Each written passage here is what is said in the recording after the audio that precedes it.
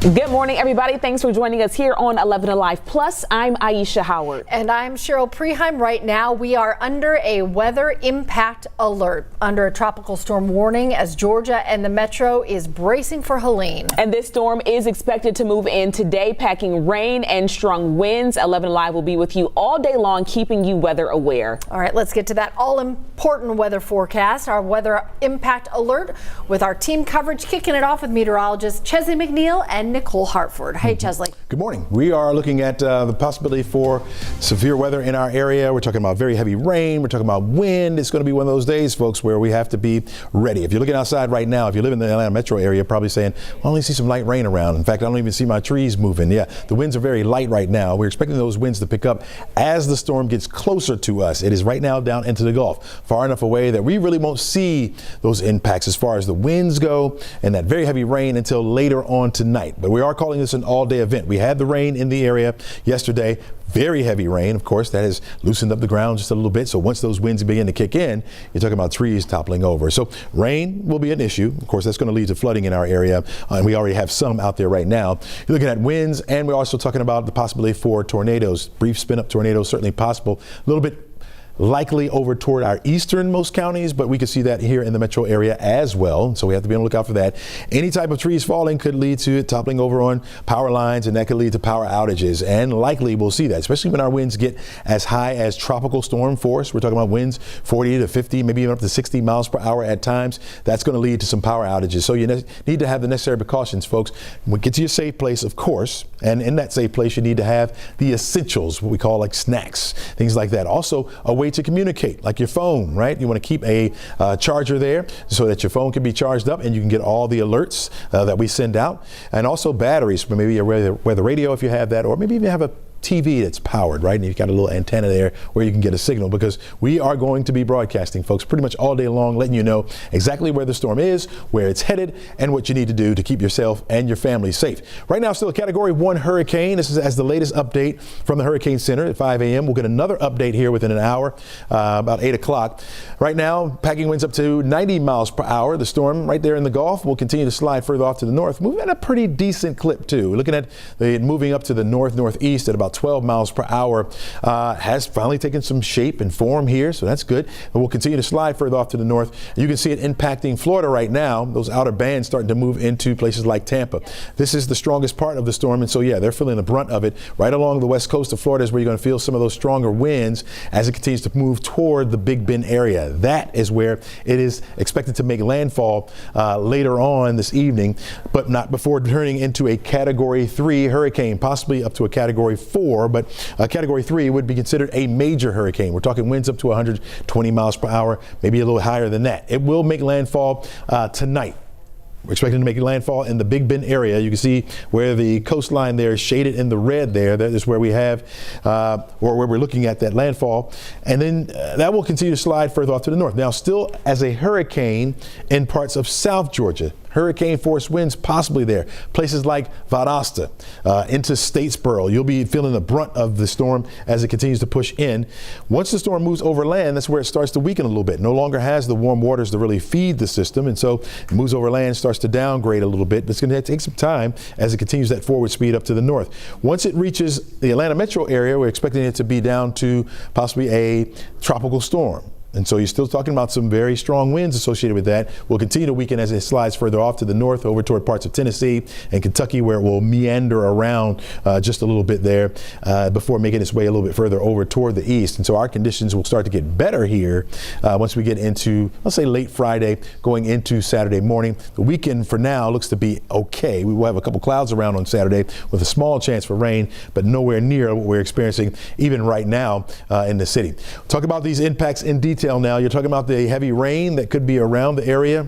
We're looking at rain equaling up to about, let's say 8 to 10 inches of rainfall. Could be higher in some spots. That's a lot of water that we have to deal with, especially with what we already received yesterday. So you know that there's going to be some flooding issues, maybe even on some of the roadways as we got those clogged streams, drains, that will start to back up a little bit. So there are some spots on some of the highways, maybe even in your neighborhood or near your neighborhood, that will start to pond on the roadways there. So be on the lookout for that. Certainly that's going to be the case because of the rain around all day long long and all through the night. That's going to lead to some flooding. So we have a flood watch that remains in effect through Friday evening.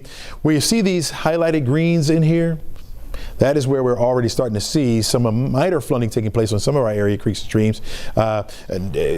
You will continue to watch that, and I'm sure that more of these areas will start to pop up on the map as we head through the day. But generally speaking, a flood watch area-wide. In fact, all of North Georgia under that flood watch until Friday evening.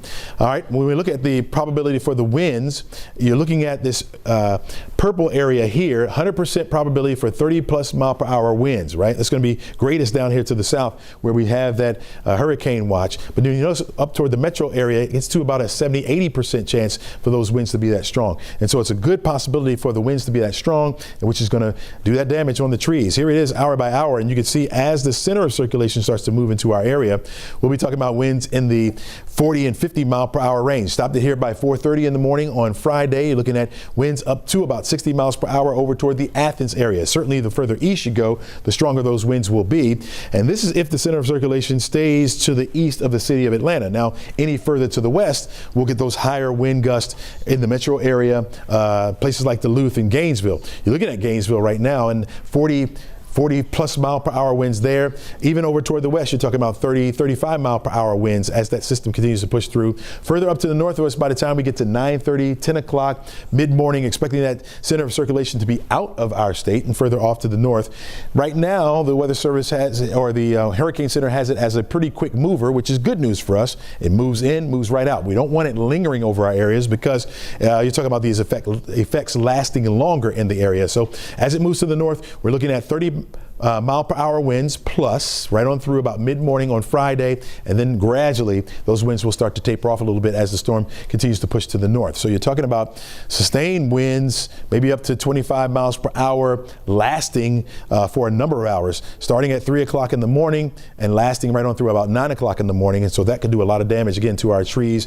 Hard for our trees to sustain that kind of wind for a long period of time. So they're definitely going to be knocked over. If not the trees, you're talking about limbs being loosened from the trees, and that could blow around as well. That could create some damage as well. As far as the severe weather threat from the Storm Prediction Center, we're talking about the greatest risk would be down toward our coastline. And so our easternmost counties, southeasternmost counties under a level 3 threat. That is an enhanced risk for severe weather. And that's followed by up toward Augusta, that slight risk, which is level 2. That's that yellow area that you see. Up toward the metro area, once you get up to Athens, Macon, and into Atlanta, you're talking about a level 1 threat or a marginal risk for severe weather. So I'd say in and around these areas is where we could see these brief spin-up tornadoes. You get that friction taking place, and you get these little brief spin-ups that take place, and that could do damage to your home, okay, or your roof. So we're watching out for that. Once you get up toward the Rome area, you're talking about a general threat for a few thunderstorms to be around the area, but I'd even say there you could possibly see maybe a brief spin-up.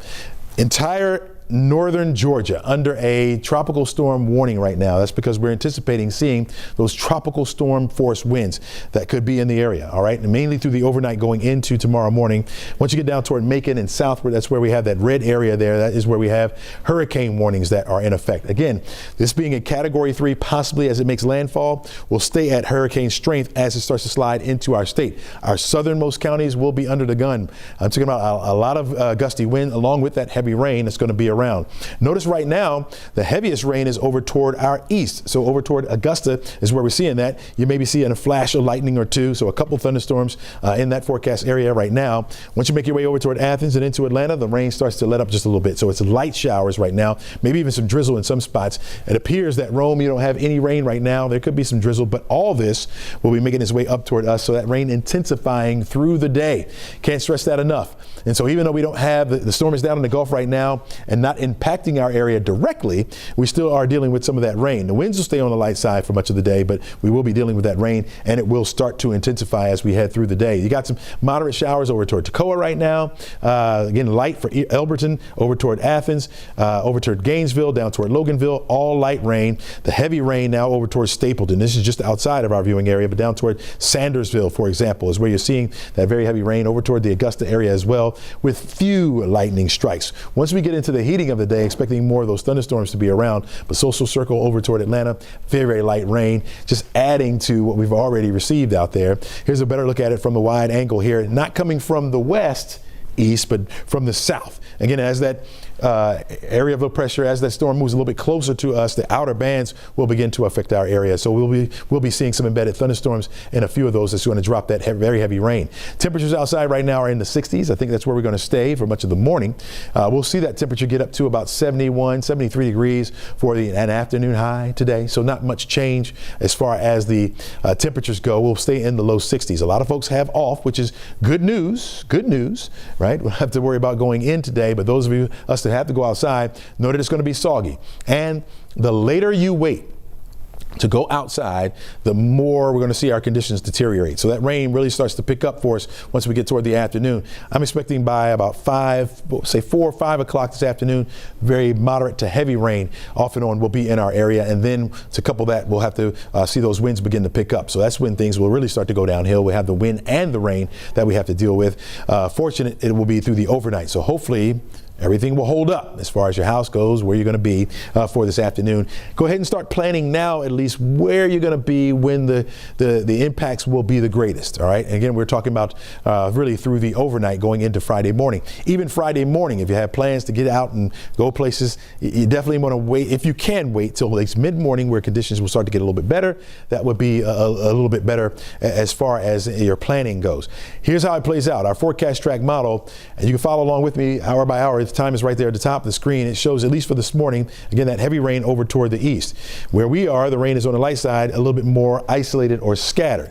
Now, you'll notice as we get toward the afternoon, this is by 10:30, how the rain becomes a little bit more widespread. And with each stop I make, you're going to notice that each stop we get a little bit more widespread. So by the time we get to 4 o'clock this afternoon, a little bit more widespread as far as those yellows go. That's the moderate rainfall, and a few more of those orange and red pockets in here. We will have a couple thunderstorms embedded in a few of these. That's where we can see some of those tornadoes popping up, and you notice that's over toward our east by 4 o'clock. But then as we head further into the overnight, so here we are by midnight. Notice how widespread that yellow is, how widespread that orange is. That's talking about heavy rain through the overnight. This is where we're going to start to see a lot of that ponding on the roadways. The rain that we've already had has begun to run off a little bit. It has nowhere to go. And so whatever rain falls through the overnight is just going to start to pile up. And so this is where the roadways will start to be a little bit more impactful as far as flooding goes. Those flood-prone spots in our neighborhoods, this is where it will start to be impactful. If you don't know how deep water is, you don't want to roll through that. You don't want to walk through it either. And so at nighttime, you definitely can't see that. And so this is the time that you really need to be in your safety spot there. Here comes that area, the center of circulation as it begins to move through. That's when the winds will start to pick up on us. That's when we could see those winds up to about 50 and 60 miles per hour. And so we'll have to be on the lookout for that. That continues to push further off to the north. Our conditions will get better as we head through the morning. So by the time we get to midnight, stop here at 7 o'clock, and you notice that heavy rain is still on top of us. Those winds are still pretty gusty. But by the time we get to 9 o'clock, 10 o'clock, a lot of that will begin to lift off to the north. Stop here at 11 o'clock, and you notice most of that rain is out of the area. We'll see a few isolated showers around, but those gusts will still be with us. And I think that through the day, on Friday, we'll still be dealing with those pretty gusty winds in the forecast area. Even the clouds will start to break up once we get toward the afternoon. Now, I don't think it will stay that way because the area of low pressure will start to meander just to our north. So it will rotate some more clouds back in, but we'll start to see some breaks in those clouds. This will be the time where you get a chance to get out and assess any damage that happens to fall in your neighborhood as far as those downed trees go, especially on any roadways. The reason why I'm saying you want to stay off the road at night is not only for the flooding, but if there is a downed tree, it may be tough to see until you get on top of it. Keep in mind that our area is very hillious, and so you may be in your neighborhood especially rolling up on an area where you don't see a downed tree and you get right up on it and you have to hit your brakes and try to stop abruptly, and that could cause you to slide a little bit right on into that tree that may be down. And so you want to stay at least until we start to see some daylight and you can get out there and assess your area or where you need to go. You'll hear reports from us, of course. We'll give you all the latest on any damaged areas, especially for those power outages, right? That are going to be in our area. Again, our conditions will start to get a little bit better as we head into Friday late afternoon, going into the evening, and then we'll start to get a little bit better as we head through the upcoming weekend. Now, Nicole Hartford is here with me and want to get her perspective on these storms as well. I'm going to toss it over to her for the very latest on the storms. Good morning, Nicole. Good morning, Chesley. It is going to be a very busy next 24 to maybe even 36, 48 hours here, and this is just the start. We picked up a lot of that heavy rainfall yesterday yesterday, and we're still left with, at this point, what is predominantly light rain. This is our current view from the Georgia Tech campus. You can see some of the raindrops on the camera lens there, but overall cloudy and just dreary. Our radar at this point, not incredibly active. Yes, we're seeing a lot of green, but it's predominantly light rainfall that extends throughout portions of North Georgia. You notice, though, that even just on our radar over the course of the last hour, we're starting to see more pockets of the heavier rain, the greens, the yellows that start to show up instead of just that lighter green color. Right now, inside the perimeter, we've got mainly that light, consistent drizzle, but down on the south side into portions of Forest Park, that's where we're starting to see the rain pick up just a little bit. We've also got some pockets of some heavier rainfall up into far northeast Georgia, where those showers are already starting to intensify. Now this is when we're starting to see the impacts from Hurricane Helene. Yesterday, our rainfall was actually associated with a cold front, not directly related to the tropics, but some of those outer rain bands are now starting to feed all of that tropical moisture across the state. Some of that rainfall already a little bit heavier down into portions of South Georgia. We also currently have a tornado warning into South Carolina right now, and that's where we're going to be monitoring the closest for not only that risk for some brief spin-up tornadoes, but also for the threat for some severe storms that could be embedded within these showers and thunderstorms. Our severe risk here, much lower, but still something we'll need to look out for. As we go throughout the next 2 days, you will need to stay weather aware. We have that weather impact alert for all day today as well as all day tomorrow. We'll be talking about it pretty much nonstop for the next couple of days. The rain, which at times will be very heavy, the winds, which will be gusty, as well as that low threat for some strong to severe storms. So what can you do now? While the rainfall remains light, while the winds haven't picked up yet, if you haven't already made those preps to make sure you're ready in case you lose power, now's the time to do so. So you can make sure that any of your electronics that you need, especially a phone or weather radio, are properly charged so that you are able to get the most recent updates on the impacts of Helene, as well as any weather alerts that are issued. You also can get outside.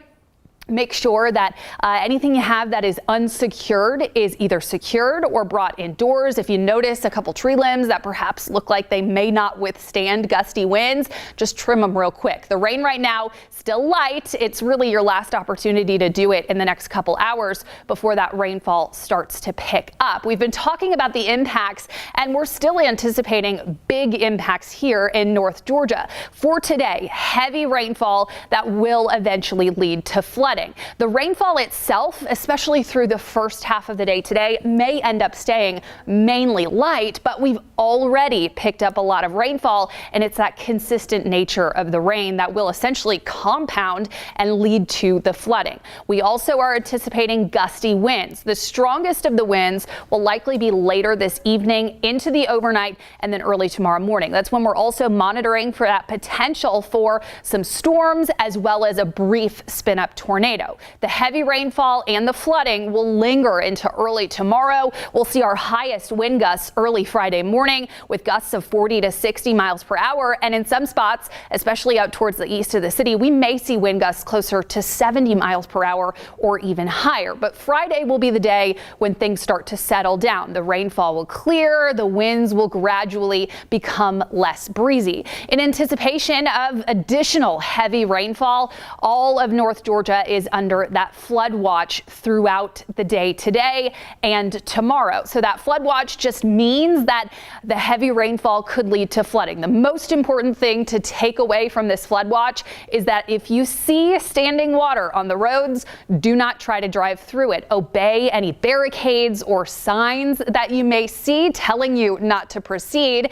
And if you don't have to be on the roads the next couple of days, my advice would just be to stay off them. Hunker down at home. home, don't drive throughout, especially while it's dark outside tonight and into tomorrow morning. Our flood watch will remain in effect. And in addition to those flood prone areas around streams, creeks, the typical spots where we typically see the water pool, we could see flooding elsewhere as well. We also have tropical storm warnings that extend throughout the state as well as into Florida, and then hurricane warnings where the center of circulation is expected. Those tropical storm warnings extend up into North Georgia. So all of Metro Atlanta, all of North Georgia included in that tropical storm warning. That hurricane warning, where hurricane force winds are expected, currently goes up into Upson County and the Macon area, but does not continue up towards the north into the Atlanta metro. I want to caution you, though, we'll see wind gusts that are strong tropical storm strength, bordering on even hurricane strength. The difference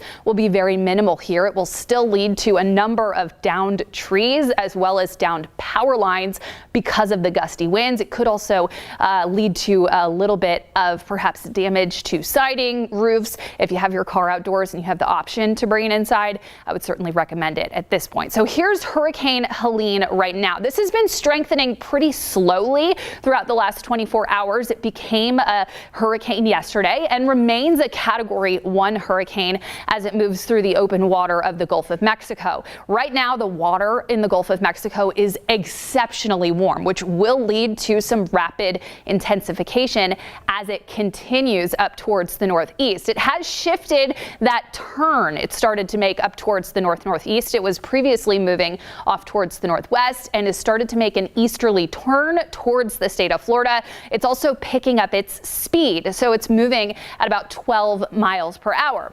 I want to note that the sustained winds are 90 miles per hour, but we do have wind gusts that are much stronger.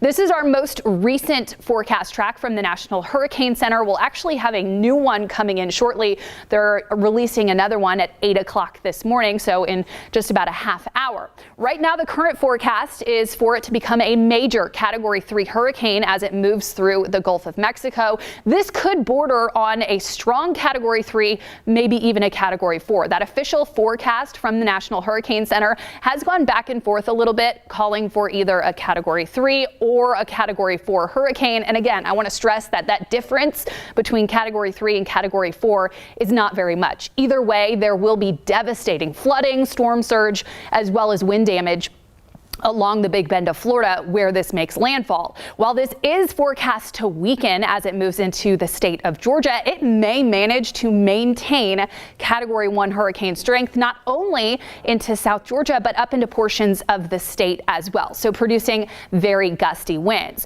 The center of circulation looks like it may end up coming up off towards the east of the Atlanta metro area. That's important because typically with these landfalling tropical systems, the strongest winds, the heaviest rainfall, and the tornado risk are usually higher on the eastern side of the center of circulation. So that would put us on the slightly quieter but still very windy and rainy side of this center of circulation. Our spaghetti models, you can see them here, pretty good consensus with that easterly track of the center of circulation, but any small shift could have big impacts to our forecast, and we are still anticipating, again, the flooding rains as well as the gusty winds. We'll be watching this really closely. This is a little different from a lot of the tropical systems we've seen because typically they get pushed up the east coast. But in this scenario, I mentioned that cold front that brought us the rainfall yesterday. That's an area of low pressure that will actually suck up all the remnants of Helene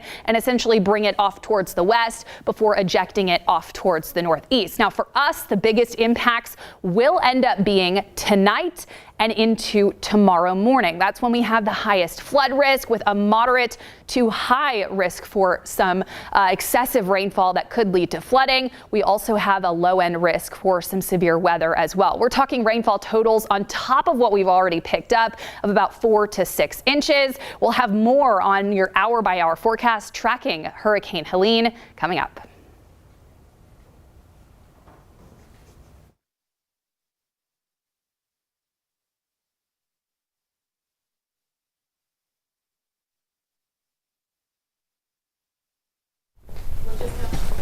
Yeah, why don't you just, well, come to the anchors first and then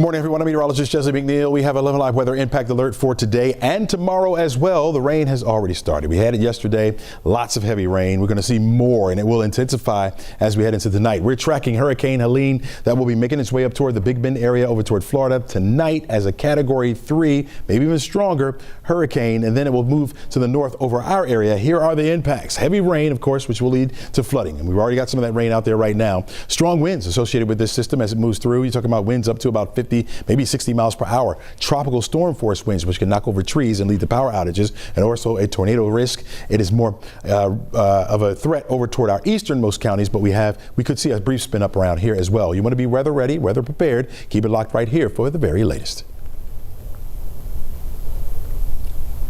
All right.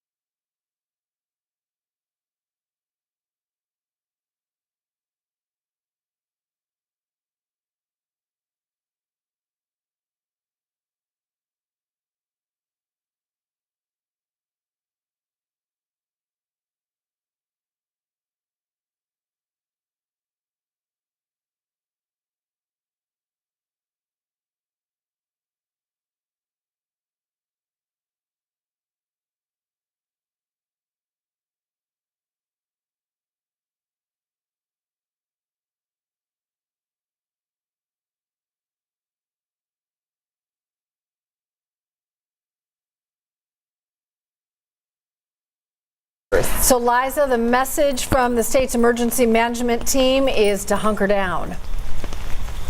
That's right, and stay off the roads. And you know, I have to say that we are seeing fewer cars than we normally would as the normal rush hour would kick off here in Grant Park, where we are, as you mentioned, right across from GEMA headquarters where they've been doing those state briefings. We're going to be standing by and make sure that we bring you the latest from the state throughout the course of the day as officials here monitor the storm from their storm center.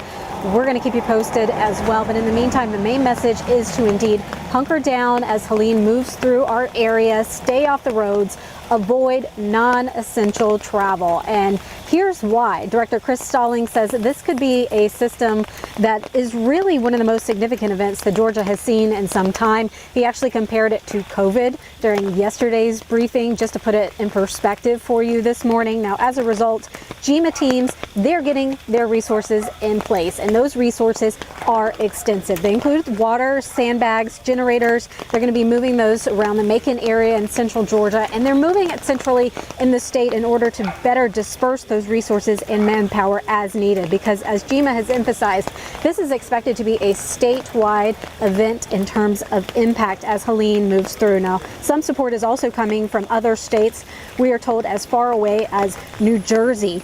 But as for us in North Georgia, GEMA Director Chris Stallings really emphasizes that today is your window, your final chance to make sure your home is prepared, your family is prepared, that you have those emergency supplies on hand, those kits with enough food, water, and medicine to last you 3 days, because the expectation is that the lights will go out. We want to let you listen to some of that presser yesterday for some highlights. Take a listen.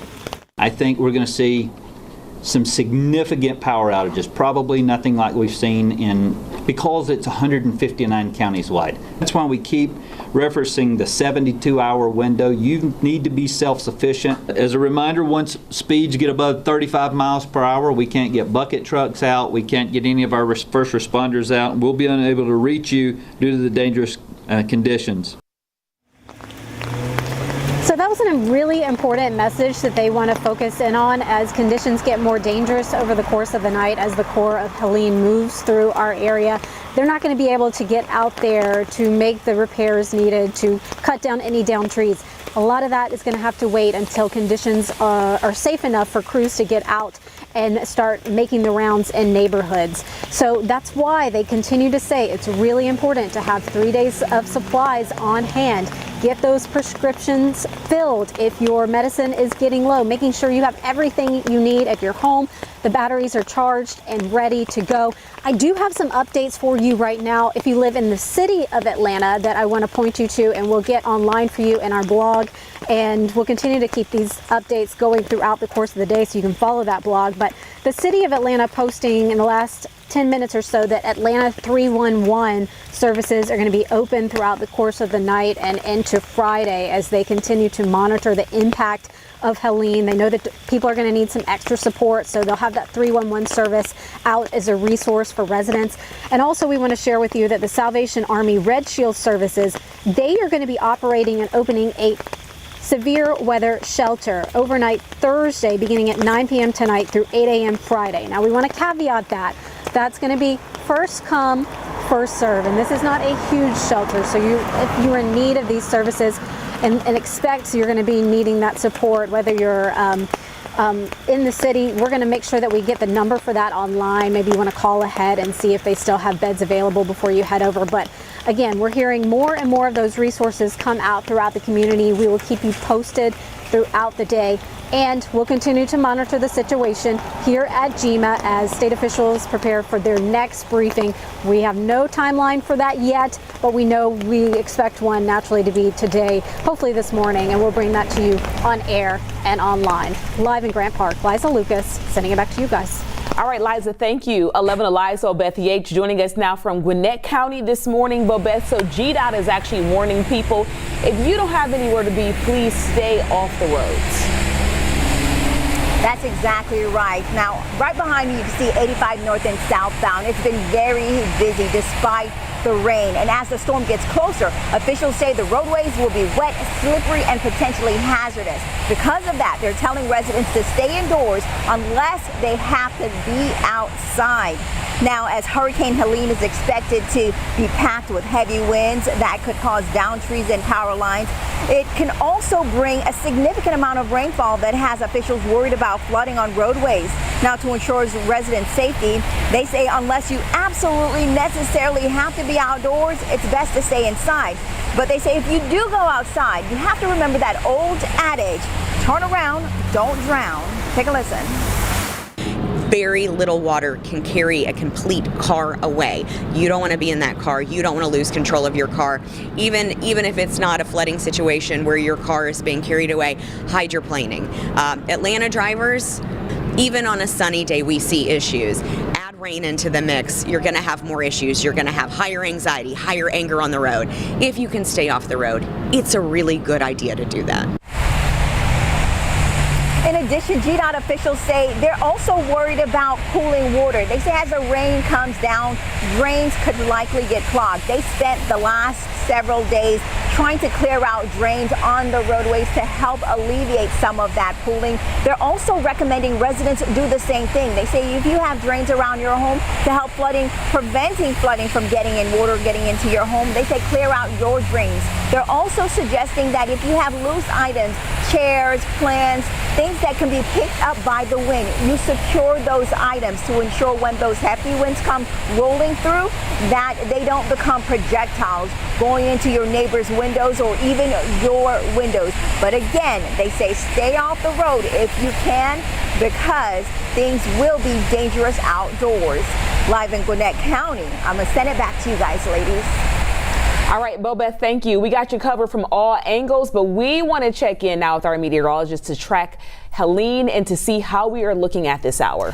All right, meteorologist Chesley McNeil is tracking this kind of moment by moment as you're watching this timeline. Still looking at this evening is when it was really going to start getting most intense. I think even overnight, unless the storm speeds up, which it possibly can, right? We're talking about an overnight system coming in where our winds will be at their highest, at their peak.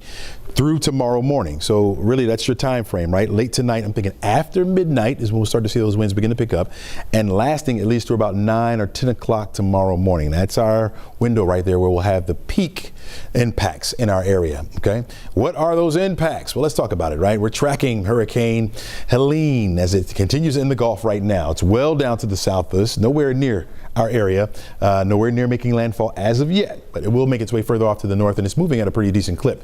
We're talking about very heavy rain. We've already had enough rain, and I know you're probably thinking, okay. And then keep in mind, this rain has been beneficial for us. We are in a moderate drought for much of North Georgia, so yeah, we could use that rain all at once. Not the case, because of course that leads to flooding. With what we've had already and what we're going to receive, certainly more flooding will take place. We got some minor flooding on some of our area creeks and streams as we speak, and so that will increase throughout the area. So because this is an overnight system, meaning that the peak of it will come through the overnight, going out tonight into tomorrow morning, not the greatest ideas, especially when it's dark outside and you can't see the depth of that water. We can't see how deep it is, and so trying to roll over that could be dangerous for you, okay? Maybe even life-threatening. So be very careful. Flooding on some of our area creeks and streams, if you happen to live near some of those, yeah, you may have a river in your backyard later on this afternoon as that water begins to pile up. And so again, be very, very careful. I know there's a creek in the back of my yard, so I'm even thinking about that. Strong winds. We're talking about winds up to about 60 miles per hour, maybe even higher than that in some spots, especially the further east you go. And so that could lead to down trees, which will fall on power lines, right? Which frequently happens for us when we have winds gusting up to about 30 miles per hour. They're going to be stronger than that tonight. And so no doubt that we will see some trees falling in our area. We are a city of trees. And so that's going to be the case, folks. You got those weak trees that will fall, and then you have some sturdy trees that will lose some of its limbs. They'll be blowing around as well, as long as those winds stay in our area. The good news with this so far is that it is a fast moving system, which means it will get in and it will get out. You don't want it lingering around. If it happens to slow down on us, we could really be in for some problems. And so it brings in that very heavy rain, brings in those winds, and then it keeps moving right on out of the area. So we don't want it over our area for a prolonged period of time. And tornadoes, a tornado threat, but hurricanes can be slow at times. At times they can be slow. This one moving at a pretty good clip. Talk about the tornado risk. It's highest over toward our east.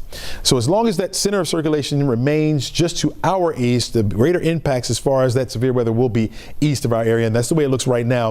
If it happens to make its way further over to the west, that means a higher risk for us, but right now that's on the lower end. But when we talk about tornadoes, you're talking about brief spin-ups. That's what takes place. This is a all-day event for us because of the rainfall that we received yesterday and that rain that we will receive later on tonight, all day into tomorrow. Those impacts I just mentioned, the rain, the wind, and also the threat for any tornadoes in our area. So what do you need to do? Right now, you need to start planning. The rain is light out there right now. Not much going on. We certainly don't have the wind to deal with. You want to go outside and assess your home. That's number one. Go out there and see if there's anything loose that can be blown around. If you have trash cans maybe on the side of your home, behind the bushes there, like I do, you want to bring those inside of the garage. If you have one, or just bring them inside the house just for tonight into tomorrow, okay? Anchor that down. If not, if you can't bring it inside, maybe put a center block down in the bottom of it so that it doesn't move anywhere. If you have tools around your home, you definitely need to take the necessary precautions there as well. You want to bring those inside so they don't become as projectiles and start flying around. Also, get to your safety spot and make sure it's stocked with all the goods you need, like snacks, and also maybe games to entertain the kids, and batteries, of course, to power your lights, and also your phone. That's going to be essential, because that's where you're going to get all the alerts that we push out to you. Even if your power is out, you can get those right to your phone. We're expecting this hurricane to move up around the Big Bend area, but could move over the Tallahassee area as well. That is where Jay Gray is with the very latest. Good morning, Jay. Nice.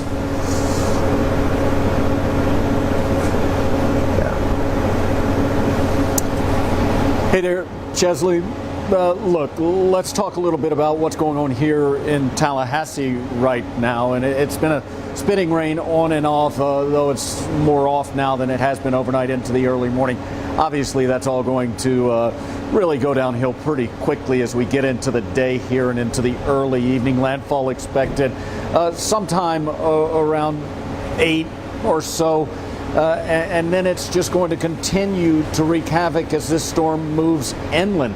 We know that there are going to be some serious problems with this storm as it's moved now to a Category 2, and it's just going to continue to rapidly intensify. Again, now a Category 2 storm, and expected to be at least a 3, perhaps a 4 by landfall. What the National Hurricane Center says is that means winds well over 100 miles an hour. They're also concerned about what they call a very catastrophic and potentially deadly storm surge along the coast as high as 20 feet, which is really unheard of. And remember, this is an area that over the last 13 months has dealt with 2 hurricanes already, and now getting the third and most powerful moving through. Could remain a hurricane, or at least at a hurricane strength, well inland and into Georgia even as it crosses the state line. So I know, Chesley, you guys are watching this very closely and you expect some effects from this. In fact, FEMA saying this is going to be a multi-state event with Helene affecting as many as 9 states before it's all said and done. All right, thanks a lot. Jay Gray, NBC's home. Thanks a lot. Really appreciate that. If you notice behind Jay, the winds haven't begun to pick up there yet either. Again, this storm is well down into the Gulf, but we'll continue to move up. So his conditions there will start to deteriorate by this afternoon, I'm suspecting there. He just broke some news to you. Yeah, as of the 8 o'clock update, and it just came out a little while ago. Now a Category 2 hurricane with winds up to 100 miles per hour. So it is intensifying as it continues to push further off to the north. Here's our latest conditions here. Not bad at all. We still are dealing with some rain, so that's more of a nuisance for us this morning. The heaviest rain is well over toward our east into the Augusta area. You've been seeing a few lightning strikes there. You see those flashes in the loop there, a couple thunderstorms over there. This will continue to spread westward over toward our area as we head through the day. And so if you're planning on going out, I know a lot of you have the day off and you're just inside and you're just kind of waiting things out. And you're probably looking outside and saying, well, it's just light rain. I could probably get out and get this and that. If you don't have to, folks, don't hit the roads at all. And again, this will start to intensify. So if you need to get out, maybe get some medication or maybe check on some of your loved ones, that kind of thing, now would be the time to do that, because if you wait later on this afternoon, that's when we're going to see that rain begin to pick up on you a little bit. And you know how the traffic gets when the rain starts to intensify. So we're going to see that as we head through the afternoon as well. But again, your heavy rain is over toward the east. Nothing severe at all. Again, a few lightning strikes so far. Not even gust of wind. Haven't even seen that reported. I've been looking over in the Augusta area, and the winds have been on the lighter side. Just a few heavy showers that are rolling through that area. We'll widen this out a little bit so you can see where we do have the hurricane well down here into the Gulf. Now a Category 2 hurricane. This red box indicates a tornado watch. That's for just about all of the peninsula of Florida there, except for the Jacksonville area. Even a couple tornadoes you can see well east of the center of circulation. The center of circulation right here. You look all the way over here toward the east, just to the north of Miami is where we have a tornado warning that's in effect right now. Even off the coast of South Carolina, a tornado warning there. What's happening is when you get those winds that coming off the water and hit that land mass, you get some friction there. So you get a quick spin up that happens. That could even be the case for our coast as well. This is very close to our coast up here into South Carolina. So our coastline as well could experience some of those brief tornadoes that happen to pop up. Again, the storm center of circulation still in the water. That will continue to slide further off to the north as we head through the day today and intensify to become even stronger, possibly Category 3, possibly a Category 4 before it makes landfall. Here's a better look at it now. You can see all of Florida just about under that tornado watch there. It has not been extended further north into our state yet, but I suspect that will be the case as we get a little bit further along, especially into this evening. There it is, Category 2 hurricane, winds up to 100 miles per hour. Okay, moving to the north, that hasn't changed much, more to the northeast at about 12 miles per hour. This is as of the 8 o'clock update. We haven't hit 8 o'clock yet, but they decided to put that out early, which we appreciate, of course, to bring you the latest information. Category 2 hurricane expected to make landfall tonight. Now, when we talk about a hurricane, those strongest winds associated with it, if you break it down into 4 quadrants here, that front right quadrant is where we have the strongest winds, which is why you're seeing those impacts along the Florida coastline as it continues to push further off to the north. Now, the weakest winds would be on the back side of this, which is why we're saying that we want to stay on the west side of this particular system, because our impacts would be far less than if we were on the right side of it. That onshore flow that's coming in, you got the strongest winds on that side as well. And so we want to stay really on the west side, on the weakest side of that hurricane as it continues to push further off to the north. Now, it is expected to intensify as a Category 3 hurricane by the time we get to this afternoon, even before it makes landfall tonight up toward the Big Bend area. And you can see where we have that red along the coastline. Anywhere along here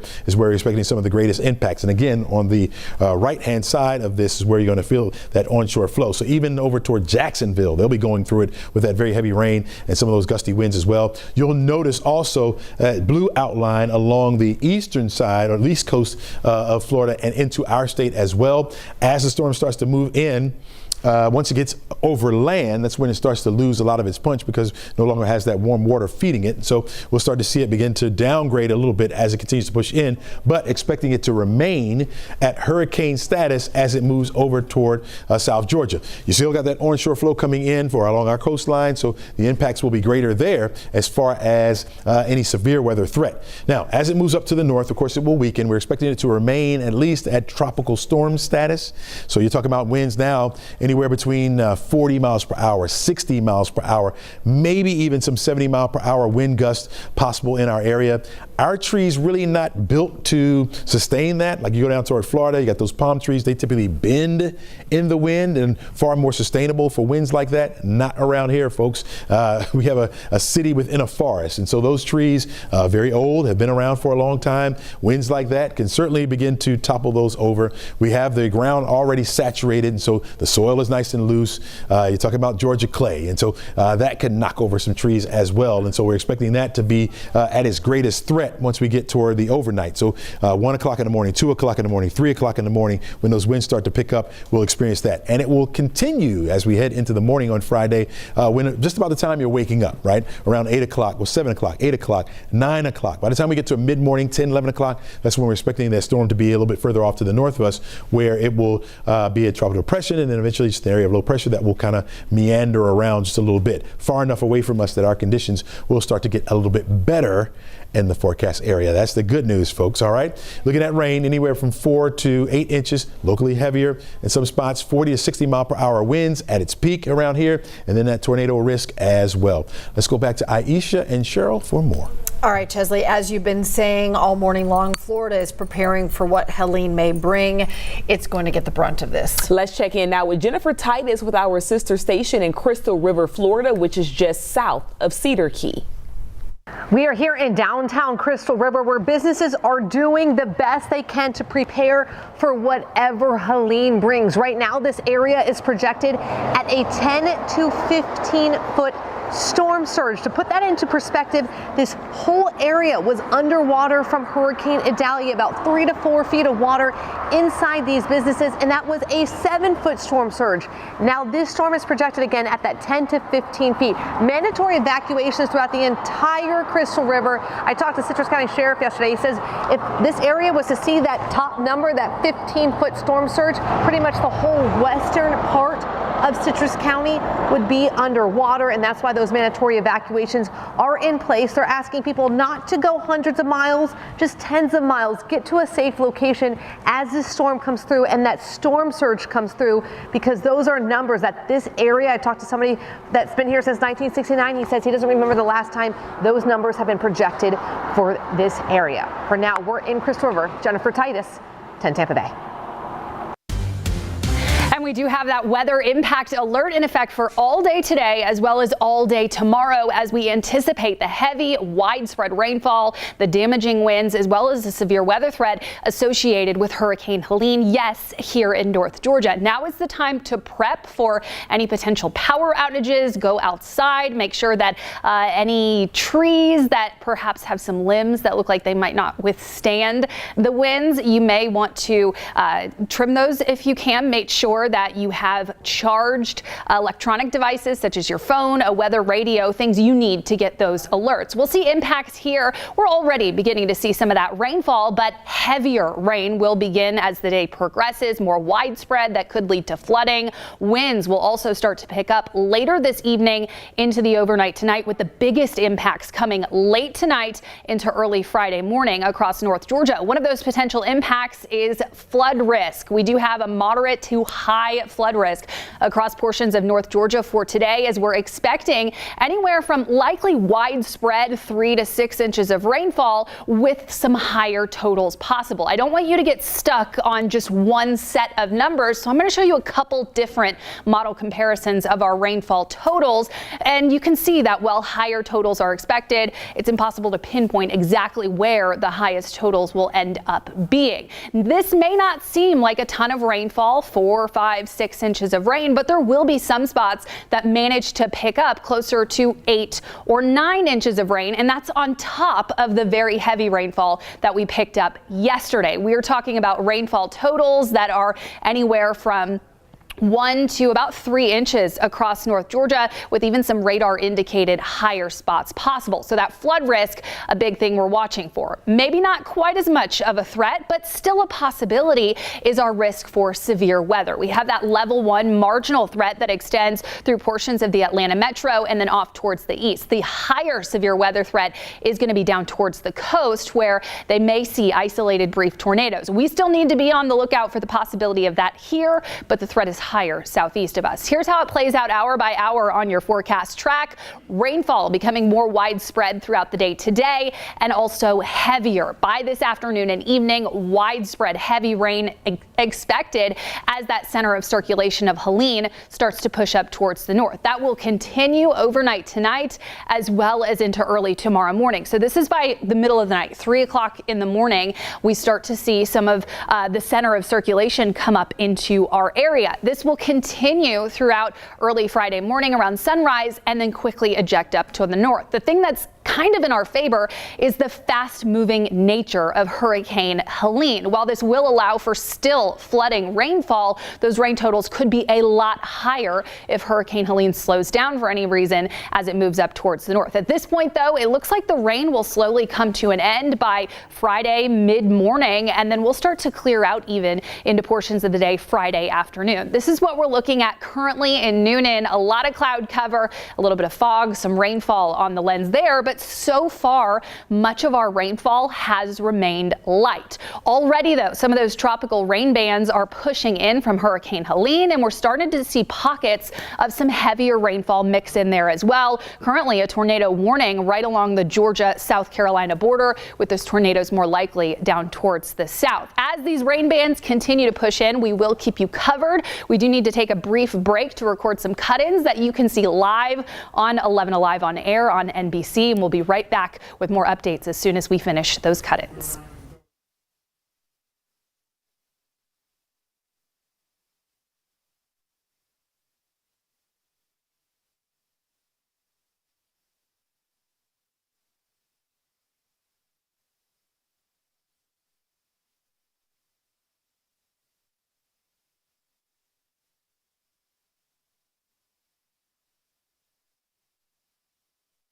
Yeah, come on out.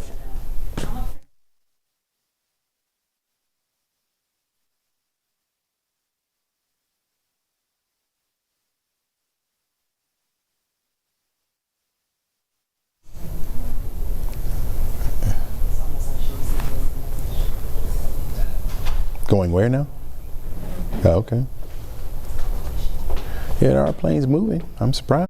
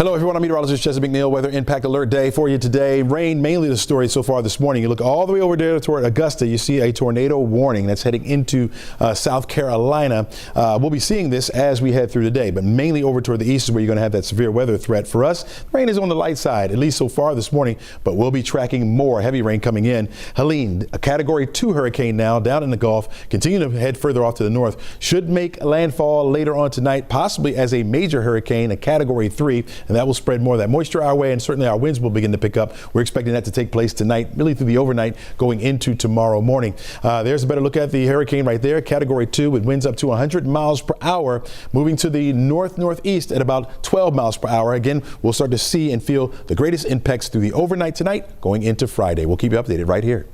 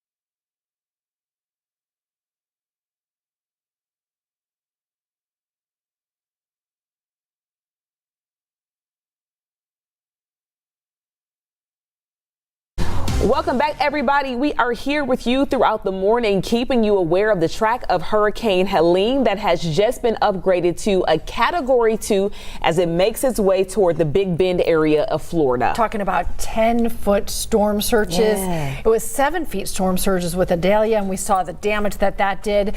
The governor declared a state of emergency for Georgia. So everybody getting ready for what is to come. Chesley's been letting us know the timeline of that.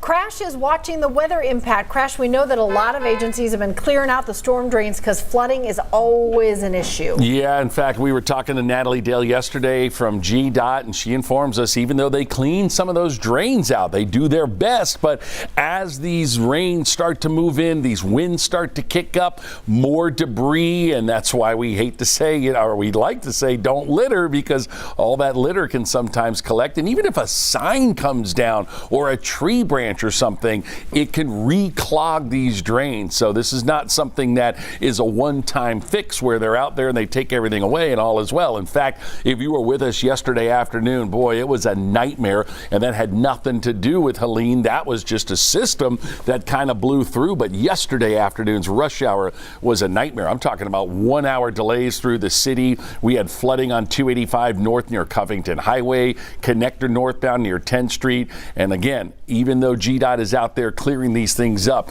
we will start to see more delays. What we're looking at right now is a wreck heading into town. They were blocking that ramp, and that's one thing I want to warn you about, are when you make those transitional ramps, whether it's an exit or an entrance, you need to watch that speed. Speed is key if you have to get out on the roads, because obviously we're not seeing huge impacts, but we have wet roads. As Chesley's been saying, it's an all-day event. This is bizarre what we've been looking at up here on 85. Normally we see southbound traffic that's really bad, but we've had wrecks 85 north at Pleasant Hill. They cleared that one. Then 85 north at Beaver Ruin. They just moved that off to the right. And now another one on 85 north at Steve Reynolds Boulevard. So you see that little splotch of red there as you're making your way up from Jimmy Carter towards Indian Trail and Beaver Ruin. I was given Satellite Boulevard and Buford Highway as an alternate. I think you're going to be okay. It's less than 20 minutes from the perimeter out towards 316, so I think you're going to be fine there. And we've got trouble on that east side perimeter. This is 285 southbound against the flow of that regular morning traffic, but when you block a right lane, significant delays are developing, and that's a live look right there, 285 south jamming up from Memorial Drive on down towards Glenwood. So again, we are kind of playing the waiting game right now. We've got you covered all over town. Ariana Manise has been out and about. I know she's got her umbrella, her 11 Alive umbrella up there, but we are covering the roads, the airport. We're covering everything for you. In fact, she's live now at Hartsfield-Jackson International Airport. Ariana, looks like it's a little crowded there. Maybe some folks want to get out of here before all this rain moves in. Yeah, Crash, that's what it seems like. It seems like people are really just trying to get out of the city before Hurricane Helene moves into the area. I'm going to step out the way. This is at the TSA main security checkpoint. It is really busy here to say a hurricane is headed this way. We're at the point where we're seeing the line split into the atrium, and you see the line slowly moving through the checkpoint, as well as on the Delta side. It was pretty busy over there as well. I counted the board. It was about 14 delayed flights just for Delta and around 4 canceled flights. Now, the mayor, Andre Dickens, he had a press conference yesterday, and we learned that the airport, they do have a severe weather plan in place, preparing for any potential impacts of the storm. They're preparing for potential flight delays and cancellations, and they do have plans to accommodate any stranded passengers. Restaurants, they're planning to stay open as needed to accommodate the passengers. Crews, they are working around the clock here as well, and they are also reminding travelers that even though the storm will have minor impacts here in Atlanta, severe weather across the southeast, it could impact your flight. Now, about 30 minutes ago, I checked FlightAware, and I counted at least 52 delays and 87 cancellations for Hartsfield-Jackson International Airport. Once again, this is a live shot of the main security checkpoint at the TSA line. The line is slowly moving, as well as we see a long line here in the atrium. We're going to continue to see if we can get any more information from the airport to see if any more preparations will be put in place as people try to get out of here. Send it back to you, Chesley. All right, thanks a lot, Ariana. Really appreciate that. Yep, I'm expecting the lines to start to back up just a little bit there. Yeah, as our impacts get greater and greater and greater in our area. We're talking about all day an event for today and tomorrow when we talk about our weather impact alert all day long. We have the showers out there right now. Showers for the most part. Your heaviest rain is over toward the east, where we've even seen a tornado warning over toward Augusta so far this morning. Rain will be an issue. Wind will be an issue. Okay. Storms, possibly.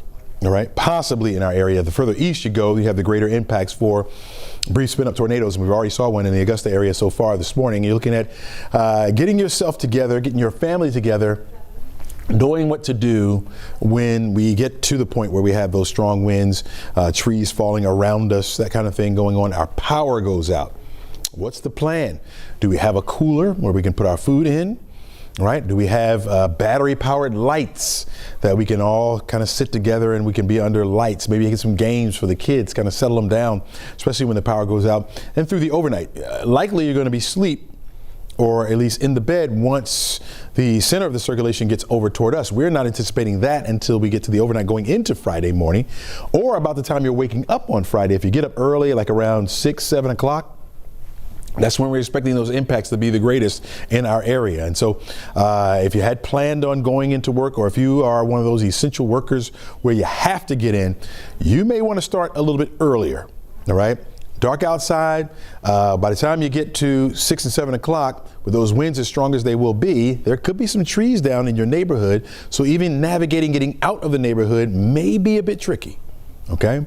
And so maybe if you have to be where you need to be, you may want to make some overnight plans. You may have to stay where it is you're going to be traveling towards, so you're already there.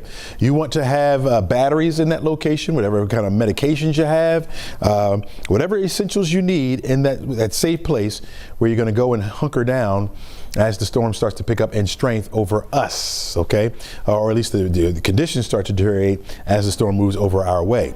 Right now, Category 2 hurricane, it was Category 1 as of the last update, has increased in strength. And so now the winds are up to 100 miles per hour. We are anticipating those winds getting as high as maybe 130 plus this afternoon, where at that point could be a Category 4 hurricane. Okay, as it makes landfall. Either way, Category 3, Category 4, you're talking about a major hurricane that could impact a lot of spots from Florida over to Georgia. On the back side of this is where you have the weaker side. So you're not talking about much happening over into Alabama or Mississippi or even into New Orleans. This is mainly going to be for Florida and Georgia, and then start affecting places north of us over into Tennessee and Kentucky, but at a weaker state at that particular point. Category 3 hurricane possibly by this afternoon. All right, and then continues further off to the north. Now, the last update that we had from the Hurricane Center, in fact, 2 updates ago, it was saying that, yeah, possibly could become a Category 4. I think that's still on the table, even though they're showing that it would remain at a Category 3. Now, once it starts to get up toward the Tampa area, where it is by then, we'll be watching closely because not much more real estate ahead of it before it makes landfall over toward the Big Bend area into Florida. And so we'll be watching for that as that continues to push further off to the north. Now, it will remain at hurricane strength, even moving into South Florida, South Georgia. Okay, so places like Valdosta, Vidalia, those places up in there will still experience hurricane force winds over 100 miles per hour, possibly that far south. As the storm continues up to the north, it will continue to dissipate. It's going to lose a lot of its strength. It gets its strength from the warm waters of the Atlantic Ocean or the Gulf. All right. And so as long as it sits over that water, it continues to garner strength. But once it gets over land, that's really cut off. And so it starts to fall apart a little bit. But those winds continue circulating around the center.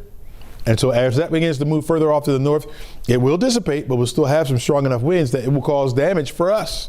The impacts could be great around here. It's not often that we get a tropical storm that rolls through the area. And so we are not built for that, meaning that our trees are not sustainable for that. You think about Florida, they're palm trees, and so they bend with the wind, right? You talk about some of our deciduous trees around here, and that could be destruction, right? You're talking about trees toppling over. And that would lead to a lot of power outages in the area because that's going to fall on some of the power lines out there. It doesn't take much wind for us to get some power outages, as you know. And so when you're talking about tropical storm force winds, then, yeah, you're talking about we could be seeing major power outages. And then how long does that last? This is why I'm saying you need a plan, at least right now. For those of you who have a generator, great. Maybe you can tap into your neighbor's generator, right, if you need to sustain that power. And so we'll be seeing that, again, overnight tonight going into tomorrow, expecting that for an impact. And then as the storm lifts further off to the north over toward Kentucky and Tennessee, that's where it will start to meander around a little bit. But we're talking about it being up there by Friday night. So by Friday, I'm thinking afternoon, things will start to get better for us. That's the time when you'll get a chance to get outside and assess some of the damage in your area. You get outside, you get to look around and then kind of see how things have progressed. Hopefully not much damage. So even right now, you need to be looking around your house and bringing in inside things that can be blown around, okay? Anything that can be blown around, you definitely want to bring that inside. Trash can, tools, things like that. All right.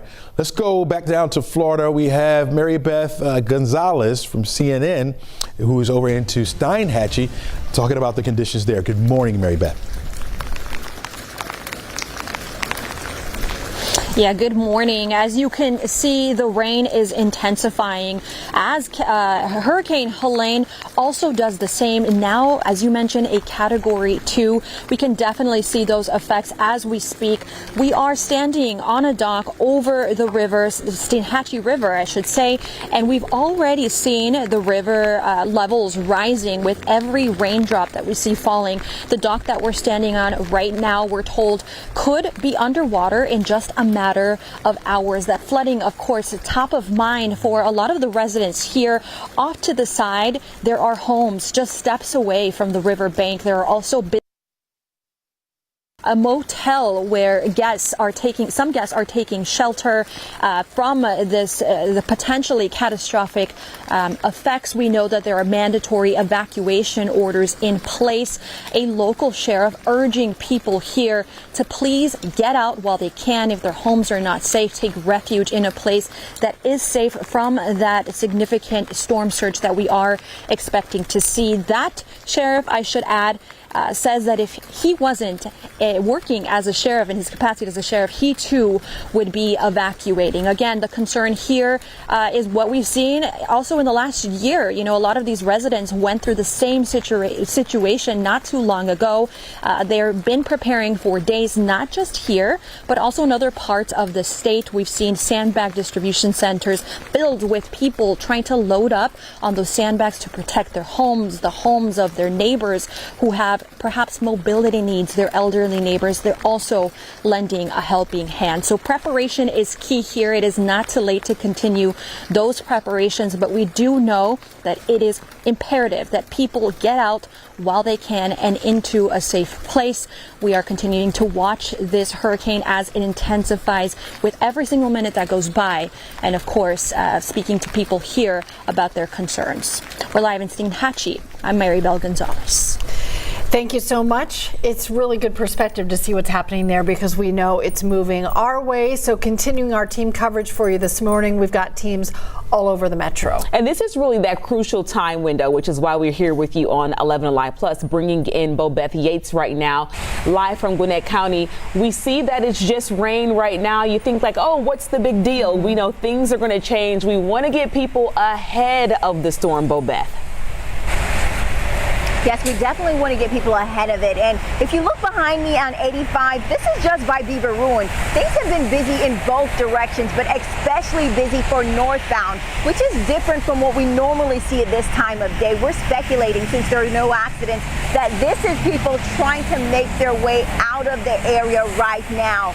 Good news is GDOT officials were out and about yesterday and early this morning, clearing the roadways of debris and other things that could kind of help create that pooling on the roadways. But they're also telling residents to stay indoors if they can help it. Now, according to officials, Hurricane Helene has emergency management officials on high alert. The storm is expected to pack heavy winds that could cause downed trees and power lines. It could also bring a significant amount of rainfall that has officials worried about flooding. Now, to ensure resident safety, they suggest staying indoors unless it's absolutely necessary. And even if you have to do that, they say they want you to understand what those dangers are. Take a listen. If it's not safe for our crews to be out there, it's certainly not safe for you. You've got the chance of flooding, water holding in locations, trees coming down, power lines. The best thing to do is to stay off the road as this storm comes in, and then give us that phase afterward to where our crews can get out and make sure that roads are safe for travel again. Again, officials say they want to give you the clearance, saying before you go back out there, they don't want you to discover something like a down power line or down trees. They say let them first explore, find those items, remove them, create a safe environment for people to get back on the roadway, and then let you come out of your home. Now I'm going to send it over to Crash, as he's just updated us that there may be some accidents helping to create a lot of this congestion. Crash? All right, Bobeth. Yeah, a lot of folks are trying to get some last-minute preparations done, and we've seen no significant delays at all southbound. It's been all about northbound. 85 North Rec at Pleasant Hill, that's gone. 85 North Rec at Beaver Ruin, that's gone. But here's one that remains in the HOT in left lane. You can see there GSP on the scene. This is 85 northbound at Steve Reynolds Boulevard. So yeah, Bobeth, you saw a lot of traffic out there, and that's only going to add to it as we look at my main map overall. A lot of green is good for me because that means we've got less traffic, less wrecks, but unfortunately you could see all that red and orange stretching up 85 northbound back beyond Jimmy Carter Boulevard. So let's keep giving you some of these alternates. Now, Buford Highway is your main alternate till you get up towards Beaver Ruin, and well, then you can jump on over to Satellite Boulevard. So your main alternate is going to be Buford Highway. This one here, 285 south at Glenwood, still blocking up a right lane, and we're seeing some pretty significant delays for folks back towards Memorial Drive. Look at that red, and again, that's against the flow of traffic. And a reminder, yesterday with all the rain we had, not related to Hurricane Helene, just a system that happened to have bad timing blew through here. We saw flooding 285 northbound right around Covington Highway, and there it is right there. That's that east side perimeter, very slick streets. And here, let's take a look at the Big Three. Now, this is outbound on the Big Three. In other words, this is afternoon traffic, kind of. 10 minutes through Marietta northbound, 13 northbound up to Alpharetta, but there's that I-85 ride from Spaghetti Junction to 316, clocking in at about 25 minutes. So yeah, things are a little bit on the rough side there. Now, inbound traffic, not a worry. 75, 400, and 85 from the northern burbs are looking pretty good. All right, if you do, and we don't want you to, but if you do have to do some driving out there as the day and the evening progresses and things get worse, remember, slow down. Gotta pay attention to what's around you, your surroundings, because you know people just change lanes without signaling. Leave plenty of space. I know you don't want to leave space because the guy next to you is going to cut right in and take your spot. That's unfortunate. And if you do start to encounter water where you are spinning, immediately take your foot off the brake. I know your first thing to do is, whoa, I got to hit the brakes. You don't want to do it. It's going to make it worse. And don't overcorrect. Basically, you kind of want to spin and turn into the way you are sliding. I know that's easier said than done. So the main thing you want to do is take that foot off the brake, and hopefully you can regain some of that control as we take another live look. 285 southbound around Covington Highway, backed up towards Memorial Drive. And as Chesley's been mentioning, this is an all-day event. It's only going to get worse, so the roads are not going to suddenly dry up on us. And Chesley, I guess it's all about timing, too, as it gets worse and worse as the evening progresses and then into the morning. No night driving, if you will. There you go. No night driving. Not tonight anyway, because I remember in 2009 we had that heavy rain that was over in Cobb County, South Cobb, over by the amusement park over there. We had all these trees down. I was coming into work and I got right up on a tree that was right in the road. I was coming around a bend right there, right? Very tough. Tough to navigate. Don't know how deep the water is. Don't do it. Just don't do it. All day event, we talked about it, rain pretty much all day long, and that will intensify as we head into the evening. Winds picking up tonight, not right now. And so if you're looking outside, you probably barely see your tree moving a little bit, but that will start to pick up as we head toward late afternoon and in the evening. In fact, through the overnight going into Friday morning is where those winds will be the strongest. And we're watching out for tornadoes. We saw one just recently over into Augusta. Okay, and so over toward the east is where they're more likely, but cannot rule it out around here. All right, and so you're going to need to prepare. Find your safe place, let your family know, a nice little plan, just in case a tornado pops up in your area or trees start falling in the area, winds start blowing things around. You definitely want to go to the safest place in your home. And also, that's where you keep your backup radios, your battery-operated lights, or even the phone charger, right, where you can charge your phone, because we push out those alerts, and you definitely want to get those alerts so that you know it's time to come out of that safe place and you can be nice and safe. Also, I'm saying bring some games for the kids. Ladies, what's the hot game now? The kids were like board game. I know they play video games, but what's the hot? What is it? Apples to apples. Apples to apples, the ladies are saying. Make sure you got that in the safe place as well so you can entertain the kids. You know, you don't want them just not being entertained, especially with the storm and the lights not on, adding more to the frustration, right? So now is the time to prepare, folks. We're talking about a Category 2 hurricane, Helene, in the Gulf, making its way further off to the north, already impacting the west coast of Florida. You can see those outer bands starting to move into that area. Tornado watch right now in that area. Also, we'll be looking at little spin-up tornadoes there.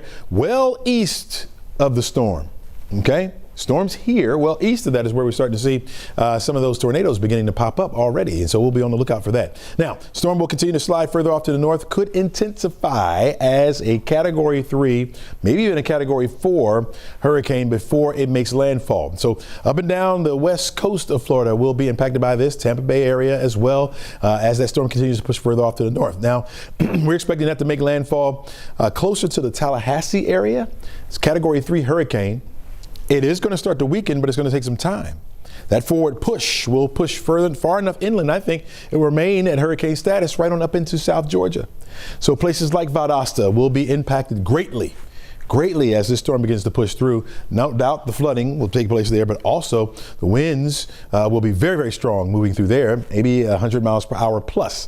Now, it will continue to weaken as it heads further off to the north. So once it gets north of Macon and up toward our area, expecting to be at tropical storm status by then. So our winds will be in the 40 to 60 mile per hour range. You may even have some spots where those wind gusts get up to about 70 miles per hour.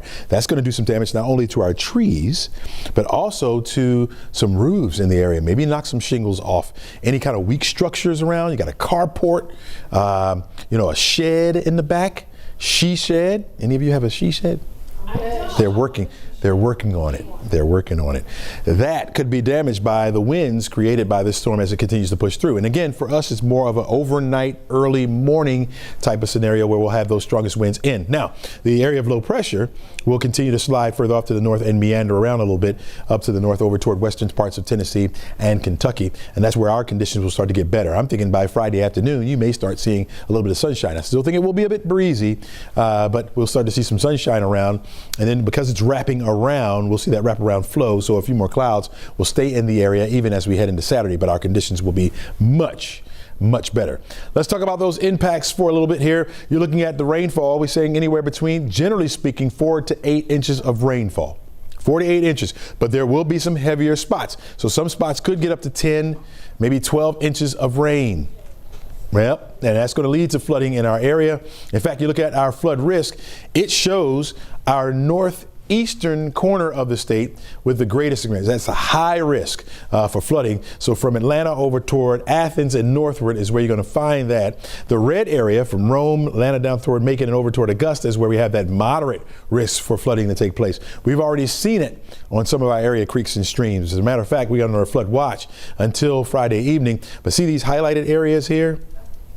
Yep, that's where we have some minor flooding that's taking place already on some of our area creeks and streams. So you have to be very careful, especially if you live near some of those over in Rockdale County, Newton County, up into North Fulton County as well. We're looking at some of those maybe starting to get a little bit more swollen as more of that rain will continue to fall. The rain has been light so far this morning, but we'll be watching it as we head through the day today. You're looking at the possibility of 30 mile per hour winds or greater.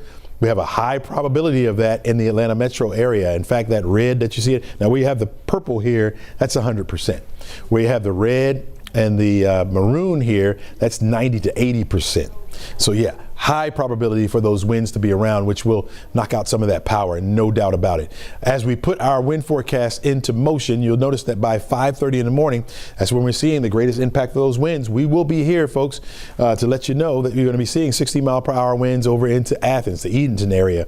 Again, maybe some spots getting as high as 70 mile per hour gusts, 40 mile per hour gusts in places like Covington and up toward Duluth, 30 mile per hour winds in the Atlanta metro area, maybe up to 35 at times. You look over toward Carrollton, well west, you're looking at 37 mile per hour winds, certainly gust possible. These are gusts. And so that sticks around. Even though that storm starts to lift further off to the north, we're still going to see those wind gusts anywhere between 25 and 30 miles per hour through the day on Friday. It won't be until we get toward the evening, stop to here by 6, that we'll start to see it begin to subside just a little bit. We'll get back down and with those gusts around the teens. Severe weather threat greatest over toward the east. We saw that already with the tornado warning that was over into the Augusta area. That green shade right here means a level 1 threat that extends up to Atlanta.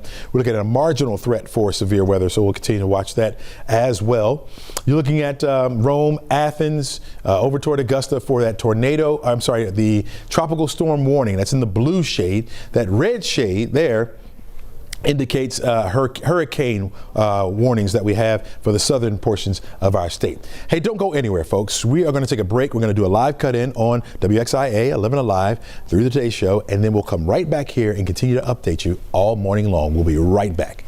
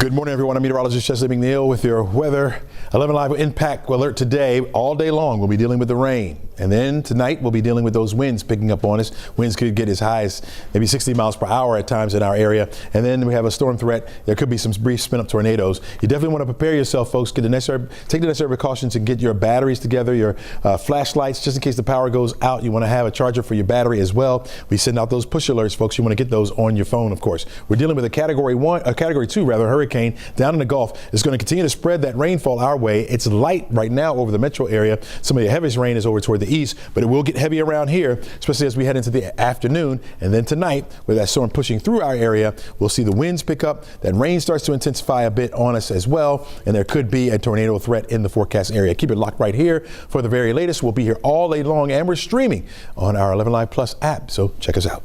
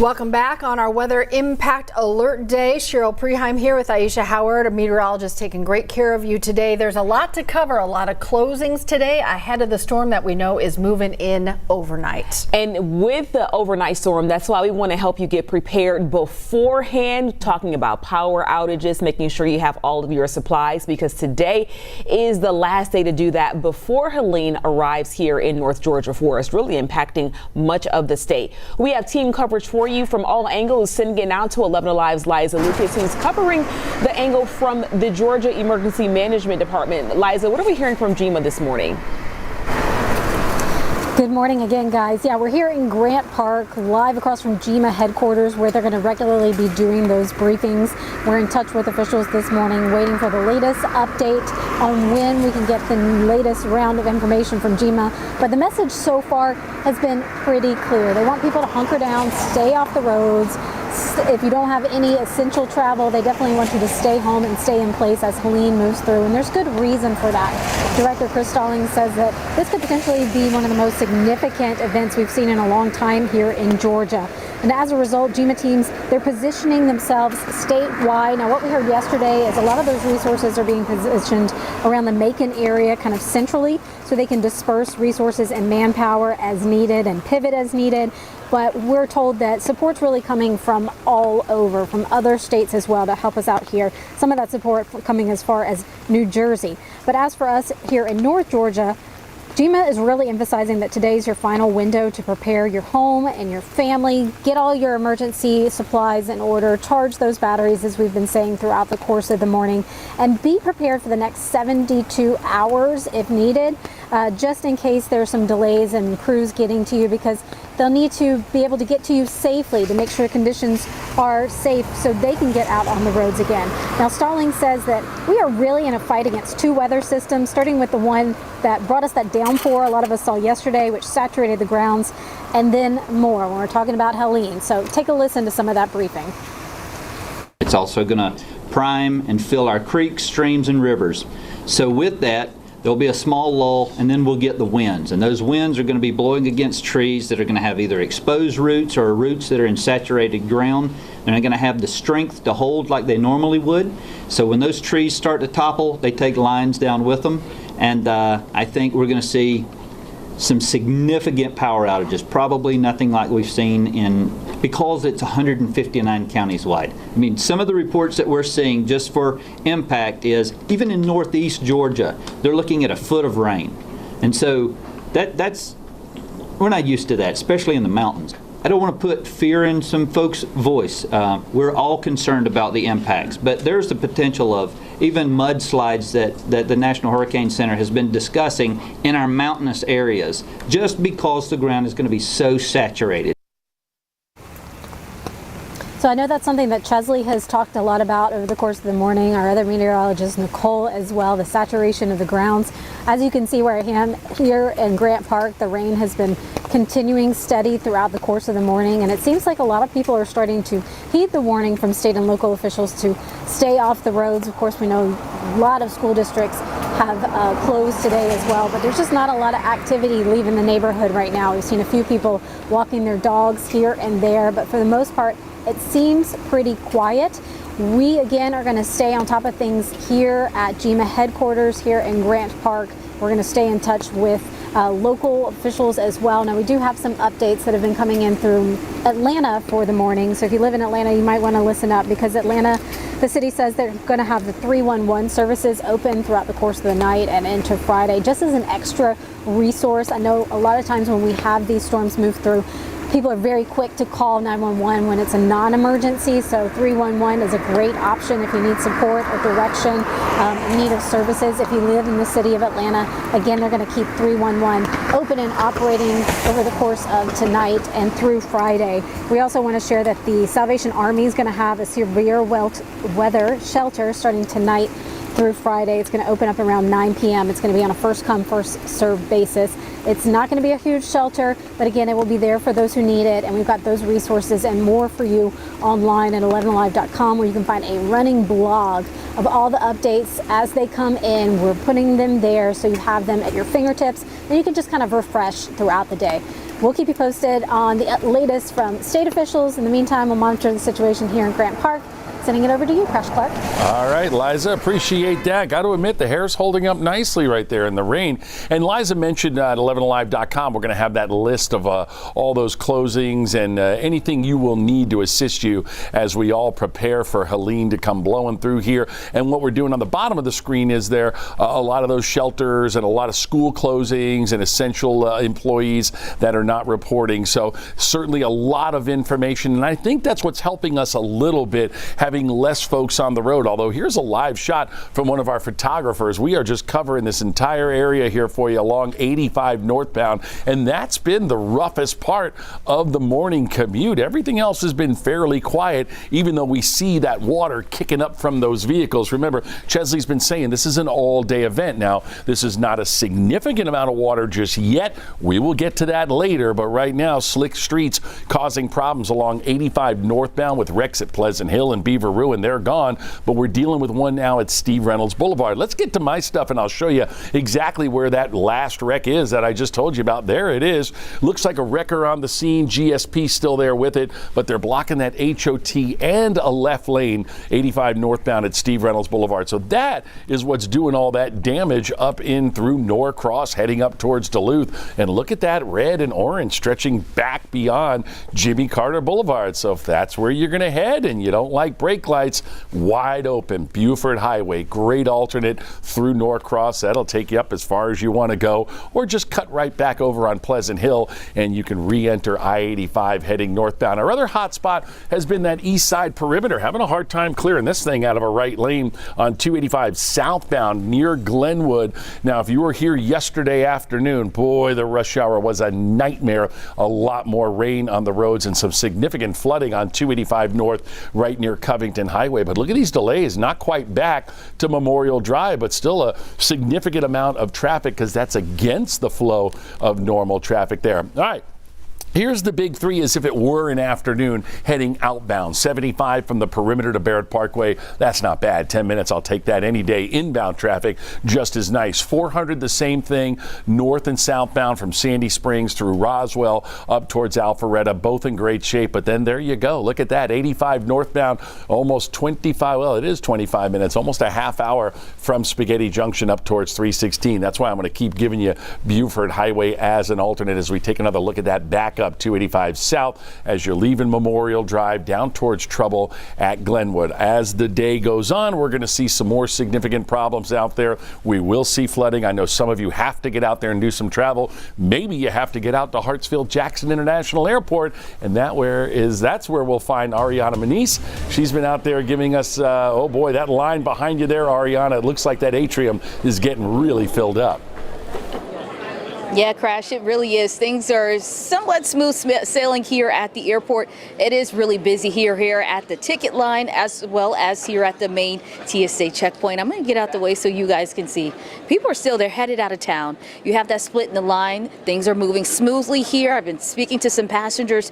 Seems like they haven't had any delays or anyone saying their flight has been canceled. We had one gentleman going to Turks, one going to Canada, someone going to Dallas, but Atlanta Mayor Andre Dickens says the airport has a severe weather plan in place in preparation for any potential impacts. They say they're preparing for potential flight cancellations, and they do have plans to accommodate any stranded passengers, with restaurants planning to stay open as well as workers working around the clock. And they're also reminding travelers that even if the storm has minor impacts here in Atlanta, severe weather across the southeast could impact flights. And so far, according to FlightAware, there are 73 delays and 89 cancellations here at Hartsfield-Jackson International Airport.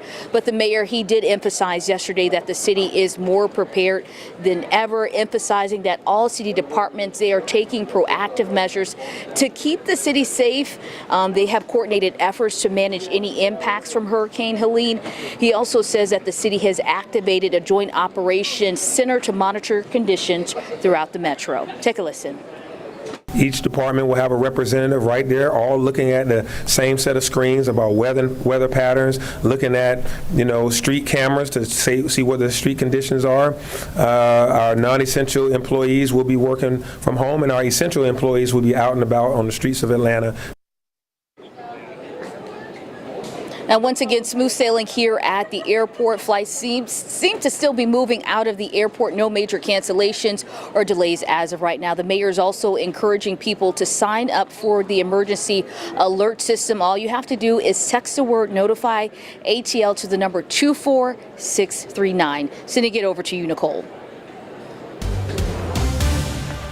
And with the impacts of Hurricane Helene, we do have a weather impact alert for all day today and all day tomorrow. I know right now the rain is very light. It doesn't seem like much, but as this rain continues to compound and the heavier rainfall moves in, we'll see some pretty big impacts here in the form of heavy rain that could lead to flooding, as well as strong, potentially even damaging winds. Those are the two main things we're tracking, but there is also a low end risk for severe weather and perhaps even the possibility of a couple isolated brief spin up tornadoes. So what do you need to do? It's important right now, while the rain is light and the winds have not yet picked up, to make sure you are prepared. The most important thing is going to be making sure that your cell phone or any type of weather radio that you have is properly charged, or that you have batteries to make sure that you can get those weather alerts. Throughout the next 24 hours, our conditions will deteriorate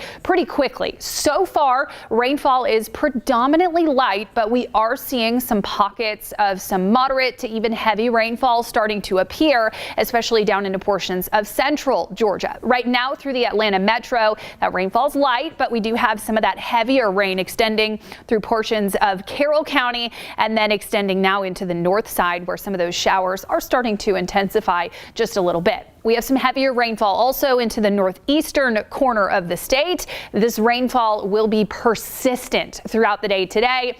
Even the light rainfall will lead to some ponding on roads because of how saturated the ground already is. Now, these are the far outer rain bands of Hurricane Helene. Some of that tropical moisture that's being extended up towards the north. This is not yet the main event, which will come later this evening through the overnight tonight. We do have a risk for tornadoes, mainly off towards the eastern side of that center of circulation. So tornado watches have already been issued for portions of southeast Georgia into South Carolina, as well as down through Florida, where there are currently a couple tornado warnings in effect. We also are anticipating very heavy rainfall. So a flood watch extends through the state of Florida, as well as into Georgia, portions of Alabama, Tennessee, the Carolinas, and does include all of North Georgia, Metro Atlanta through tomorrow afternoon. So flooding will be possible at any point. The most important takeaway from this flood watch is that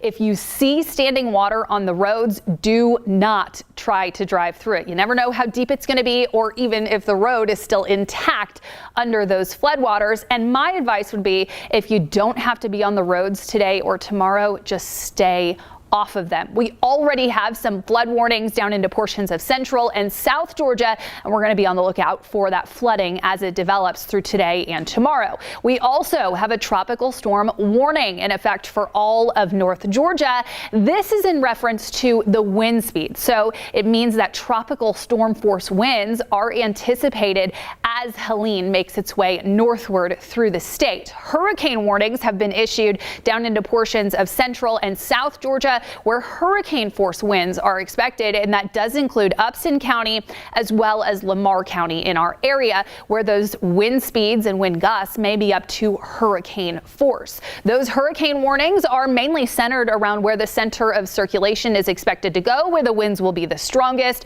through portions of the Big Bend of Florida, as well as into southwest and central western Georgia. Those tropical storm warnings extend through the entire state of Florida, almost, minus a little bit of the panhandle, into portions of southeast Alabama, as well as all of South Carolina, portions of our state, and then portions of North Carolina. So strong winds are expected well outside the center of circulation. Here's our current view of Hurricane Helene. It has been upgraded to a Category 2 hurricane as of that 8 o'clock advisory. So it's producing sustained winds of 100 miles per hour with higher gusts as it moves up towards the northeast at about 12 miles per hour. Now, this cone of uncertainty only shows you where the center of circulation will be, so those impacts will be felt well outside the center of circulation. We're talking hundreds of miles where we will see hurricane or tropical storm force winds,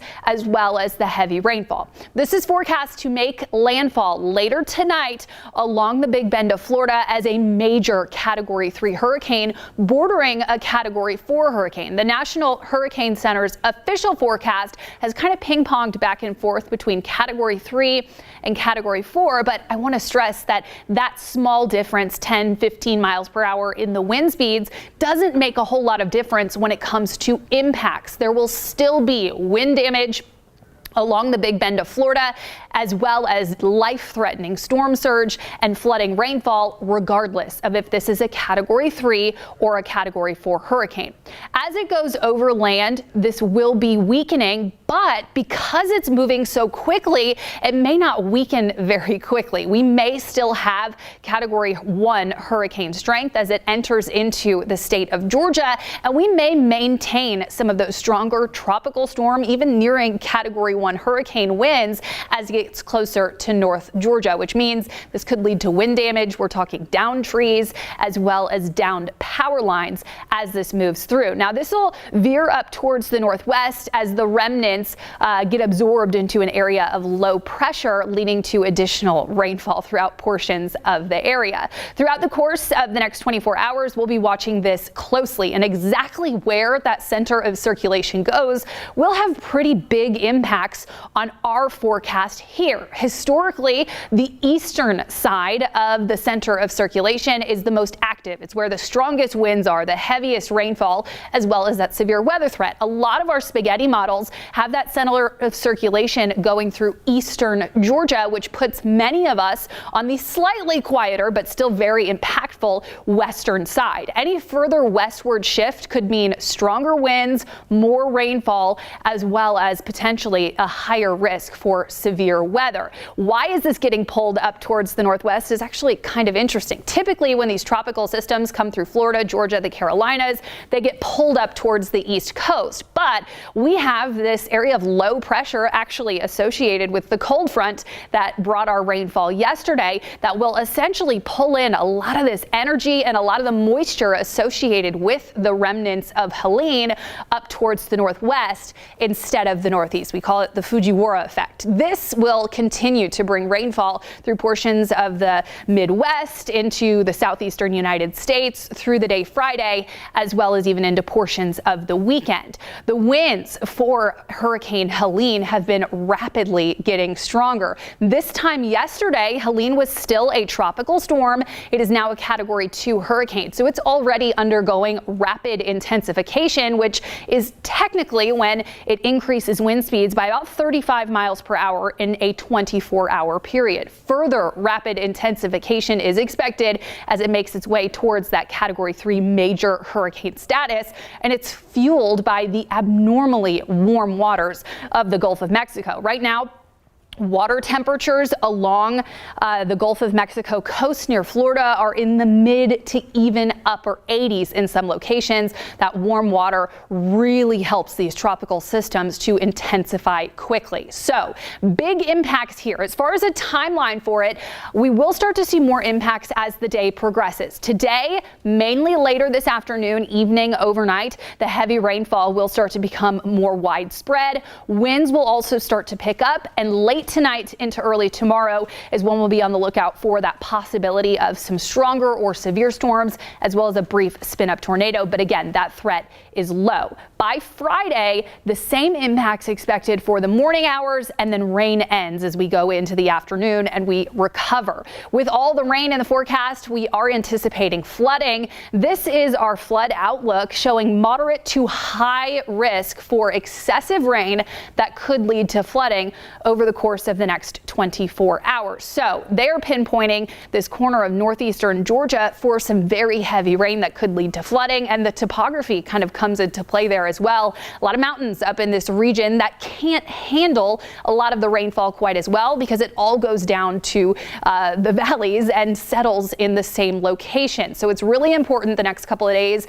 If you don't have to be on the roads, try and stay in. If you do have to be on the roads, just make sure to pay attention not only for that standing water or flooding, but also for any tree limbs or power lines that are downed on your roadways. Here's some of our rainfall projections. Widespread rain totals ranging from about 3 to 6 inches, but some locally higher totals are certainly possible. I don't want you to get too attached to these exact numbers, so I'll show you a couple different forecast models, all of them calling for that widespread, again, about 3 to 5 or 6 inches with some higher totals possible. That may not seem like a lot of rainfall. It is. Our rainfall totals yesterday were only ranging from about 1 to 3 inches, and we already saw ponding on the roads because of the rainfall yesterday. How saturated the ground is because of that rainfall that we saw yesterday afternoon will only lead to additional flooding throughout the day today as the remnants of Hurricane Helene continue to push northward. Here's our rain totals over the course of the last 24 hours. Widespread about 1 to 2 or 3 inches, but there were some spots that picked up 4 or even 5 inches of rainfall already. I've been talking about that risk for the flood threat, and we are going to be looking out for it, but there's also the possibility for some stronger storms and, yes, brief spin-up tornadoes. Portions of our area, mainly off towards the east of Atlanta, will have a higher likelihood of one of those brief spin-ups, and the closer you get down towards the coast, the higher that risk of spin-up tornadoes will be. Here's how it plays out hour by hour in our forecast track. We see more widespread rain throughout the next couple of hours. Rain is already widespread, but it's not very heavy. Throughout the rest of the day today, we'll start to mix in more of the heavy rainfall that will continue to spread as Helene makes its way northward. So by 4 or 5 o'clock, we're seeing more locations experiencing the heavy rainfall, the thunder, the lightning, some of the embedded thunderstorms. This continues throughout the evening hours as well as overnight tonight. So I would say the next few hours, while yes, it is still raining, that's your time to prepare. By this afternoon and evening, maybe close to dinner time, you'll want to be wherever you want to be for the next overnight and into tomorrow. Our forecast track keeps that heavy rainfall overnight. So this is by 11 o'clock in the evening. Pockets of very heavy rainfall, and then that lingers throughout tomorrow morning around sunrise. Because of the fast-moving nature of Hurricane Helene, because it's getting pulled up into that area of low pressure off towards the northwest, it will move pretty quickly, which will actually work in our favor. It means a lot of the rain associated with this will be out of the way by late to mid-morning on Friday, and we'll be left with maybe a couple isolated showers, but some drying conditions. If for any reason Helene manages to stall or slow down as it moves northward, that would mean much higher rainfall totals, but at this point it looks like Helene will continue its pretty fast clip up towards the north, even allowing for some breaks in the cloud cover by Friday afternoon. The winds, however, will be a little bit slower to calm. Forecast gusts by 10, 11 o'clock this evening will start to pick up. We'll start to see wind gusts in the 25, 35, 40 mile per hour range by late tonight, with the strongest gusts expected early Friday morning as that center of circulation starts to make its way in. I mentioned that the strongest wind gusts are closest to the center of circulation, and then off towards the east, I'm anticipating the strongest wind gusts mainly to be across East Georgia, but this is another scenario where I don't want you to get too attached to these exact numbers. We could see wind gusts up to 60 miles per hour across much of North Georgia, and in some spots closer to that center of circulation, we're talking wind gusts up to nearly 70 miles per hour in some locations. That will certainly be enough to lead to downed trees as well as downed power lines. And if you see any of those power lines, do not touch them. Our forecast wind gusts will start to quiet ever so slightly throughout the day on Friday. So by Friday afternoon, it's still breezy. We're still seeing some stronger gusts, but it's not quite the stronger winds that we had or that we're expecting perhaps late tonight and into early tomorrow morning. These wind gusts will topple down trees, but what will help to lead to quicker falling trees is the fact that the ground is so saturated. All that rainfall kind of loosens up the soil and allows for the roots to get a little more space, which leads to easier falling of those trees. Not a good thing for us. So here's a look at Hurricane Helene right now. I want to try and take off that category 2 so that you can see the strengthening eye of this. A lot of times what shows us the strength of a hurricane, or gives us a better idea of how much it is strengthening, is the development of an eye wall. And right now in Hurricane Helene, we are starting to see a little bit of clearing in that center of circulation. It's not a defined eye just yet, but it is certainly indication of what is to come. You can see that center of circulation starting to clear out within Hurricane Helene. It will likely have that defined, distinct eye wall within the next hour or two, and will continue to that intensification process as it closes in on the Florida coast. We do have a cut-in. You can watch that live on 11 Alive NBC currently within the next couple minutes, coming up at 8:56. We will be continuing this live stream with all the latest updates on Hurricane Helene and its impacts here, so don't go anywhere, and we'll come back with more updates after that break.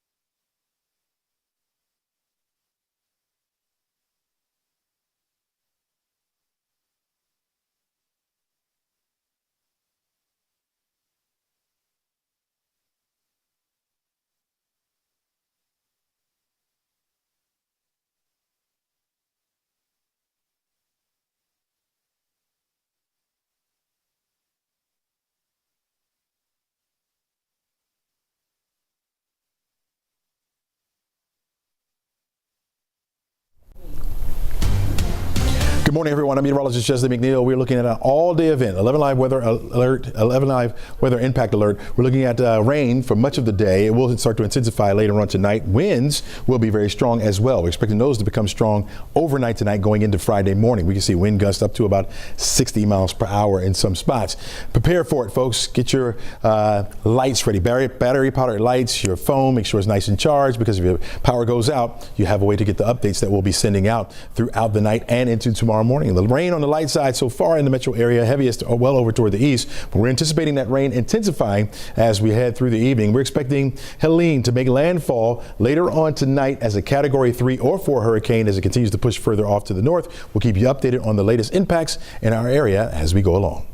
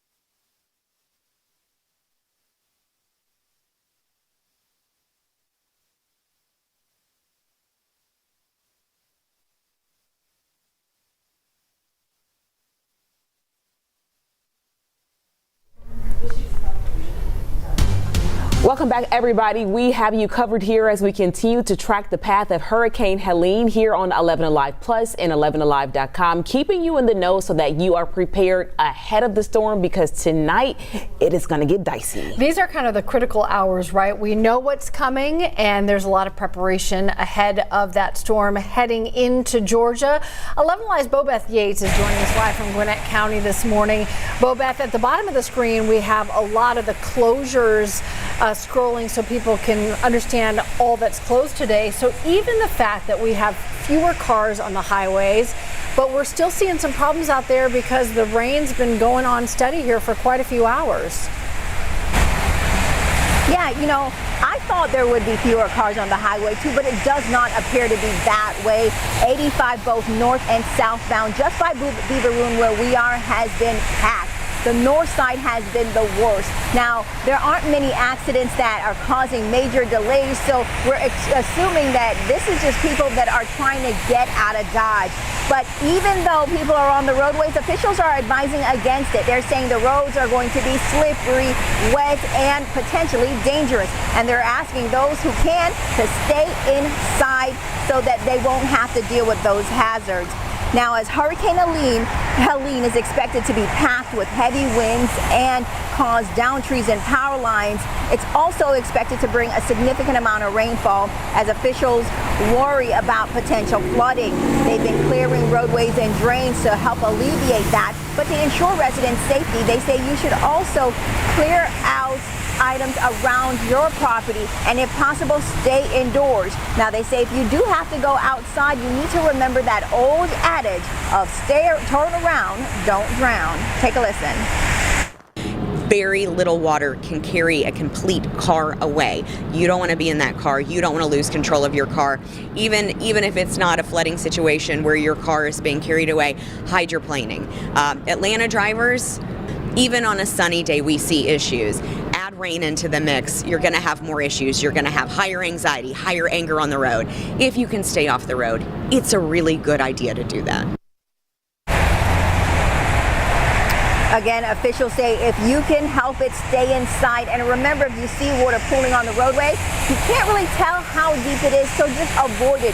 Do not drive in that. Again, it takes just a little bit of water to pick up a car. Now, behind me, again, you can see all the congestion on the roadway as folks are trying to head north now on 85. The congestion on 85 north has been backed up for some time here. And if you look down the street, you can actually see how far the traffic is stretching. All of those headlights stretching back for multiple miles as folks try to make their way out of town right now. Again, this is the time to do it because as the day progresses, things are only going to get worse. Chesley, you know all about that. Tell us what we can expect.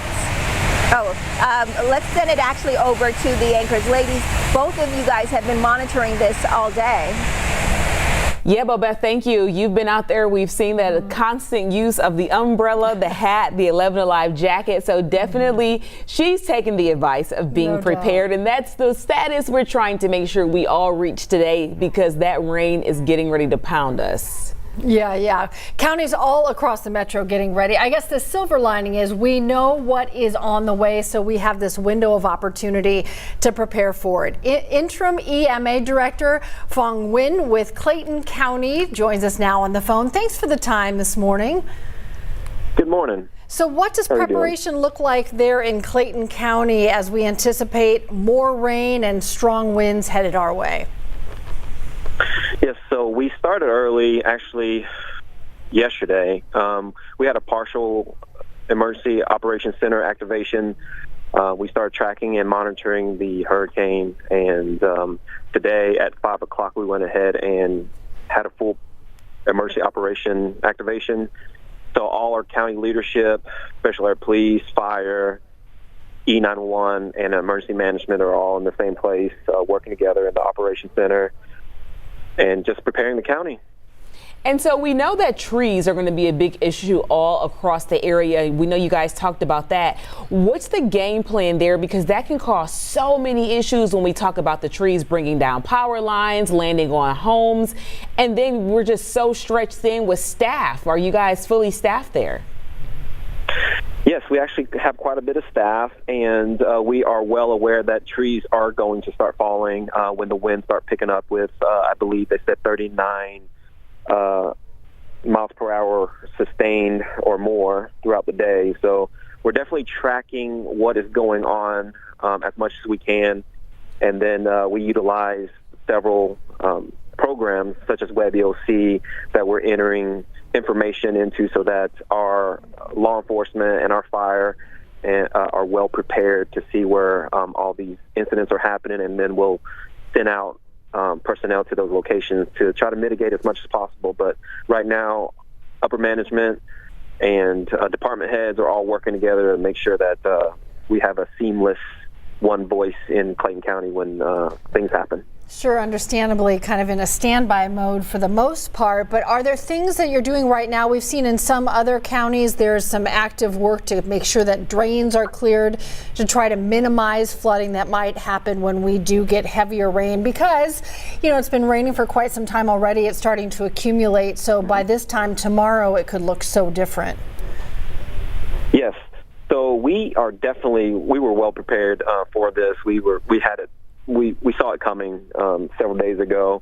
So we went ahead and worked with our transportation development, worked with our water authority to clear some of those locations and actually start dropping barricades in certain areas that we know will flood. So we already have them staged. We have several firefighters that are already picking up more barricades from Department of Health, the Clayton County Department of Health, to assist with it, because, you know, there's just so many areas that get flooded in Clayton County that we want to make sure that we're well prepared for any road closures, any trees down, and things like that. You know, it's so interesting. I think all of us, we know that spot near our houses. Yeah. That is the spot that almost always floods. So thinking ahead to make sure that those are blocked off so that it isn't an issue, because we keep hearing the message, you know, if you see any water on the road, you know, don't go into that water. It doesn't take much to lift your car off the ground. Yeah, we just had a system that came through New Orleans a couple of weeks ago, and we saw just how fast that actually happened. Anything that you want to give to people in Clayton County as a warning? You want to tell them about any particular areas, or just anything that you guys really want to get out to the public as we have you on the line this morning? Sure. I think the biggest thing that we're trying to push out through our social media and just through our communications is that if this is time for people to go ahead and get a disaster kit ready for their family, have things in the kit such as flashlights, maybe food, water, just something simple before the storm comes. You don't want to be that person that, you know, when the storm comes and you have no clue what to do. So right now preparation is best, since and that's what we're doing here, is just making sure all the equipment and everything's working before the storm. So, you know, preparing your family, having a just preparation is most important. Yeah, maybe have a cooler ready in case the fridge goes out. Mm-hmm. That's important. Charge your devices. I think that. One quick question before we let you go. Are you in pretty close contact with the school system? I know there's lots of closures. Are those entities that are kind of working separately, or are you all talking together about sort of that bigger game plan countywide? So we have, in our EOC, we have people from Georgia Power, we have people from Water Authority, the school system, our cities. We're all in the EOC working together so that we are all singing on the same sheet of music when this disaster comes. All right. Well, appreciate all the work that goes into this. I know it's going to be a long couple of days ahead. Fong Nguyen, Interim EMA Director for Clayton County, we really appreciate the time. Yes, ma'am. Thank you. All right, sending it over now to meteorologist Chesney McNeil. This is really that crucial time, and that is why we are spending this additional time here on 11alive.com and 11 Alive Plus, so that you know what to do ahead of time. I just thought to myself, I said, wait a minute, where is the flashlight? Where's the flashlight at the house? And the batteries. And the Are the batteries up to date? I honestly don't know at this time, Chesney. You know, they sell battery-powered lanyards, right? Solar-powered lanyards, you can get those. Lots of stuff, yeah. But make sure you have those. Make sure you have them handy as well, because you may need those because the power could go out. This is an all-day event for us. We've got the rain right now. It's light on the light side, but it will start to intensify as we head toward the afternoon. We'll be dealing with that rain. We already had some yesterday. We'll have more today. Certainly that will lead to some flooding. Wind will be an issue for us. You saw Mr. Wynn talking about the winds, sustained winds up to 39, 40 miles per hour. Okay, and that's going to topple over some trees. That's going to lead to power outages, of course, and that's why you're going to need that battery-powered flashlight or lanyard or whatever you need to do. Some people have lamps, battery-powered lamps. Whatever you have, you make sure you get them in a safe place, the place where you have planned for you and your family to go, and also have a charger that's already charged up that you can plug your phone into if your phone happens to run out. That way you can get all the alerts that we send out. We will be pushing those out all throughout the night and into tomorrow as well. And so you'll be up to date on what you can expect in your neighborhood, or you can just stream us. That's what we're going to do. That's what we're doing right now. And we'll continue to keep you updated on this developing storm in our area, not quite in the area as we speak. You're looking at Category 2 hurricane down in the Gulf. Winds up to 100 miles per hour right now, expecting it to intensify even more as we head into the afternoon. You can see the outer bands already impacting Florida, the Florida Peninsula there. Even had a couple tornadoes just to the north of Miami. And notice how far the center of circulation is away from there, and that's where we're seeing those tornadoes pop up there. And you get the wind coming off that storm from the ocean on shore, and you get friction, and so that's why we see those brief spin-ups right along the shoreline. Typically is where that happens, but we could even see some around our area later on tonight. We'll be watching that. Again, expecting the storm to become a Category 3 or even 4 before it makes landfall tonight. That'll happen later on this afternoon. Those winds up to about 120 miles per hour plus will make landfall as a Category 3, Category 4 hurricane, and then we'll hold on to that hurricane status as it moves into South Georgia. Our South Georgia cities and towns will be under the gun tonight as that storm pushes through, again with 100 mile per hour winds or even higher. Lots of rain associated with that as well. Of course, the rain out ahead of the storm as it moves through. Those winds will start to pick up as well. Same for us, but the storm will weaken as it moves further inland. The further inland it goes, typically the more it starts to die off because it no longer has the warm waters feeding it. And so we'll see that continue to die off, but certainly the winds will be strong enough as it has some forward speed to it. Now, you'll notice the long gaps in between those lines. That indicates a fast moving system, and that's what we want here. We want it to move in and out. You don't want it to linger at all, especially all that heavy rain.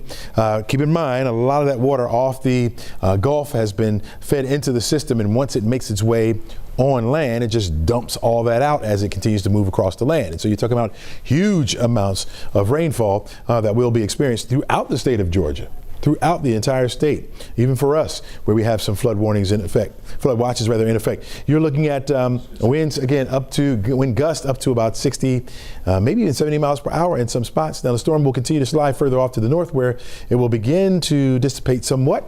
We ran around over toward western Kentucky and western Tennessee, and because it's lingering close enough to our area, I do think it will rotate some more clouds back in here as we head into the weekend, but the weekend looks a little bit drier, a little bit warmer as well. So we got to make it through tonight and into tomorrow morning. Huge amounts of rain. We're talking about rain anywhere between 4 8 inches of rainfall. There'll be some spots where we'll get a little bit higher, especially over toward the east, maybe as much as 10, 12 inches of rainfall. That's a whole lot of water, folks. We're already saturated for that to go really nowhere but up.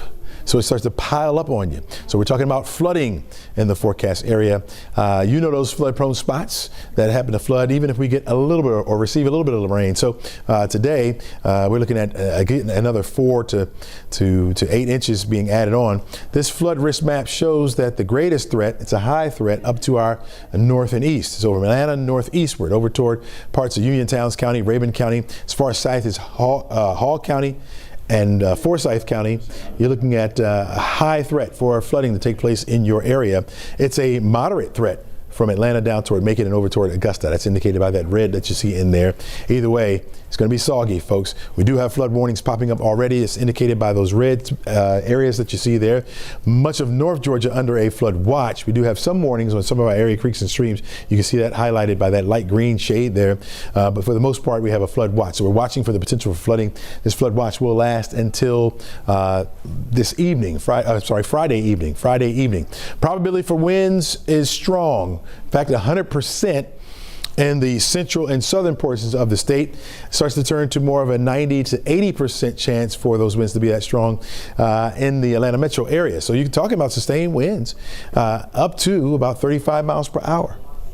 that is going to do some damage for us, folks. We have to be on the lookout. You're looking at a better look at those winds hour by hour now. It shows as the center of circulation gets closer to us, and we're talking about the wee hours of the morning till about Friday morning. You look at it 6:30, and notice how strong those winds are. Winds end up to about 55, maybe 60 miles per hour in some spots there. 40 mile per hour winds, 45 mile per hour winds, 39 mile per hour winds. That center of circulation starts to slide further off to the north, and we'll still have that wraparound flow. So even through the day on Friday, even though our conditions start to get better as far as the rainfall goes, I think the rain will be out of the way by miles per hour in some spots. Finally start to wind down as we head into the 7-8 o'clock hour on Friday, and certainly by Saturday things really starting to calm down a little bit.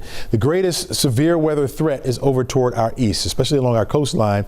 Level 3 threat or an enhanced risk for severe weather. Augusta area under the level 2 threat, and then as you get closer toward the city from Athens down through making over toward Atlanta, you got a level 1 threat or a marginal risk, and then this light green shade over toward Georgia's Rome just means a general threat. But even in the general threat areas, there could be a brief spin up tornado. We've already seen a couple of those happen over toward the Augusta area, so that continues to be the case as we head further into the evening, especially as the tropical moisture gets in here and the center of circulation gets a little bit closer to our forecast area. We are under a tropical storm warning that's indicated by the blue area, much of North Georgia under that. When you skin down toward Macon, that red area is a hurricane warning. Again, we're expecting hurricane force winds to maintain down in the central and southern portions of the state. So, yeah, it's going to be a pretty dicey one, to say the least, for us, especially once that wind begins to kick up. Now, most of us will be on in the bed at 2 o'clock in the morning, right? You want to have your weather radio handy. You want to have something handy that will give you alerts, maybe even your phone, that will give you alerts just in case you need to get down to your safe place. We always talk about the lowest level of your home being one of the safest, even when we're talking about trees toppling over. You definitely want to be in the lowest level of your home. It's obviously going to hit the roof first and then could come through the roof or drop that debris down on you. So you don't want to be on the highest level of your home. You want to get down to the basement, and maybe that's where you camp out for the overnight as well, especially if you don't have access to a radio, or maybe you don't have the batteries or the flashlight. You want to get down to a place that's nice and safe. Somehow you're going to have to get those alerts, folks. So I'm telling you to charge your phones up and make sure you download our weather app, our 11 Live News app, so that you can get those push alerts to your phone. That way you know when it's time to come out of your safe place. Notice now some of this rain starting to get a little bit higher down toward the Macon area. It was well over toward the east of us, now starting to pick up just a little bit more as we start getting further into the morning. I think that will continue to be the case. That will be our trend as we head through the afternoon, expecting that heavy rain, heavy to moderate rain to push into the forecast area. Clouds over the Rome area now, but you'll get in on some of that rain as well. It will intensify for all of us. The light rain dominates right now, but once we get to the afternoon, you'll see widespread moderate rain with a few embedded pockets where we will see a few thunderstorms popping up in the area.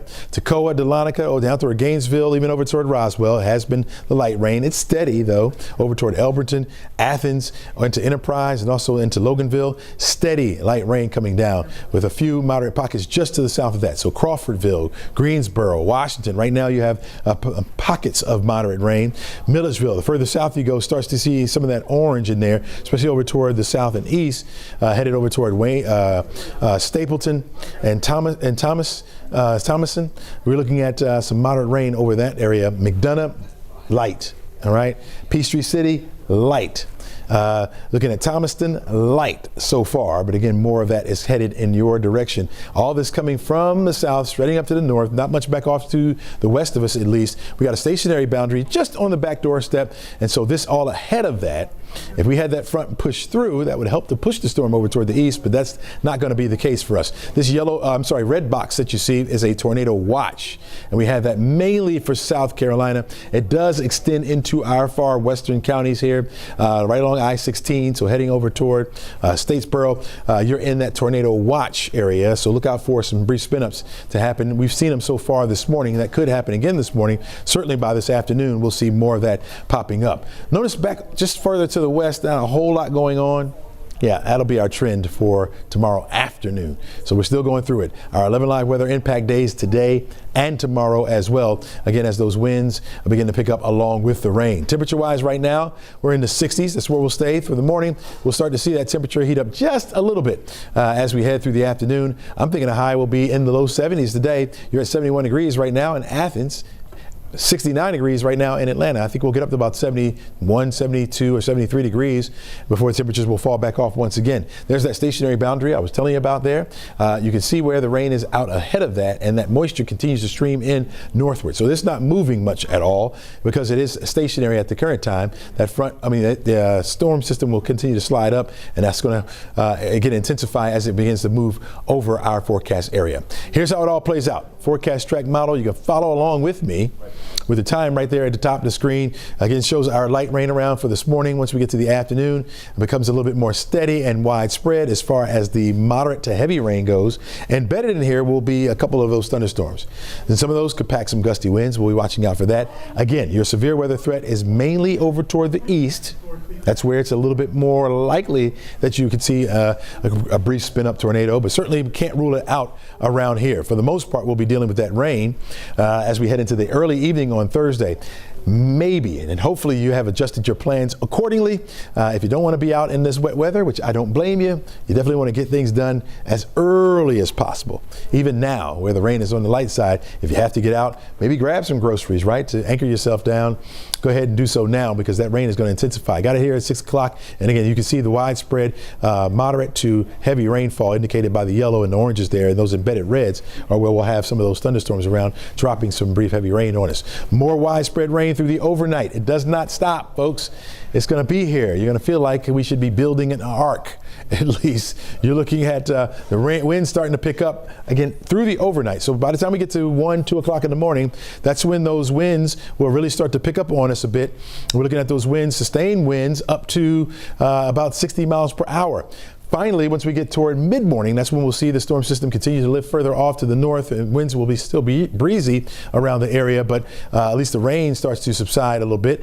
It's around, let's say, 11, 12 o'clock that we could probably start to get out now and begin to assess any damage that may have impacted our area, our homes. You want to go out, take a look around. I would even do it beforehand. Like even now, if you go out and see things that are loose, so if like trash cans or tools, things that you have in your yard or maybe under your patio, your deck, you definitely want to pull those inside if you can because they could be blown around, maybe doing more damage to your home or maybe your neighbor's home. So you definitely want to take the necessary precautions there. We'll continue to see our conditions get a little bit better once we get toward the late afternoon going into the evening. Even some breaks in those clouds may get some sunshine in here before it sets on Friday. Some more clouds will start to rotate back into the area as we head into Saturday. We may start off with partly sunny skies. I think we'll wind up with a mix of sunny clouds by the time we get to the afternoon. Not looking at much rainfall. That area of low pressure now with the remnants of Helene would be further off to the north of us, so it may rotate some clouds in our way as we head into the afternoon.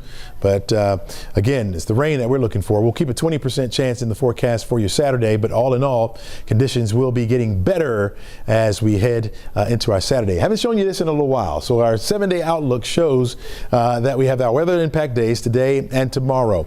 Once we get into Saturday and Sunday, conditions getting better, partly sunny skies. By the time we get to Sunday, you're looking at 79 degrees for your forecast high temperature. And then we'll hit those 80s as we head into next week. Keep in mind, we should be in the low 80s this time of year. We're going to get back there as we head into Tuesday and Wednesday of next week with plenty of sunshine in our forecast. Nicole? Thanks, Chesley. As you mentioned, we do have that weather impact alert that is currently in effect for all day today and all day tomorrow. I know right now it's mostly light rainfall, but as the day progresses, our conditions will deteriorate pretty quickly. So we're looking out for that potential for very heavy rainfall that could lead to flooding as well as gusty winds. There is also a threat for some strong to severe storms as well as the threat for some brief spin-up tornadoes, but the higher risk for for that will be down towards the south and the east of our area. So what you need to do right now, while you still have a little time before the heavier rain gets here and the gusty winds get here, is make sure you're prepared. That means charging your cell phone or making sure you have spare batteries for your weather radio so that you can get any important weather alerts as the impacts from Helene start to spread across North Georgia. We'll see lots of rain associated with Helene over the course of the next 24 hours, but so far, at least rainfall today has been light. We did manage to pick up a lot of rain yesterday associated with that cold front stalled off towards our west, and now this is the moisture coming in from Helene down towards the south of us. Some of that heavier rainfall extends into portions of central Georgia, but through the Atlanta metro, we're talking mainly light rain. Now, it has been persistent, so it can still lead to some slick roads, pooling on roadways, but as the rainfall starts to become a little bit heavier, that's when our flood threat will really kick in. We have already started to see a few pockets of some heavier rainfall right now, stretching into portions of Union, Towns counties, as well as off towards Rabun County, moving into portions of North Carolina. And then the bulk of the heavier rainfall is stretching through central Georgia, where Macon right now is seeing periodic heavy rain. This is moving up towards the north, some of these outer rain bands of Helene. So the heavy rainfall will be headed our way, and we'll likely start to see much more heavy rainfall throughout the afternoon and the evening.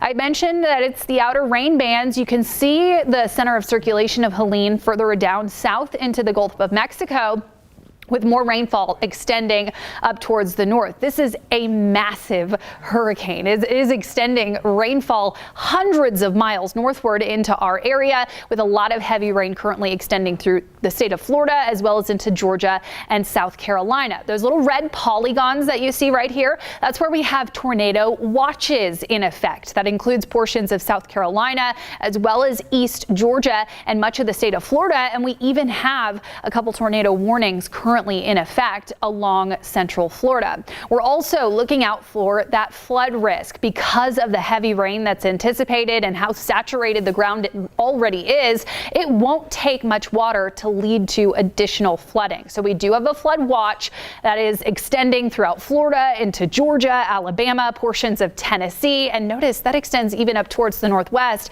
into portions of Mississippi as well. This flood watch includes all of North Georgia and will be in effect through the day today and through much of tomorrow until tomorrow afternoon. So even after the rainfall subsides, we'll continue to see runoff rainfall that goes into your streams, your creeks, and will continue to lead to additional flooding, perhaps even long after the rain has ended in those locations, mainly for those typical low-lying spots around streams and creeks for the long-lasting flooding.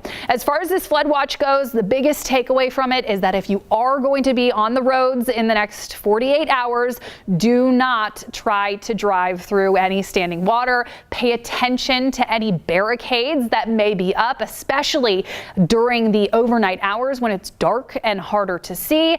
And if you don't have to be out on the roads today or tomorrow, I would just recommend hunkering down and staying indoors. We also have a tropical storm warning that's in effect for North Georgia. This tropical storm warning relates specifically to wind speed. So it means that tropical storm force winds are anticipated across North Georgia as the remnants of Helene continue to move through. We do have a tropical storm warning for all of our area, but hurricane warnings extend into portions of Upson County as well as into Lamar County. This also includes portions of central Georgia and South Georgia.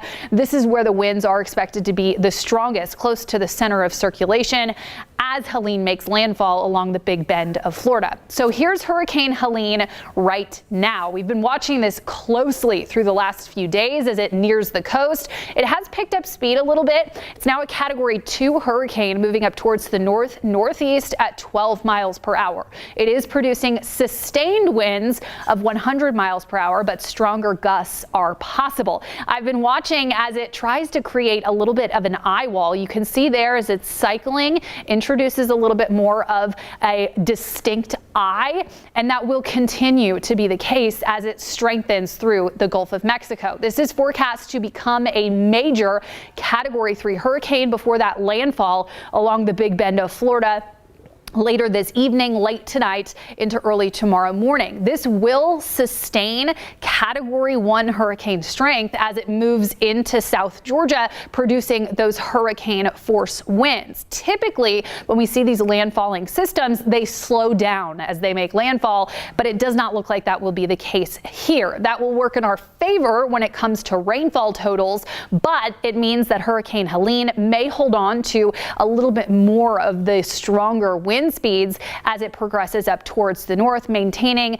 tropical storm force winds, perhaps even close to hurricane strength throughout much of North Georgia before eventually dissipating into a tropical depression and eventually the remnants of Hurricane Helene up to our northwest. Now, this forecast track shows it moving towards the coast with a landfall late tonight, and typically these systems, as they come onto the east coast, are caught up in the jet stream and they're pushed up towards the northeast along the Atlantic coast. But that will not be the case immediately with Hurricane Helene. We have this low pressure system, a cold front that's been stalled off to our west. It's what led to the rainfall yesterday, and this will actually pull in a lot of the moisture associated with Helene, kind of trapping it through portions of Tennessee as well as Kentucky and even off towards the northwest into Missouri as well. This will keep that tropical moisture up towards the northwest of us and will also aid in kind of the fast moving,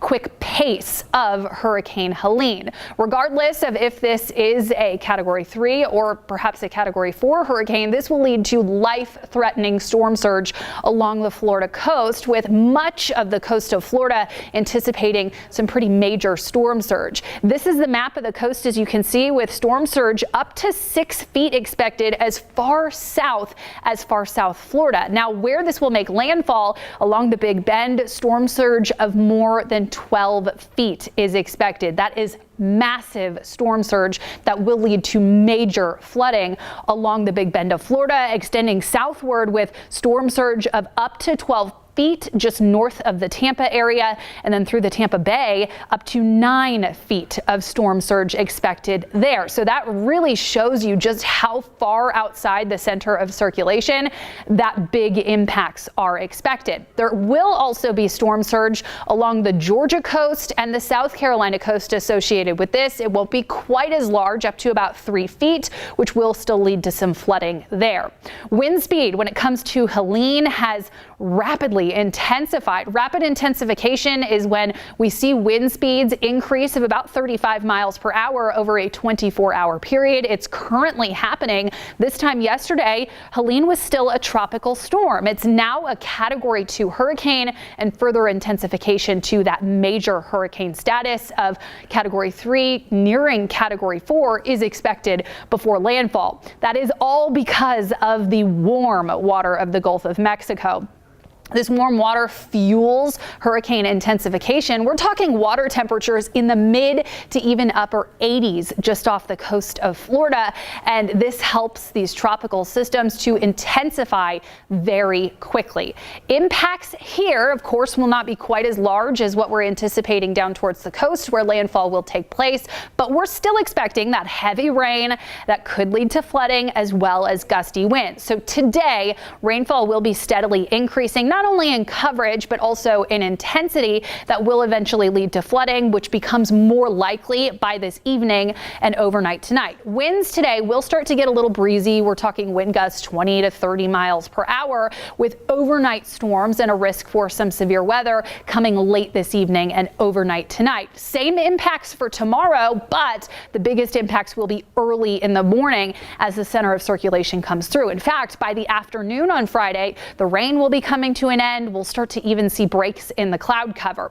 These are our spaghetti models that show where the center of circulation goes. Historically, with tropical systems, the strongest winds, the heaviest rainfall, the biggest severe weather threat is on the eastern side of the center of circulation. So most of our spaghetti models in agreement that the center of circulation goes just east to Atlanta. That'll put the biggest impacts of this across our area mainly into portions of East Georgia as well as South Carolina. It's important to note, though, that with even any small changes, any further westerly push, that could have big implications when it comes to how much rain we see, how strong the winds are here, as well as that risk for severe weather. So we're watching this very closely. Much of the severe weather is expected down towards the southeast. This is where we could see those brief spin-up tornadoes with an enhanced level 3 risk that extends along the Georgia coast through Savannah, as well as up into South Carolina. As you go up towards the northwest, that severe weather threat a little bit lower,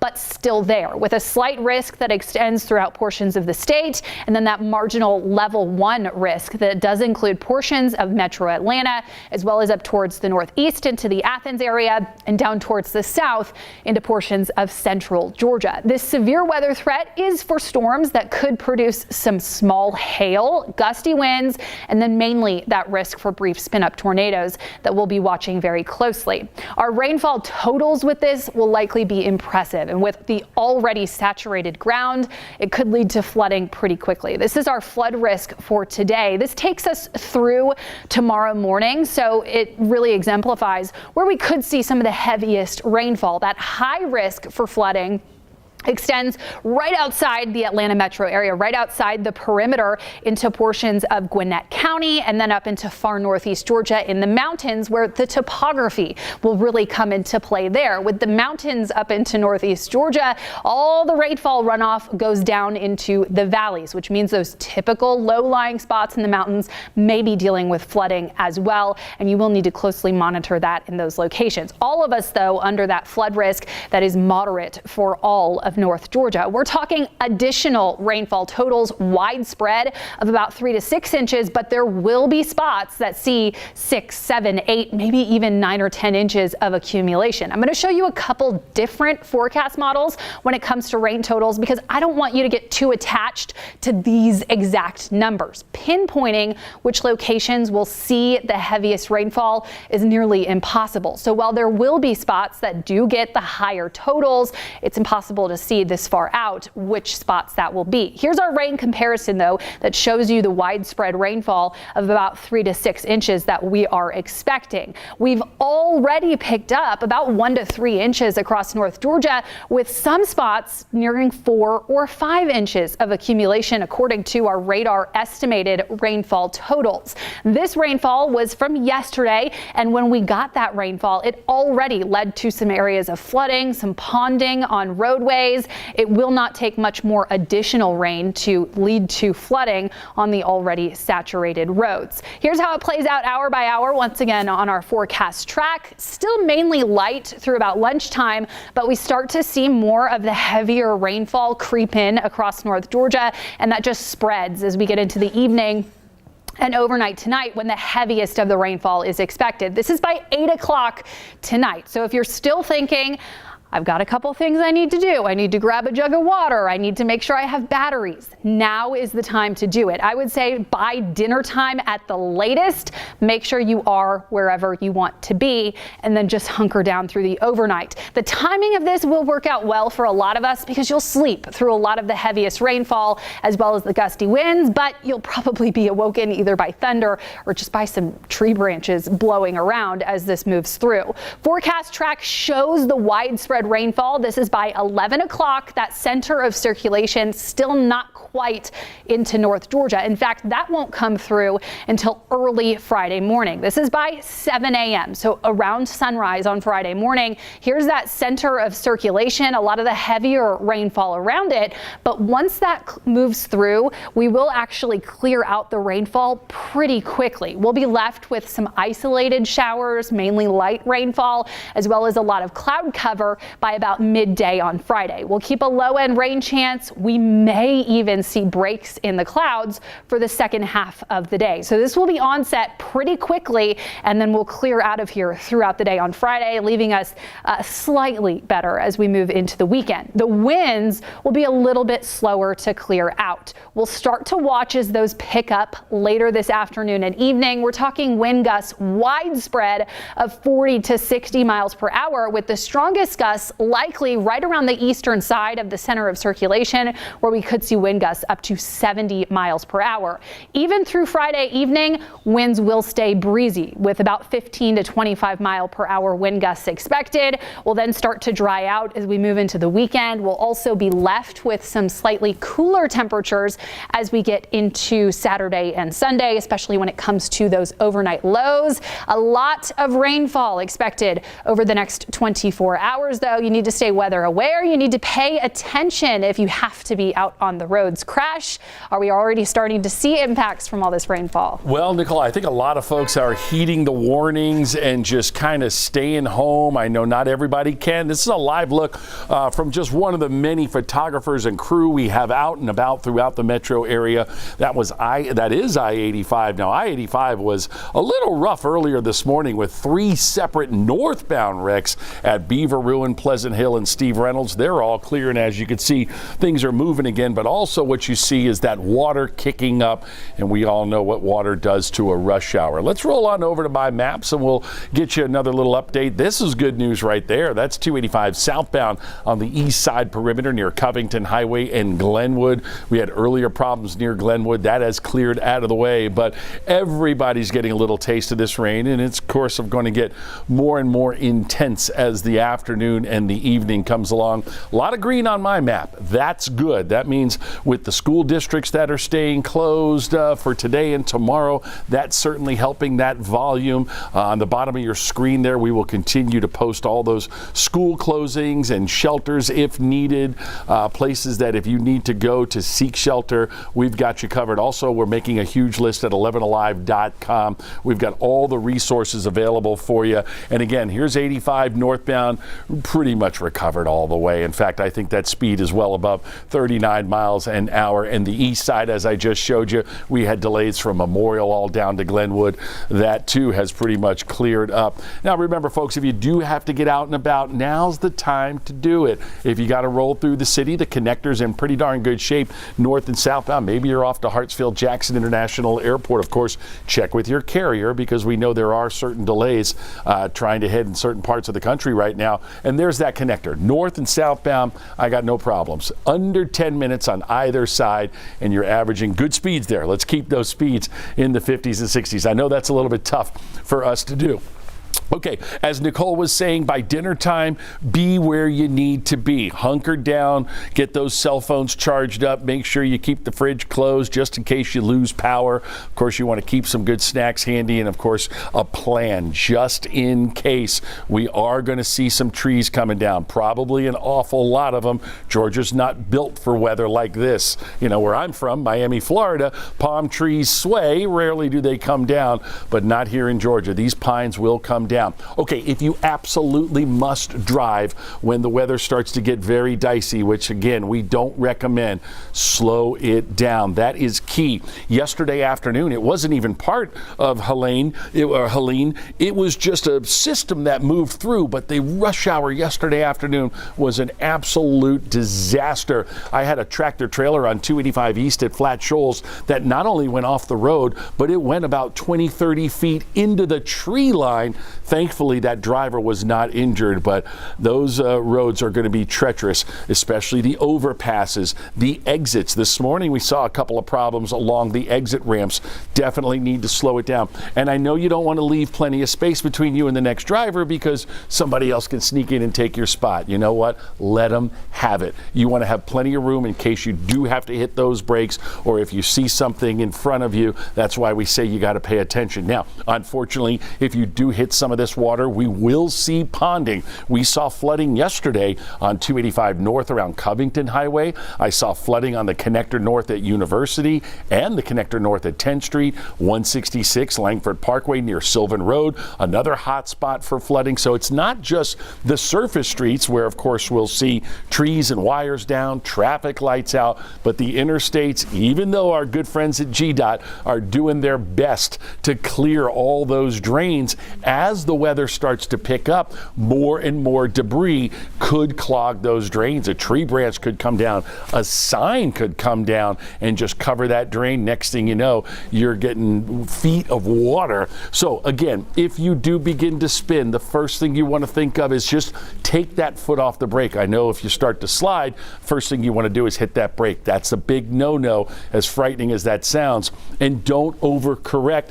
A lot of us have a tendency to just crank that wheel in one direction. That's only going to make you spin even more. And this is why we're telling you not to travel. That's why we're seeing very little traffic out here right now, because, well, folks were kind of heeding the warning. So hopefully you're where you need to be. I know some of us have to get out and about and do some work. I'll certainly be back this afternoon for traffic, and I know our entire weather crew, including Chesley and Nicole and Chris Holcomb and Melissa Nord, will all be covering this nonstop, because when these changes come, they're going to hit us hard, and they're going to hit us overnight. So again, you'll probably be woken up to the sound of thunder, hopefully not a tree coming down, but that wind is definitely going to batter us. So for now, we're getting a little bit of a break. That's the good news there. And as you can see, the roads are very wet. That's not going to change. We're not going to get a dry spot anywhere. We're not going to suddenly see the sun. It's only going to get worse as the day, the afternoon, and the evening progress.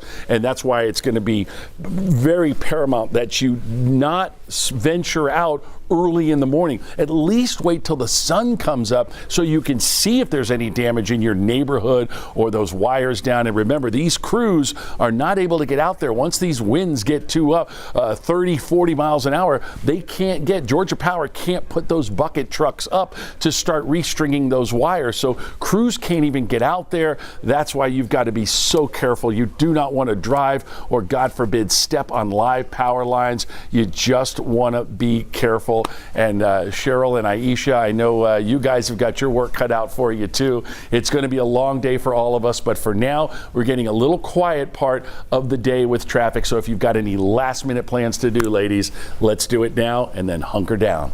I was just watching all these truckers, you know, they're trying to get ahead of this, delivering the goods to where they need to go before this system really starts rolling through. And Crash just mentioned just a minute or so ago about the airport, because a lot of people who are trying to get out are in this window of opportunity where they're trying to get off the ground now. Let's see if the opportunities are coming into fruition. Headed out to Hartsfield-Jackson International Airport. That is where we find 11 Alive's Ariana Moniz. It is an absolute madhouse out there, Ariana. We already see that line is thick. People trying to get to their destinations, cancellations, delays, surely to come the rest of the day. That is right, and that's what people are really trying to do. Get out of town, take that window of opportunity. It's been pretty busy here all morning since we first arrived. You see that line behind us where they're doing the split between the atrium and the main TSA checkpoint line. But of course, busy is pretty normal here for Hartsfield-Jackson International Airport. We've seen a steady flow of travelers since we first got here. Just spoke to one lady. She told us that her flight was canceled this morning, but she was able to rebook for another flight. So far, according to FlightAware, there's 119 delays and 101 cancellations for Hartsfield-Jackson International Airport. And airlines are preparing for the impacts of Helene. We know Delta and Southwest, they're allowing travelers to rebook flights in order to minimize flight disruptions. Delta, they are waiving change fees if you're able to book before this coming Tuesday, or if you choose to just cancel your trip outright, they're allowing you to have a credit for at least 1 year. And as far as the airport as a whole, Mayor Andre Dickens yesterday, he says that the airport has a severe weather plan in place for any impacts of the storm, and they are preparing for potential flight cancellations, and they do have plans to accommodate stranded passengers, because unfortunately that could happen. Restaurants, they're planning to be open as needed to accommodate those passengers, and also crews will be here working around the clock to get people through the TSA line to keep the airport clean, as some people unfortunately may have to spend the night in the airport. Now, the airport is reminding people that even though Atlanta may have some minor impacts to Helene, severe weather across the southeast could impact flights. So if you are able to rebook, the airlines, they are recommending you do so if you can find a flight before the storm hits tonight. Once again, this is a live look at the main checkpoint TSA line. You see that line is moving. These workers are getting people out of here so they could take advantage of that window of opportunity, guys. Ariana, the last time we talked to you, I think you said cancellations were around 80, so we're seeing that number tick up already. Yes. Yeah. And probably within the last hour, we were at 70 delays and around 89 cancellations. Now we're around 119 delays and 101 cancellations. So that's by about 30 flight cancellations and delays within the last hour. So it just really speaks to the fact that these airlines are really just trying to move people out of here, and people are just trying to get out in that window of opportunity, as you all mentioned. Yeah, Ariana, that line over there is looking like a line at an amusement park on a Saturday. So yeah. We saw one lady kind of sashay in. She had some good energy. You're going to definitely need to bring that because you can lose your patience, especially if you're trying to get to a cruise or a fun destination or just even reuniting with your family. A lot of people trying to get to where they need to be today. And we just hope everyone gets there safely. So we know by ground, by air, this system is going to impact all angles of travel today. You know, Ariana, really quickly, I don't know if you've even had a chance to talk to anyone there, but I would imagine the airport's making some plans in case people get stranded overnight, plans to make sure, I don't know, blankets, cots, food. Are people talking about that out there? Not as of right now. We saw Delta Airlines, they had some extra workers trying to get people through the ticket lines. And as I mentioned, Mayor Andre Dickens says they are preparing for any stranded passengers because unfortunately, you know, that may happen. He says at restaurants, they're preparing to accommodate people. They'll have workers here cleaning the bathrooms, TSA agents getting people out of the line. And as I mentioned, most people, they seem like they're excited to be here. I spoke to one gentleman. He says he's going to Turks and Caicos. One guy says he's going to Dallas. Another lady I spoke to said her flight was canceled this morning, but she was able to get on another flight that is leaving within the next hour or so. So people are really just trying to take advantage of any flights that are available at this point. They're chasing the sunshine. Oh, yeah. We're not going to have it here for a little bit, so we hope they make it to their destination. Ariana, thank you. Well, we do want to take a look at the roads because GDOT is making sure that you get out there today, you get everything you need, you get back home, have all your supplies, and you're ready to ride out the storm. All right, Bobeth Yates is in Gwinnett County, been monitoring things out there. The rain's been pretty steady throughout the day, and so has the traffic. Yes, it has. You know, earlier the traffic was literally down to single digits where speeds were not moving at all. Now we've seen things kind of clearing up, especially northbound where it was really stagnant on the northbound lanes over by 85 and Beaver Ruin. But now things are flowing in both directions. You can see speeds have drastically increased. Now this is despite the fact that officials say the roads are wet, slippery, and potentially dangerous. And as the storm continues to make its way in town, they expect those conditions to get even worse, and they are just saying people should try to stay indoors. Now, Hurricane Helene is expected to pack heavy winds that could cause downed trees and power lines. It is also expected to bring a significant amount of rainfall as officials are worried about pooling water on the roadways to ensure resident safety. They say unless you have to be outside, stay indoors, but they want you to remember that old adage, turn around, don't drown if you happen to come out. Take a listen. Very little water can carry a complete car away. You don't want to be in that car. You don't want to lose control of your car. Even if it's not a flooding situation where your car is being carried away, hydroplaning. Atlanta drivers, even on a sunny day, we see issues. Add rain into the mix, you're going to have more issues. You're going to have higher anxiety, higher anger on the road. If you can stay off the road, it's a really good idea to do that. Now you heard her mention higher anxiety, higher anger. When I say there's a higher amount of water on this roadway, it is wet out here. And even though people are speeding, we're going to encourage everyone to slow down because of those slippery conditions. Technically, it really sometimes gets worse when it's a light rain like what we're experiencing now. The heavier rain tends to move like pooling oil and things like that off of the roadways.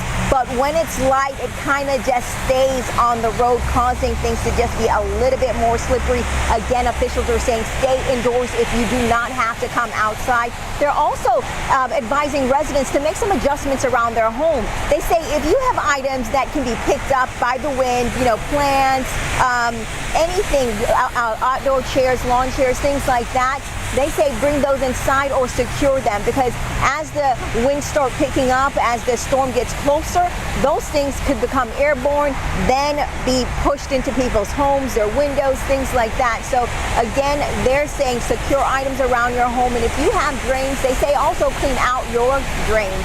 Now, GDOT has been out cleaning out drains on the roadway in preparation of the storm, and later I'll tell you how those efforts are going. Ladies, I'll send it back to you guys now in the studio. Well, Beth, thank you. No, that's such good advice. In fact, I texted home since they're not at school today. Right. I said, here's a little something to keep you busy. You know the chairs on the back porch? Like, bring those in. It's bring it on in. We've got some projects to do ahead of the storm. We are all here keeping you safe and keeping you ahead of the storm. Meanwhile, we're trying to, maintain on the home front, sending a few messages and, kind of seeing what's going on, I hadn't thought of that. Okay. Yeah, I still need to track down a flashlight. 11 Alive's Liza Lucas, I'm sure she is doing the same thing as we wait for an update from GEMA. You are live outside GEMA headquarters. Liza, we're multifaceted here. Yes. We're working on all angles. Exactly. Exactly. I'm working, my husband's monitoring things with the plumber right now, so count yourself lucky because our pump was already going off last night when the lights were flickering.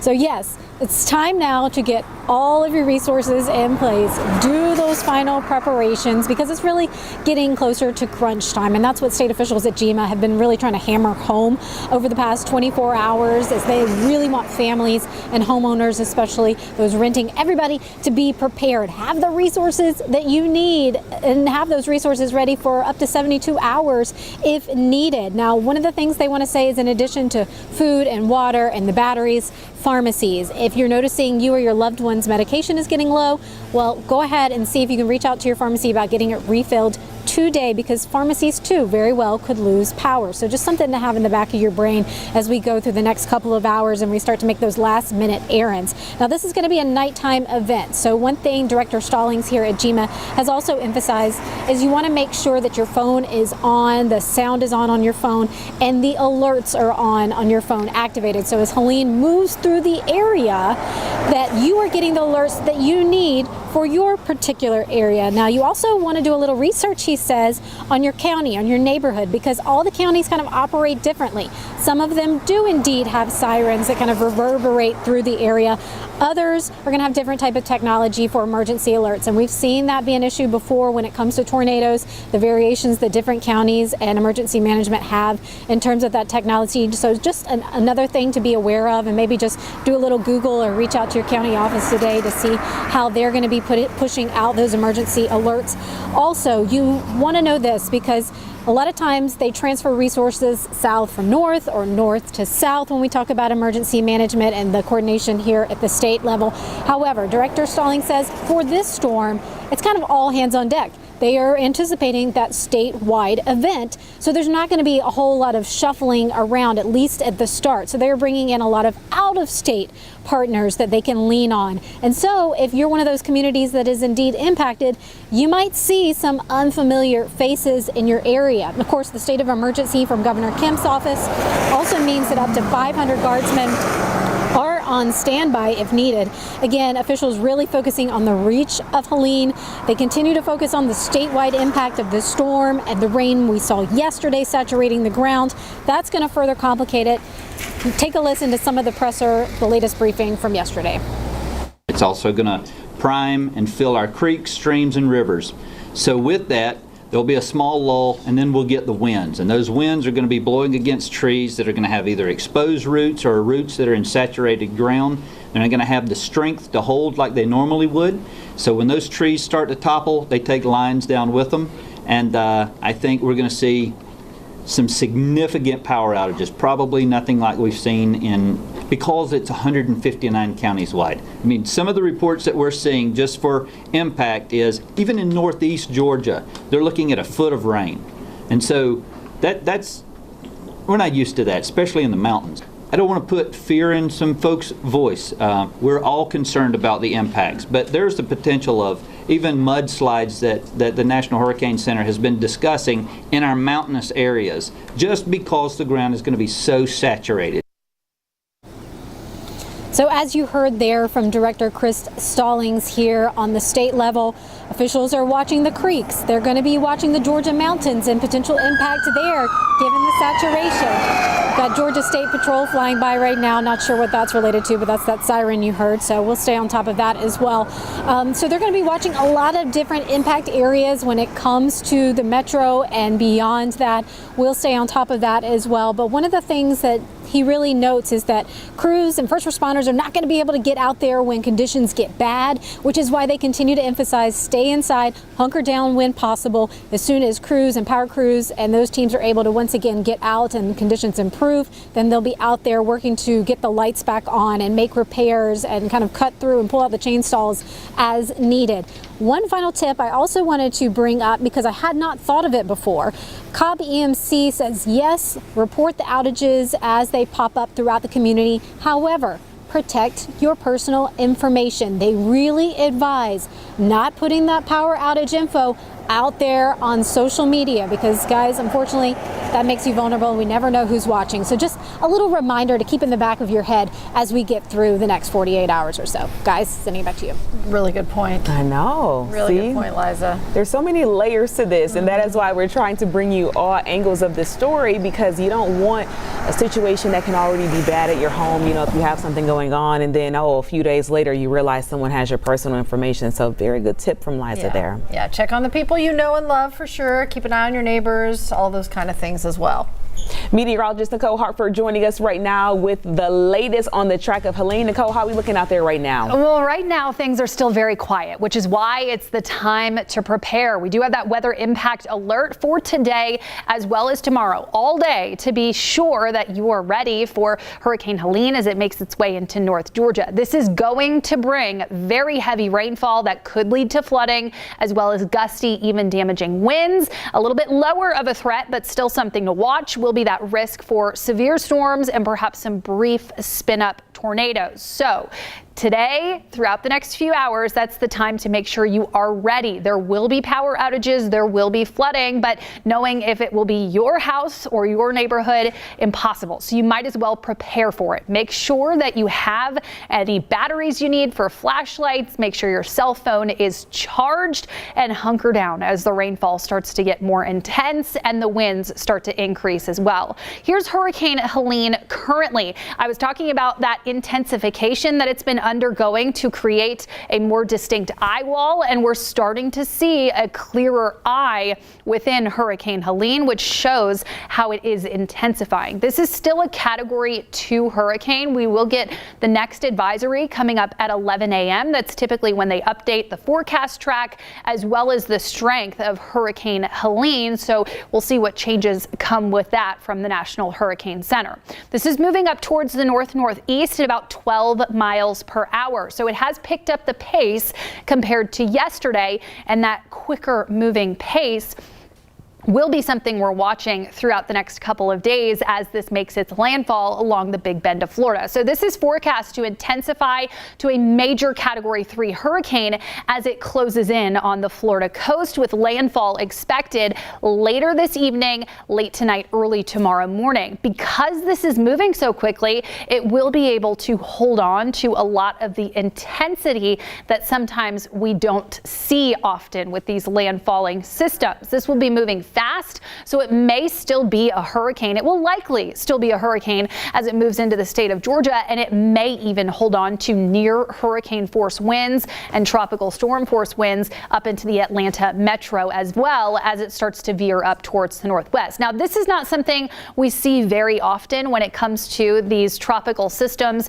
along the Atlantic coast. Typically, they get caught up in the jet stream and they're pushed up towards the northeast. While that will eventually happen, the cold front that led to rainfall yesterday, the big area of low pressure out towards our west, will actually pull in a lot of the moisture associated with Hurricane Helene, forcing it into a little bit more of a northwesterly turn before it eventually pushes it off towards the northeast. So that does mean that some of that rainfall could linger there across portions of Tennessee as well as Mississippi for the next day or so. This is what it looks like currently in the Atlanta Atlanta metro area. This is our view from our Georgia Tech cam. You can see the rain is falling. It's persistent, but at this point it is predominantly light. It's overcast, it's dreary, it's gray. It's a day that makes you want to stay indoors, and that's probably a good idea once you have all those hurricane preps ready.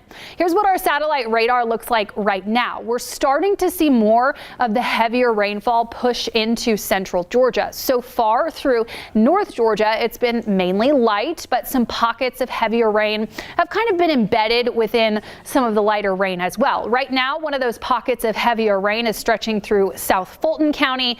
These are moving up towards the north, so the heavier rainfall will expand across our area throughout the day today. We had a few of those pockets of heavier rainfall through Rabun County as well. I want to point out with this particular little area of heavier rain just east of the Clayton area, this is what we call training thunderstorms. That's where the heaviest of the rain lingers over the same locations for long periods of time, and that's bad news when it comes to a flood threat and something we're going to be watching for very closely as Helene makes its way across our area. Here's that line of heavier rainfall that extends through Macon and central Georgia. This is moving northward, so we're starting to see some of that heavier rainfall already into portions of Upson County, and this will be expanding through the next couple hours. So it is about to get heavier when it comes to rain. If you have those preps you still need to make, I would say get them done as quickly as you can throughout the rest of the morning and into the earlier afternoon. There is a threat for severe weather as this comes through as well, and because of that, we have tornado watches that have been issued for portions of eastern Georgia as well as South Carolina and then down into Florida. There have already been a number of tornado warnings throughout some of those outer rain bands through Florida,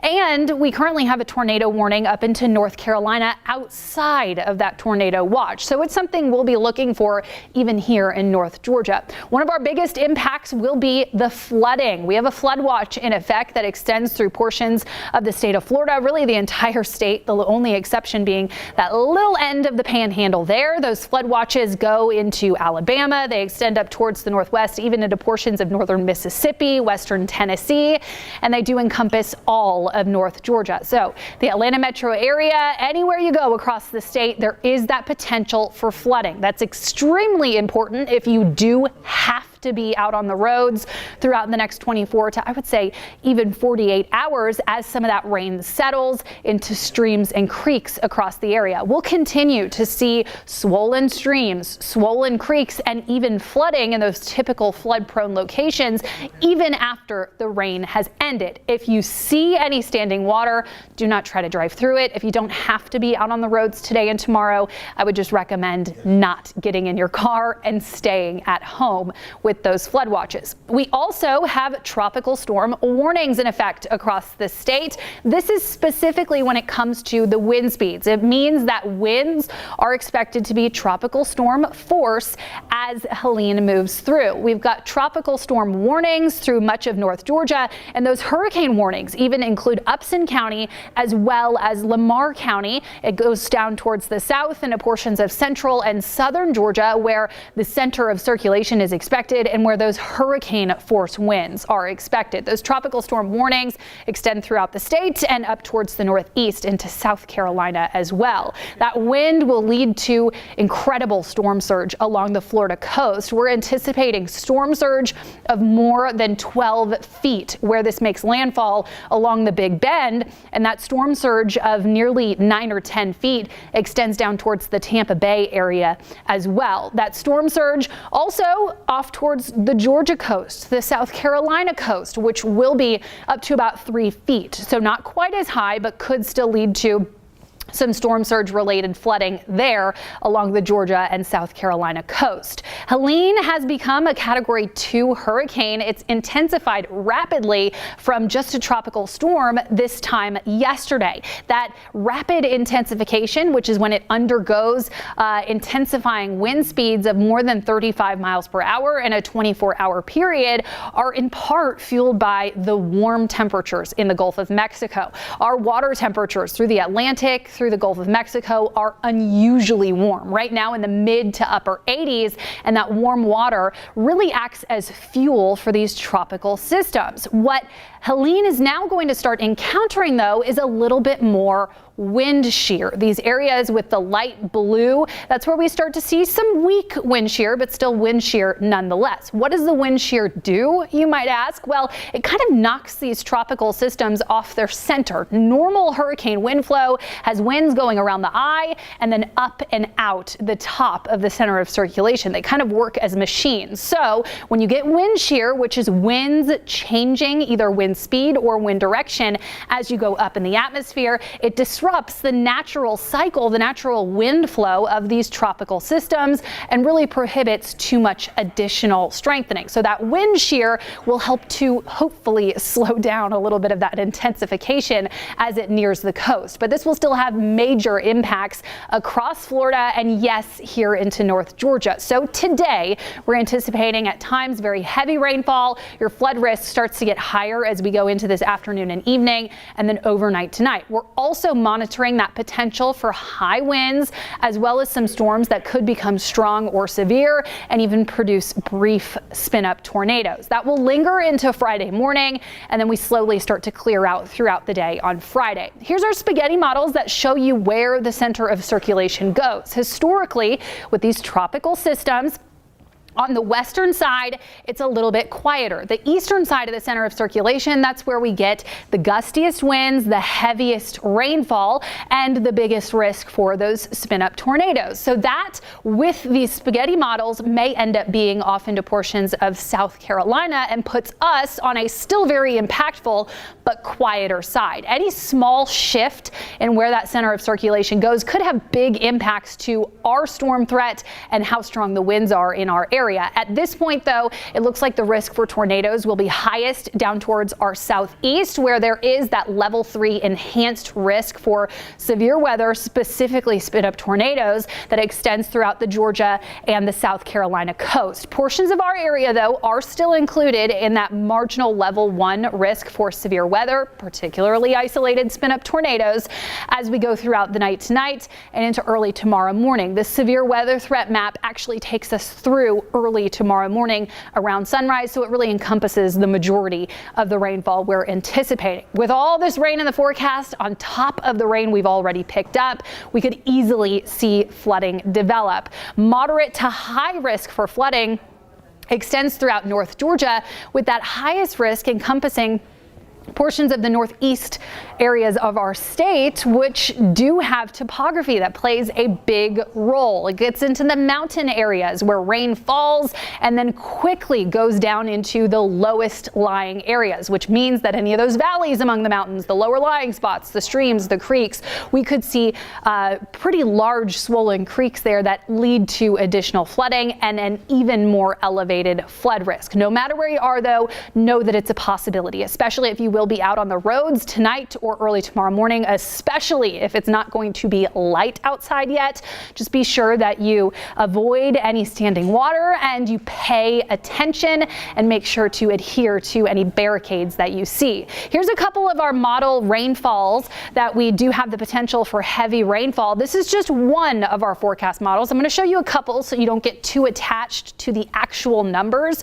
We're talking widespread totals that range from about 3 to 6 inches, but some spots could see an additional 5, 6, 7, even 8 or 9 inches of rainfall. It's just impossible to pinpoint where the highest totals will be. That is on top of the 1 to 3 inches of rain that we already picked up yesterday. So when you add these two rain events together, we're talking totals across the area of close to 6 to 8 inches of accumulation, with some spots nearing a foot of rainfall over the course of the last 24 hours and what we're anticipating through today and into tomorrow morning. Here's how our forecast plays it out hour by hour. We're starting to see pockets of heavier rainfall already. That will slowly become more widespread. So by about dinner time, more areas dealing with the heavy rainfall. So my recommendation would be, if you still have those preps to make, get them done within the next few hours, and by sunset tonight at the latest, try to be wherever you want to stay for the night, because conditions will deteriorate rapidly through through the overnight with more widespread rainfall. This is ahead of the center of circulation.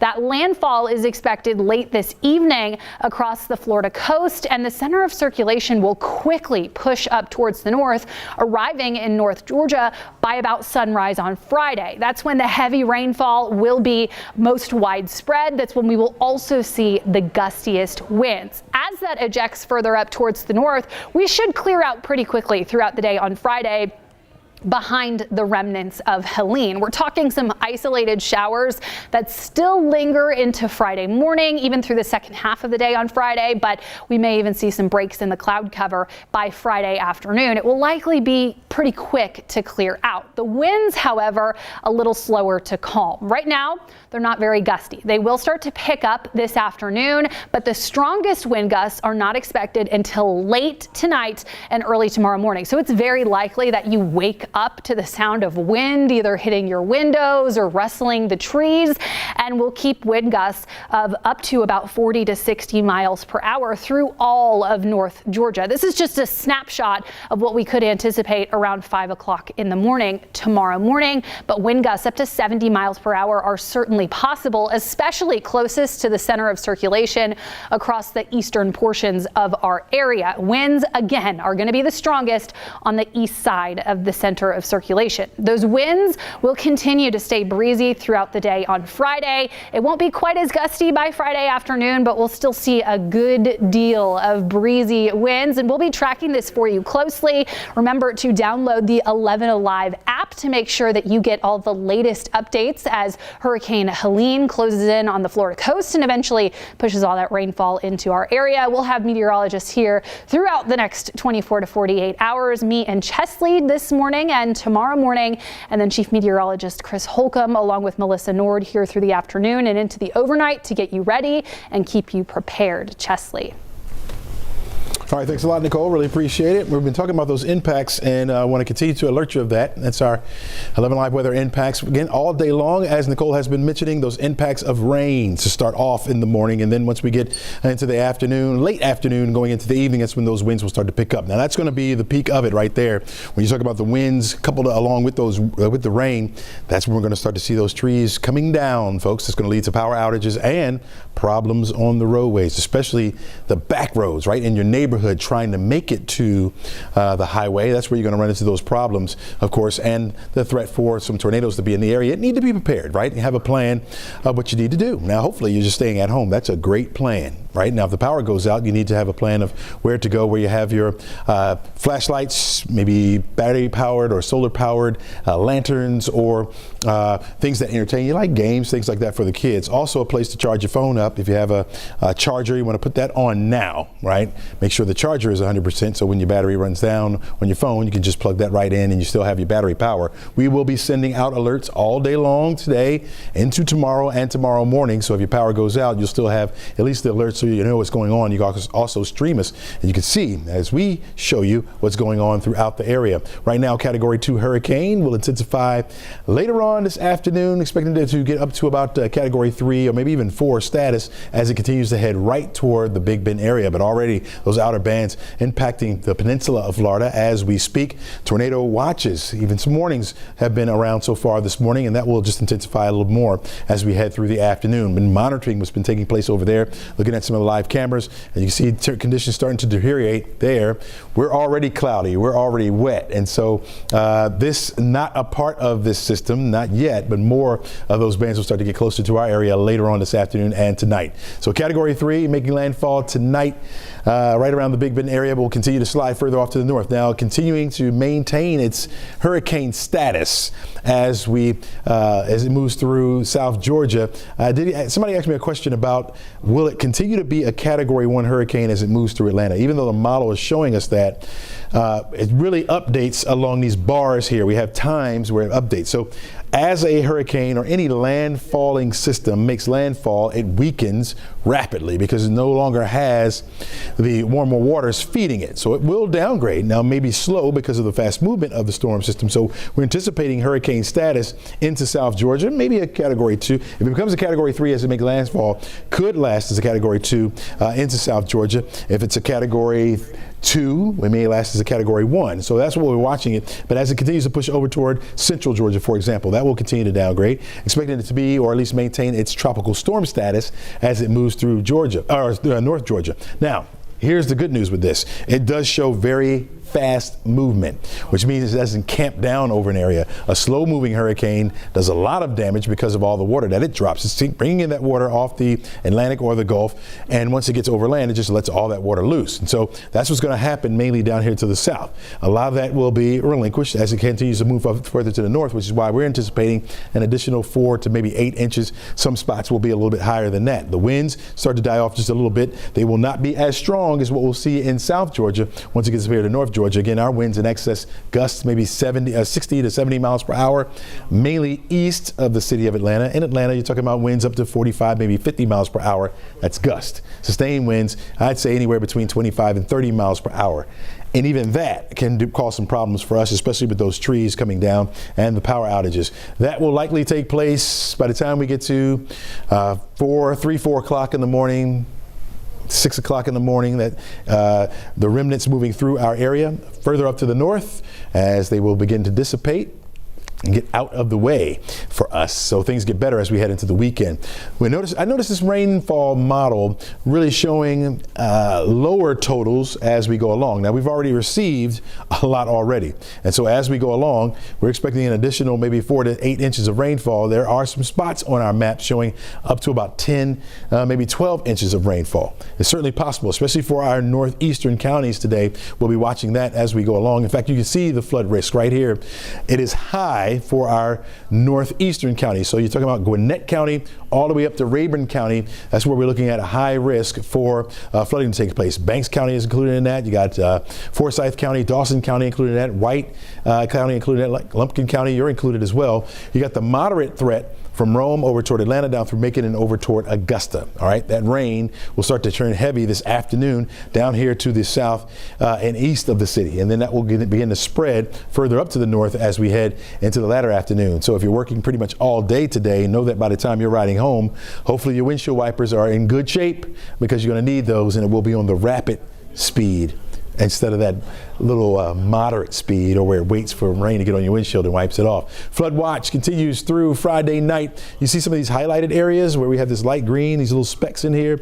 That is where we have flooding on some of our area creeks and streams and lakes right now. Okay, so as we speak, everything reported to be minor right now, but could turn moderate, especially as we head through the afternoon, and more of that water really has no place to go. And so what happens to it is it begins to pile up on you. All right, look at these winds. Now, the winds, this is the probability map, and it shows the probability of having winds up to 30 miles per hour plus. Talking sustained winds, and you can see this purple area here, that's a 100% chance for that to take place. It does extend further up to the north into the metro area. As a matter of fact, you see that magenta color there, and then the red, that would be 90 and 80% chance for that to take place. And then the further up north you go, the chance is a little bit lower. So we will have those winds in excess of 30 miles per hour. The gusts will be a lot higher than that, of course. You're talking about 40 mile, 50 mile per hour winds. That can do damage to your rooftop or to the siding on your home. Anything that you have outside that can be blown around will blow around if you have it outside like that. If you have a trash can, don't want to bring it inside. If you have a cinder block, you may want to put that in the bottom of it so it anchors it down. Any tools that you have outside, shovels, rakes, things like that, maybe on your back patio, you want to pull those and bring them inside. Take everything that can be blown away and bring it inside so that doesn't take place. Any patio furniture, your lawn chairs, your umbrellas especially, air gets under that, it's flying away.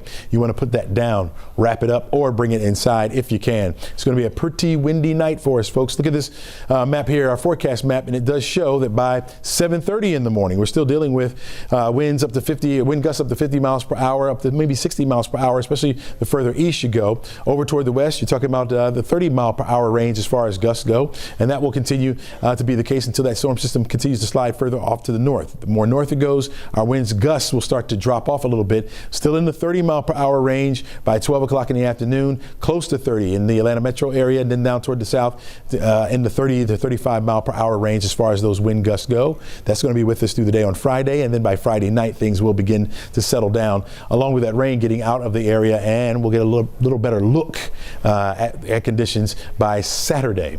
All right, our severe weather threat more likely over toward the east, especially along the coastline. That's where you have that orange show flow coming in.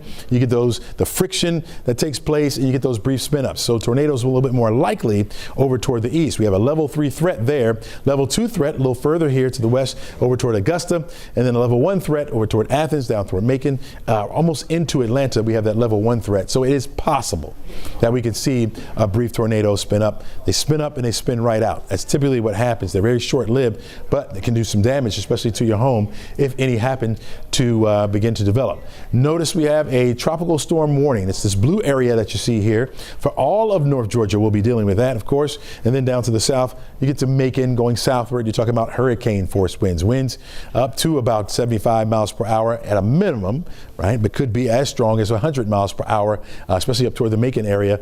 Of course, that's going to do some damage, right? Yeah, it's going to be a night that we go through it. And really, we're focused on the evening time because that's when the peak of the unbearable conditions will happen for us. You don't want to be outside in conditions like these, especially with that rain being blown around by the wind. Right now on our radar, you can see over toward Augusta into South Carolina, that red box indicates a tornado watch. We did have a tornado warning just outside of the Augusta area that was heading into South Carolina. So that was earlier this morning. We could see more of those pop up, especially as we head through this afternoon. Where you see the yellow and the orange, that's where you're indicating moderate to heavy rain. That's going to spread further off to the north and will become very widespread as we head into the evening. Right now, the rain is on the light side. Dahlonega, light rain. Clayton, light rain. Ellijay, you got some light rain there as well. Even into parts of Gainesville, down toward Loganville. Athens, very light as far as the rainfall goes. A little further down to the south, you go down toward Edenton. That's where you're going to run into some of these moderate pockets. That's just going to continue to increase as it heads up toward Social Circle, eventually into McDonough. You'll get into some of this heavy rain as well. And some embedded thunderstorms will be in a few of those as well, with maybe a gust of wind or two. We'll watch that. See that tornado right there in the state of Georgia, right along our coastline. Again, is where you're going to find most of that with that orange shore flow coming in. But there's a better look there at the tornado watch box that we have in place. Notice the sharp drop off here when you should go over toward Alabama. Huntsville receiving sunshine as we speak, as the sun comes up. And we got the front just off to the west of us, that front stationary. Right there. It's ahead of it where all that tropical moisture or air mass remains in place. Drier air back off to the west of us. It's going to take some time for that system to get up through here, but once it does, that's when we expect some drier air to begin to rotate back into the forecast area. Temperatures are in the 60s right now, thanks to the cloud cover and the rain that we have around. Expecting the temperature to only climb into the low 70s today. We'll hit 71, maybe 73 degrees for an afternoon high, and that may be early on, maybe like 1 or 2 o'clock before more of that heavy rain gets in here. There's a better look at that stationary boundary. You can see the southerly flow that we have, or the northerly flow right there behind it. We have that orange shore flow coming in, so our winds out of the east for this morning, and that's only going to pick up as we head toward, well, say midnight and after. After midnight is when we'll start to really hear those winds if you're going to be up that late. Here it is, the forecast track model. Now you can follow along with me with the time right there above my head. You can see where we have the rain light, and then it starts to intensify as we head further into the afternoon. Here we are by 1:30. We got some heavier pockets that's rolling through. It starts to become a little bit more widespread once we get toward the evening hours. Think of dinner plans now, right? You don't want to have to get out thinking, oh, I should have got this, or I should have picked up that. Going out now when the rain is as intense as it will be may not be good. Hopefully you got a chance to check those windshield wipers as well. Not going to be good if you have it on rapid rotation, right? Trying to clear that water out, coming down this heavy, trying to navigate around. As the sun starts to set, it's going to get worse on us, right? Because now you can't really see the road. You can't really see how deep that water is, and we'll have that ponding on the roadways, even on some parts of our highways as well. You may know those spots, right? You want to avoid that. There are some lanes, especially closer to the end, where you have that water in there, and you try to drive through that, and all you hear is that under your car. It may start to slip and slide. Folks hydroplanning. So you might want to, again, get your plans done now and do not wait for this rain to come upon you and you have to go out. Now, as we get to the wee hours of the morning, we're talking 2 and 3 o'clock in the morning. That's when we're expecting the center of circulation to start to get closer to our area. That's where our winds will start to intensify rapidly. That moves further off to the north, taking that rain with it. We'll start to see the rain starting to come to an end by around 9, 10 o'clock in the morning, and then we'll see the few clouds that are left over by early afternoon. Late, they'll begin to clear out as well. That rain is gone, the winds will start to calm down,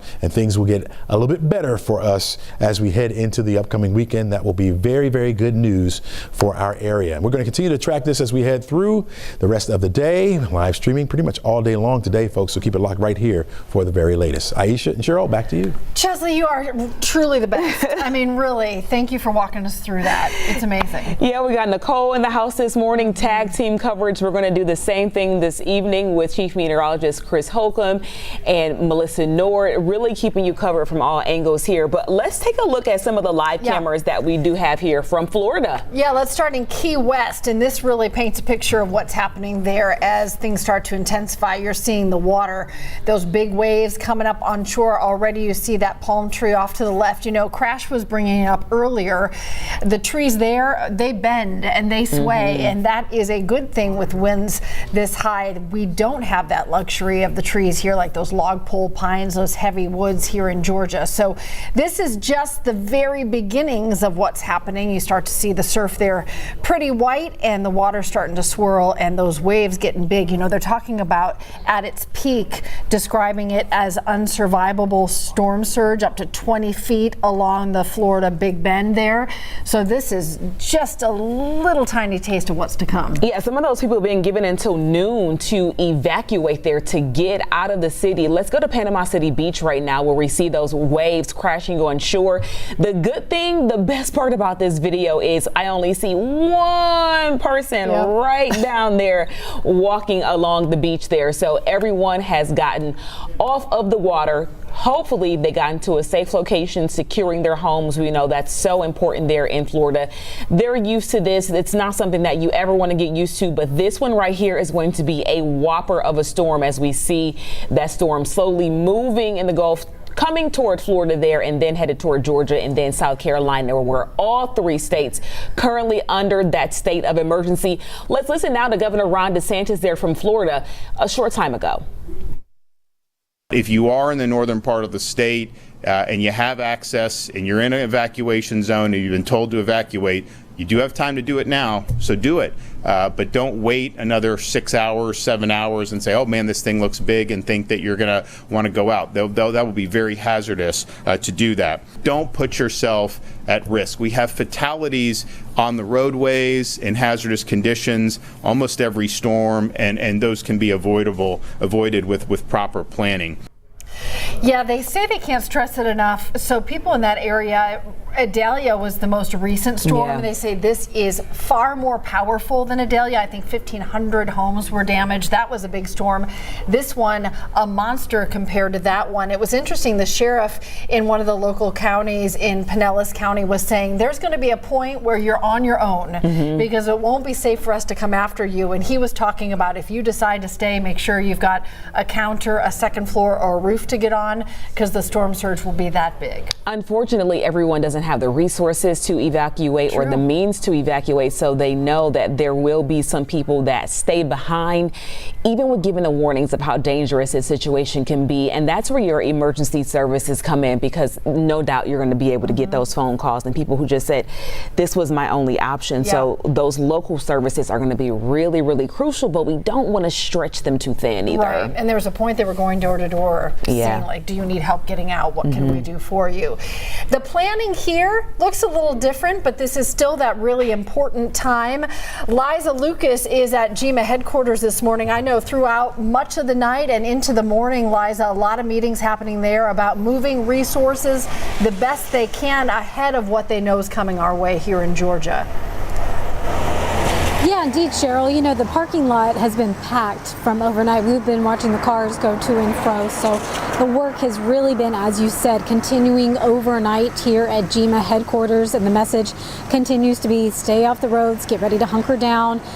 Avoid that non-essential travel if you can, because not only do they want people off the roads for some of the same reasons that Governor DeSantis was mentioning, because that's when you're really at risk of fallen trees and getting those injuries, but they also want people to be off the road so that their crews can also work as soon as they're able to do so. Now, when we talk about resources, we're talking about sandbags, we're talking about generators, we're talking about food and water, and GEMA has been coordinating all of that with local and state officials, really centering the bulk of those resources, as we last understand it, in central Georgia around the Macon area, so they can better disperse those resources and kind of pivot as needed throughout the whole state. We know that a lot of support is also going to be coming from other states, because while in the past we've been able to kind of shuffle resources from north to south here in Georgia, that's not expected to be the case this time around. It's expected to be, again, a statewide event in terms of impact, in terms of power outages. So Chris Stallings, the director here at GEMA, says they're really going to be leaning on out-of-state partners for assistance. So if your community is impacted, be prepared. You may see some unfamiliar agencies or faces in your area as responders are able to get on the ground in the aftermath of Helene. So again, we can't say it enough. Get those emergency kits ready with food, water, and medicine. Your prescriptions to last you at least 3 days. Stallings says we're really in a fight against two weather systems, starting with the one that brought that downpour of rain that we saw overnight and now is still coming down steadily. Again, I've got out the umbrella once more here in Grant Park. But he says now we're going to be also fighting the wind. So let's just get a little listen of that press conference, which was the latest update yesterday afternoon. I think we're going to see some significant power outages, probably nothing like we've seen because it's 159 counties wide. That's why we keep referencing the 72-hour window. You need to be self-sufficient. As a reminder, once speeds get above 35 miles per hour, we can't get bucket trucks out, we can't get any of our first responders out, and we'll be unable to reach you due to the dangerous conditions. Okay, so I just got an update in from the governor's office. I want to share with you guys. Both Governor Kemp and the First Lady will be visiting here at the Operations Center, visiting the team, conducting a briefing and taking questions from media later today. We expect that to be around 1:30 this afternoon, so we've got a few more hours. I'm sure they're going to be monitoring the path. They're going to get the latest on the resources as they create their plans and kind of finesse what's already in place, again, as we've been talking about throughout the course of the morning. So again, expect that update from GEMA, from state officials. The governor and the First Lady will also be joining here later this afternoon. Sending it back to you. Liza, thanks a lot. You know, I was just thinking back and looking back at some of the specifics about, remember, Michael and Idalia, they would be the two strongest storms that really impacted Georgia specifically in the last 6 years. And I think with Hurricane Michael, there were 400,000 people in Georgia that lost power. I mean, we're talking about potentially that kind of a scope. And Liza, so with something like that here for the response, what are we hearing about the main focus there? Like with the power situation, emergency management, like that one key takeaway, because we know people aren't going to listen to the warnings. They're having a hard time seeing how crucial this is because it's not, big rain right now. It's not torrential downpour and winds blowing. That's why we showed those shots from Florida. Yeah, right. Like, this is coming this way. So what should be our biggest takeaway for our neighbors right now? Well, I've been going through the media briefing, kind of listening to Director Stallings again and again throughout the course of the morning to make sure I'm bringing you every little nugget I can. And I have to say, the preparedness factor.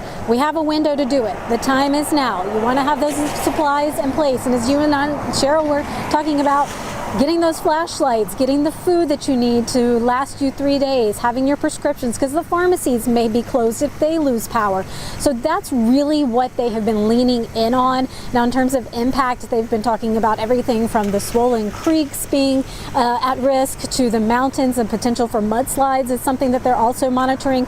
So I think it just is going to depend on the topography, as Nicole was pointing out before, but the preparedness, that's something that we can control, and they're really hoping people heed that advice, guys. Sure, you can't control the weather, but you can control how you respond and prepare for it. I think it is telling that the governor and first lady will be there and updating sort of what the state plan is. You know, the governor did declare that state of emergency, which opens up resources ahead of the storm so that they know they have the pieces that they need to move once things really start going. Some people's form of prepared is, let me get out of here. Let's find the sunshine. If they are looking for the sunshine, looking to get to their vacation destination, that is where we find Ariana Maniz live from Hartsfield-Jackson International Airport. The lines there are growing every time we see you, Ariana. It looks like the line is more intense, stretching all the way back into the atrium. How's it looking here at 1036? Well, Aisha, we continue to see a steady flow of travelers here at Hartsfield-Jackson International Airport. It's pretty much remained busy since we got here earlier this morning. It seems like the volume of travelers is slowly starting to slow down. At one point in the last hour, we saw the line stretch through the atrium. It's still splitting in between the main TSA checkpoint line, but as I mentioned, it seems to be slowing down slightly. The airport, they say they are prepared for anything that may happen. They're preparing for any cancellations and delays. So far, according to FlightAware, there are 153 delays and 102 cancellations. And airlines are also preparing for the impacts of Hurricane Helene, Delta, and Southwest. They're allowing travelers to rebook flights in order to minimize any flight disruptions. We know Delta is waiving change fees if you're able to book before this coming Tuesday. And if you decide to just cancel your trip outright, they are allowing you to get a credit that will last and be good for at least a year. As far as the airport as a whole, Mayor Andre Dickens says the airport has a severe weather plan in place for any potential impacts to the storm.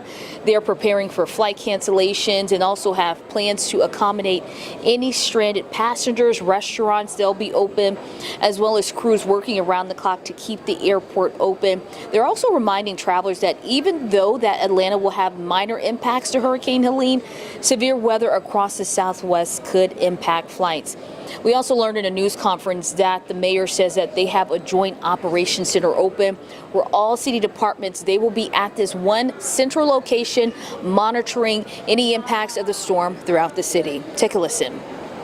Each department will have a representative right there, all looking at the same set of screens about weather patterns, looking at, street cameras to see what the street conditions are. Our non-essential employees will be working from home, and our essential employees will be out and about on the streets of Atlanta. Now, preparation is key once again here across the city and here at the airport. They also have additional shelters open throughout the city for vulnerable populations, those experiencing homelessness, as well as senior citizens. And the mayor is also encouraging the city to sign up for those emergency alerts. All you have to do is text the word notify ATL to 24639 to get emergency updates, as well as also here at the airport. The airlines, they are encouraging passengers before you come here to check to see if your flight is delayed or canceled. I spoke to one couple and they told me they were traveling out of Columbus, Georgia. They were going to fly out of Columbus. Their flight was delayed at least 3 times yesterday to the point it got canceled. And then they drove here to Hartsfield-Jackson International Airport, and they're hoping they're able to get out today, guys. I was thinking, Ariana, there's a plan here at 11 Alive News for a lot of people to spend the night as needed. I assume that's probably the case, not just for passengers who get stranded, but there's going to be a lot of people who are working at the airport to keep the airport running under these circumstances that won't go home tonight either. An all-nighter ahead, I'm sure. Yeah, and that's one thing that Mayor Dickens just said, that they will have crews here at the airport. They'll have workers here at the restaurants. They'll have workers cleaning the airport, because unfortunately you will have a situation where some passengers will be stranded, but he is emphasizing the airport will be prepared to accommodate anyone that may find themselves having to sleep here at the airport. All right, Ariana, we know that is not ideal, but the goal is to keep everyone safe. We don't want those planes off the ground if the weather says otherwise. So that is definitely going to be the story today. But good luck to all those people making that last minute rush, trying to move those flights up to get out there ahead of time. Hey, you got to do what you got to do. No doubt about it. All right, let's get you another live look at some of the things that are happening. This is some video rather. Oh, okay, we're going to go to Bobeth first in Gwinnett County. Gwinnett's been kind of watching Gwinnett. Bobeth in Gwinnett has been been watching the roads, because that's the other thing, people out and about the best they can ahead of when they know they're going to have to stay at home. It's been so steady. There's a lot of water already on the roads. I just think on top of that, what another 6, 8, 10 inches of water is going to look like, Bobeth. Yes, the roadways are wet, slippery, and potentially dangerous. And here on 85, both north and southbound lanes, it doesn't seem to matter to folks. They are booking it. Speeds well over the speed limit of 65 as your folks make their way in and out of town right now. But officials are saying this is not what you should be doing. They say as the storm gets closer, they want you to stay indoors and hunker down. Now, as Hurricane Helene makes its way towards the area, emergency management officials are on high alert as the storm is expected to pack heavy winds that could bring down trees and power lines. It's also said it will bring a significant amount of rainfall as officials are now worried about flooding. Now, to ensure resident safety, they suggest staying indoors and only coming out when absolutely necessary. Take a listen. If it's not safe for our crews to be out there, it's certainly not safe for you. You've got the chance of flooding, water holding in locations, trees coming down, power lines. The best thing to do is to stay off the road as the storm comes in, and then give us that phase afterward to where our crews can get out and make sure that roads are safe for travel again.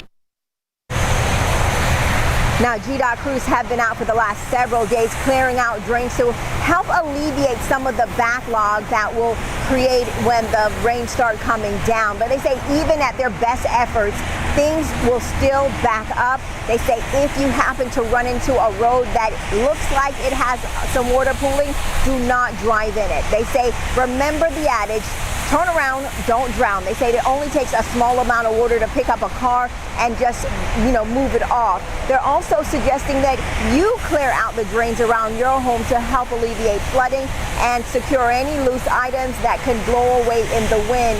Officials suggest, though, they say when you get closer to the storm and wind speeds exceed 35 miles an hour, their crews are going to be pulled off the roads and there will be no one to help you remove down trees or anything. So they say if you find a down tree or a power line, report it. Do not touch it. Do not try to assist. And, contact the officials so they can make those changes and help things get clear. Of course, we'll continue to monitor this out here in Gwinnett County. I send it back to you guys now, ladies.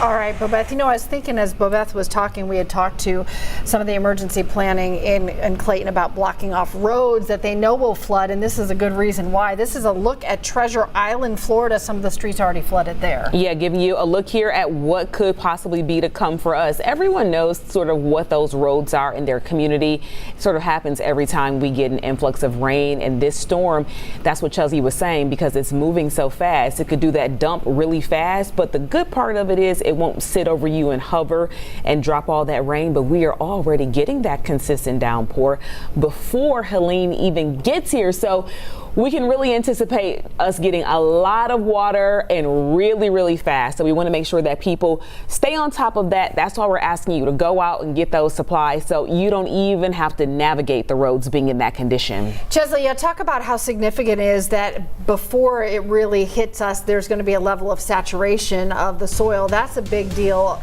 particularly I'm thinking about those trees. Absolutely right. Now, keep in mind also that we're not talking about a direct hit over toward where we just saw Treasure Island, right? Those are outer bands there. Now, their soil is a little bit different than ours, a little bit closer to sea level, and it doesn't take much, especially on that end, to flood them out real quickly. And that's from the outer bands, right?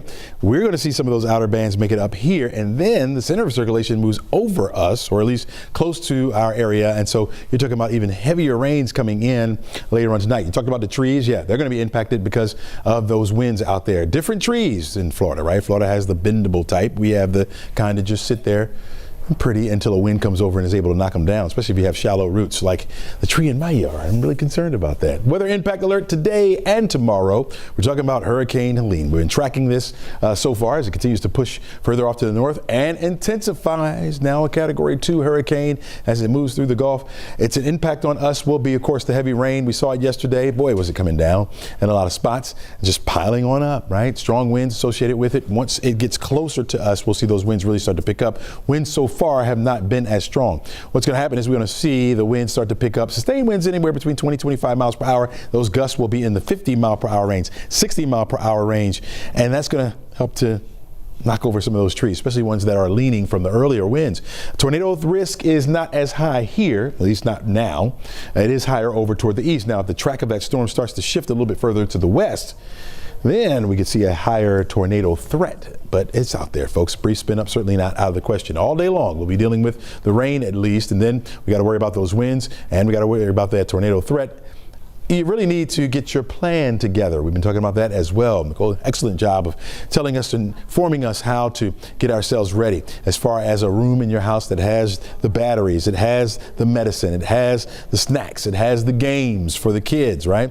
Your phone, very important because that's how you can watch the streaming if you lose your power.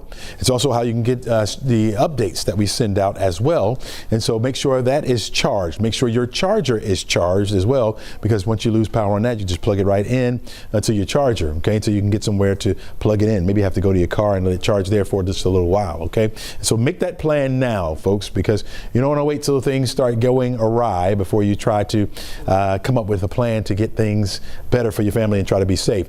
Notice the rain so far this morning has been on the lighter side, at least here in the metro area. Very good. Most of your heavy rain has been over toward the east. Now a tornado watch that's in effect from Augusta into South Carolina. Okay, not extending over toward to the west as of yet. We're looking at that heavy rain in pockets down to the south. As that moves further off to the north, starts to weaken a little bit. So it changes to light rain when you get over toward Athens. It has been soggy in our area since yesterday, and that continues. Got a nice little moderate pocket here headed toward Cartacay. Actually, that's headed further off to the north, so it won't hit Cartacay there. But you got the light rain there. That will head to the north, and then you got a few moderate pockets around, one over toward the east of Canton. Gainesville, your rain is light. Homer and Banks County, your rain has been light so far, but more of that heavy rain is coming your way. Further down to the south is where you're going to find a little more steadier, moderate rain coming down. South of Greensboro, south of Crawfordville, Madison as well. You do have some moderate rain, but this is lifting to the north. And I'm expecting these areas of moderate rain where you see the yellow to begin to spread out a little bit as we head into the afternoon. So if you're not receiving any rain now, say over toward our west, like Georgia's Rome, you'll get on it. Yeah, later on this afternoon and into the night. We also were mentioning that if you got plans to maybe go out, you got to grab some groceries, got to grab a few items. Now would be the time to do it. The rain will be the lightest this morning through early afternoon. And then once we get past 1, 2 o'clock, 3 o'clock, that's when we'll start to see it begin to intensify. Rain intensifies first, winds will follow. I don't expect the rains to begin to intensify until after midnight or around the midnight hour. We'll start to see those beginning to go up. We're looking at the storm. It's way down here to the south. Okay, so here's the Gulf here. That's where we are. Notice Miami over here toward the east. Center of circulation still out here over the warm waters. Now starting to get a nice little defined eye as it's getting closer to landmass over into Florida. We can see it now on the radar where that eye, the center of circulation, is starting to become a little bit more well defined. That's a good sign that that storm is intensifying a bit as it continues to push further off to the north. Good news, Aisha mentioned it earlier, that this is moving at a pretty decent clip, which means it could move right on through and keep it going. But again, the rain is already with us. I'm talking more so with the winds with that. These boxes, the red boxes there, indicate tornado watches that are in effect. You have it throughout the peninsula of Florida, and a couple tornado warnings as well. You got those small polygons in there that are covered in red. That's where we have a couple tornado warnings, even into South Carolina. Now notice, a lot of times you'll find these tornado warnings right along the coastline, right? We're seeing it interior now into parts of South Carolina.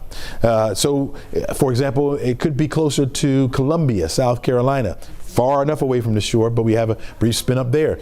That's what we could see a little bit later on tonight, or at least late afternoon, as the center of circulation there gets a little bit closer to our area. So that's what we're watching out for. Again, there's a nice defined eye coming together now, better seeing it as it gets closer to land, where we can get that radar beam out there to look at it there. On the satellite, you can see it as well, moving up to the north. And notice how it's got a little bit of a jog to the west as well. Could the path change? Certainly it could change. It's going to wobble a little bit, especially as it gets closer to the shore. And then the intensification of it. Will it become a Category 3? Will it become a Category 4? Could it become a Category 5? We'll have to see how much real estate it actually has before it begins to make landfall. And so we'll watch that. But right now, Category 2, it winds up to 100 miles per hour. Those You're looking at the forward speed now at 12 miles per hour, moving to the north-northeast. All right, so headed right toward the Big Bend area. That's what we're going to watch for.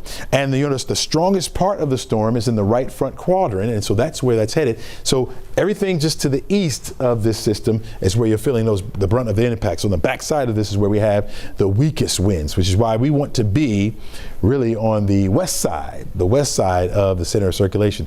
Category 3 possibly, as it makes landfall later on tonight, moves up into South Georgia, still having hurricane status as far as those winds are concerned.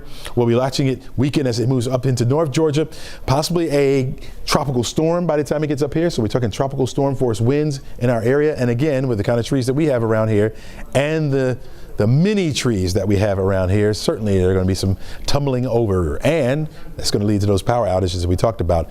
When it coming here through the overnight, it's the time that you don't want to really be out, folks. You may have less cars on the road, but you're still going to have some standing water, and with those trees down, hard to see at night until you get right up on it at times. And so if you're driving down some of those back streets trying to get to the major highways, that's where you may run into some of those problems. You may encounter some trees down or limbs on the roadway. So take your time. If you have to be out there, please be safe. If not, stay inside, watch us. We'll let you know what's going on. We're here to give you the very latest, all right? Nicole Hartford is setting up. She's going to end this particular stream for us as we go into our live coverage on 11 Live News. But I do want to show you that the storm will start to slide further off to the north, where it will start to meander over into western parts of Kentucky and Tennessee, close enough that it will rotate some clouds into our area. But the rain itself, I think, will be over by the time we get to 9, 10 o'clock on Friday. Those winds will still be whipping around just a little bit, but they will also subside by Friday night. Nicole, over to you. Thanks, Chesley. And we are closely tracking the impacts expected from Hurricane Helene here in North Georgia. We've already started to see some rainfall, but at this point, at least through the morning hours, it's been mainly light. More heavy rainfall gets introduced as the day progresses, which means our flood threat will be elevated. Winds will also start to pick up. We're also monitoring the risk for some strong to severe storms and maybe even some brief spin-up tornadoes today and into early tomorrow morning. Because of that, a flood watch in effect throughout the state of Florida into Georgia. It does include all of our area as we go through tonight and early tomorrow. This actually continues through Friday evening as we continue to see runoff into streams and creeks. So even after the rainfall has ended, we could still see additional flooding as all of that water settles throughout North Georgia. That flood watch mainly means you just need to pay attention if you have to be out on the roads. If you don't have to be driving the next couple of days, stay inside. If you will be driving, make sure to pay attention to any of the barricades that are blocking off roadways. And if you see standing water, do not try to drive through it. You don't know the condition of the road underneath that water, and you also don't know how deep it is. In addition to the flood watches, we have tropical storm warnings in effect throughout North Georgia. These are only in reference to the wind speeds. It means tropical storm force winds are expected as Helene moves through later this afternoon, evening, and into early tomorrow morning. We have hurricane warnings for Upson as well as Lamar counties, and that extends down into central and southern Georgia, where Helene is expected to make landfall and where the hurricane force winds are anticipated. This will lead to major storm surge along the Florida coast, where through the Big Bend area, more than 12 feet of storm surge is expected, and down through Tampa, storm surge of up to 9 feet is possible. We'll even see storm surge along the Georgia and the South Carolina coast of up to about 3 feet. We have already seen heavy rainfall throughout the day. Yesterday, our rainfall totals over the last 24 hours ranged from about 1 to 3 inches up to 4 or 5 in some spots. So the ground is already very saturated. We are primed for flooding, unfortunately, and it will not take much additional rainfall to lead to flooding, pooling on roadways, and water in those low-lying spots. Because of that, a moderate to high flood risk. The topography of the North Georgia mountains really coming into play when it comes to that flood threat, because all of the water that falls across the mountains is going to settle at the lowest point. We're talking additional rainfall totals widespread about 3 to 6 inches, but some spots could pick up 8, 9, 10 inches of rainfall on top of what has already fallen. That will elevate that flood risk throughout the day today. I mentioned the possibility of some brief spin-up tornadoes. That threat will be lower down towards or higher down towards the coast, but that marginal level 1 risk for severe weather does extend into portions of our area through metro Atlanta, and then out towards the east and the south is where we'll be on the lookout for those brief spin up tornadoes. Here's how it plays out hour by hour on your forecast track. Rainfall becomes more widespread through the next couple of hours. We'll start to see more when it comes to heavier rainfall, but the bulk of activity, the most widespread, the heaviest, the biggest impacts don't really kick in until closer to sunset tonight.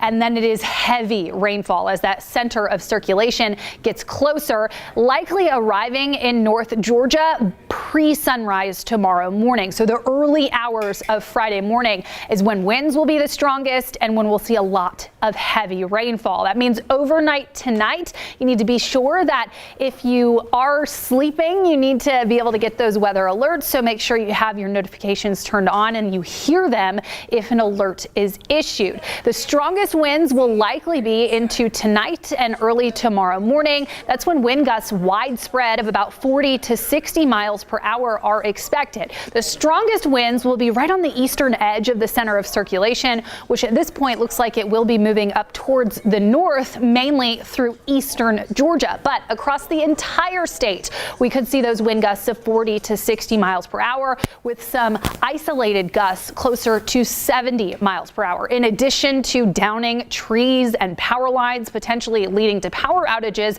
that could also do damage to your house, to any structures you have outdoors. So take the time now to prepare. Cheryl and Aisha. All right, Nicole, thank you for getting us prepared alongside with meteorologist Chessie McNeil. We're going to wrap up our stream here on 11 Alive Plus as we transition to 11 Alive on air here on NBC. We continue to track Helene. We're going to be with you here on streaming anytime we are not on air. Go ahead and download the 11 Alive app or 11 Alive Plus, Roku, Fire TV, Apple TV as well. That QR code will take you to the app too. All right, you can watch 11 Alive middays on 11 Alive News or on 11alive.com. We'll see you there in just a moment.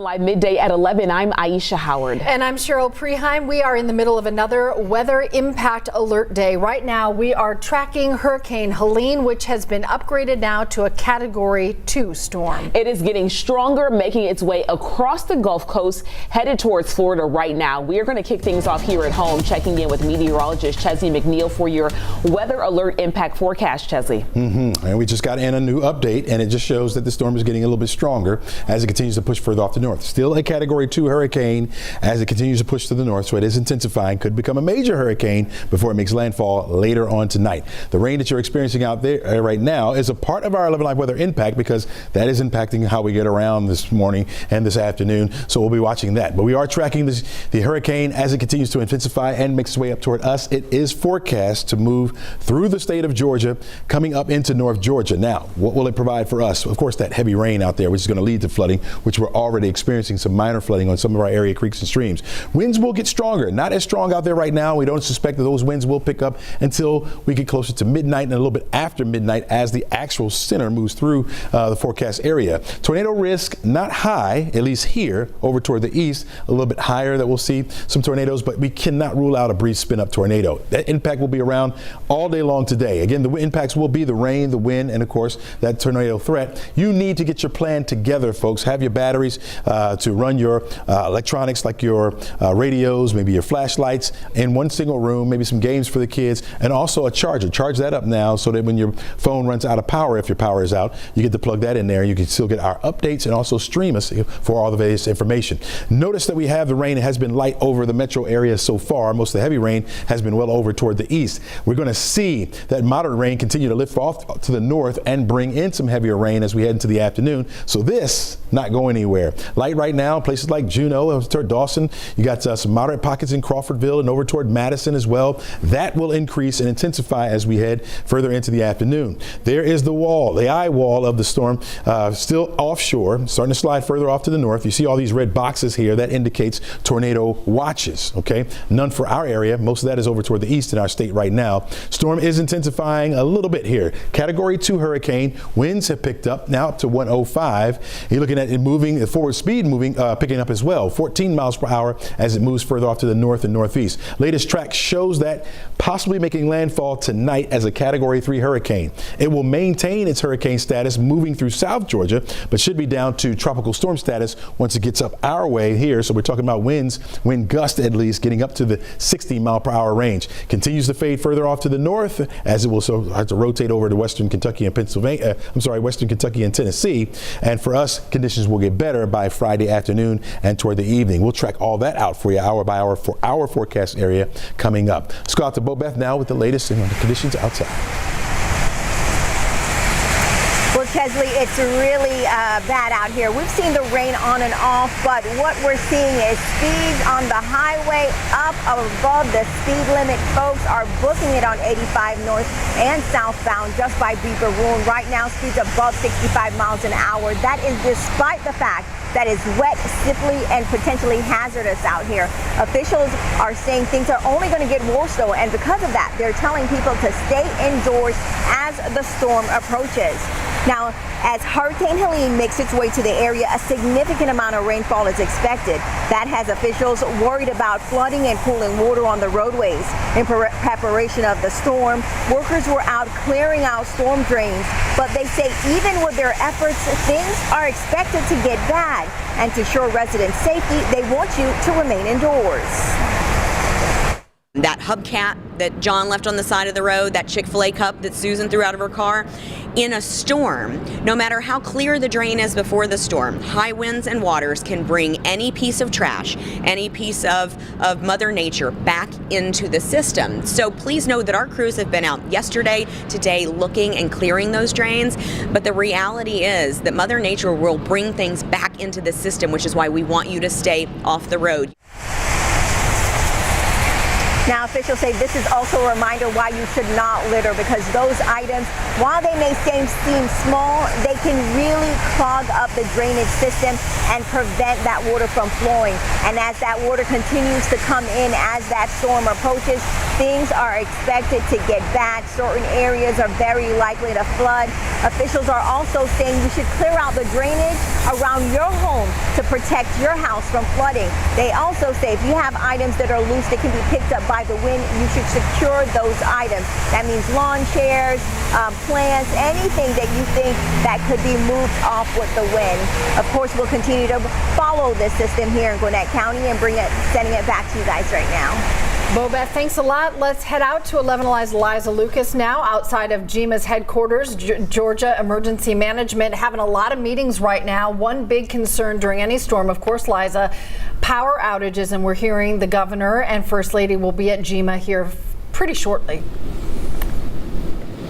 That's right. In the next couple of hours, they're set to make an appearance here and give another briefing joined by state emergency management officials. I also have to note that we just saw National Guard vehicles going by, coming down United right here, going past the GEMA headquarters. So again, as we've been telling you throughout the course of the morning, throughout today, those resources are being put into place. And state emergency management really wants you to have the resources at home in place. So that means get your food, get your water, get your batteries and devices charged. And at the same time, I don't know if you can see over my shoulder, there goes another truck right there. Just wanted to point that out to you real fast. At the same time, we also want to note that the pharmacies very well could be out of power. So you want to get your prescriptions. Then be prepared to stay indoors. That is a message from state emergency management officials. And because this is also going to be a nighttime event, you want to make sure the phone is on and alerts are activated. You also want to do a little research on alerts in your county. So do they have sirens, or do they use other technology to send out their emergency alerts? Be aware of how that information is communicated. Director Chris Stallings emphasizing the statewide impact. So instead of moving teams from north to south or vice versa, they're really going to be leaning on out-of-state partners for this storm as well. Governor Kemp's state of emergency also means the ability to pull up an additional 500 guardsmen, have those guardsmen on standby. Again, we just saw those trucks go by. And state leaders continue to focus on preparing your family in case there is a delay in getting first responders to your area. Once speeds get above 35 miles per hour, we can't get bucket trucks out, we can't get any of our first responders out, and we'll be unable to reach you due to the dangerous conditions. As I said yesterday, please make sure you have supplies that last 3 days. Director Stallings really driving that point home. You want to be prepared for at least 72 hours because there could be a delay for responders to get to your area. They have to wait until conditions are good enough, until they can get out into the field. And again, the message is really stay off the roads if they tell you to. That is important advice, as we heard from GDOT, and it's continued to be echoed here. Live in Atlanta, Liza Lucas, 11 Alive News. Liza, you brought up that good point that it is a game changer when it's an overnight event. That's why preparations today are so key. Thanks a lot. And as Helene moves closer, really important to note the difference between a hurricane watch and a warning. A watch meaning that hurricane conditions are possible. A watch issued 48 hours in advance, and during a watch you get your house ready, you review your plans for an evacuation just in case a warning is issued. One step more serious from that is the warning. A hurricane warning indicates that those conditions are expected. It comes 36 hours in advance, so a little harder to get ready as the winds increase. And during that hurricane warning, you want to make sure you get done what needs to be done around your home, and then leave if that area is threatened, and you get the okay from local officials to clear on out. And we do want to note this information just came in about President Biden issuing a state of emergency for the state of Georgia as well, meaning that federal funding will be approved for damages that we will see as part of this system.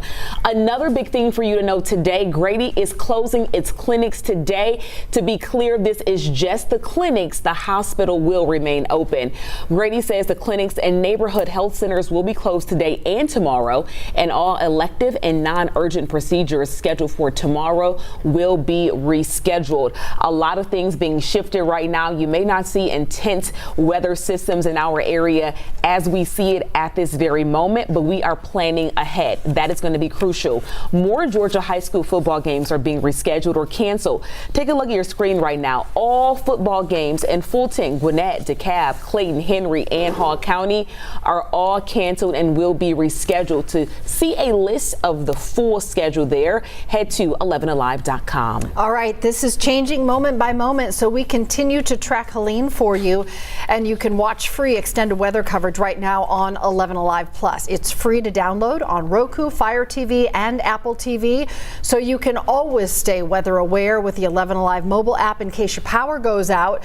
Scan the QR code you see right here on your screen. Just hold your phone right up to it. It'll turn on notifications for alerts and updates. You can get those specific to your neighborhood.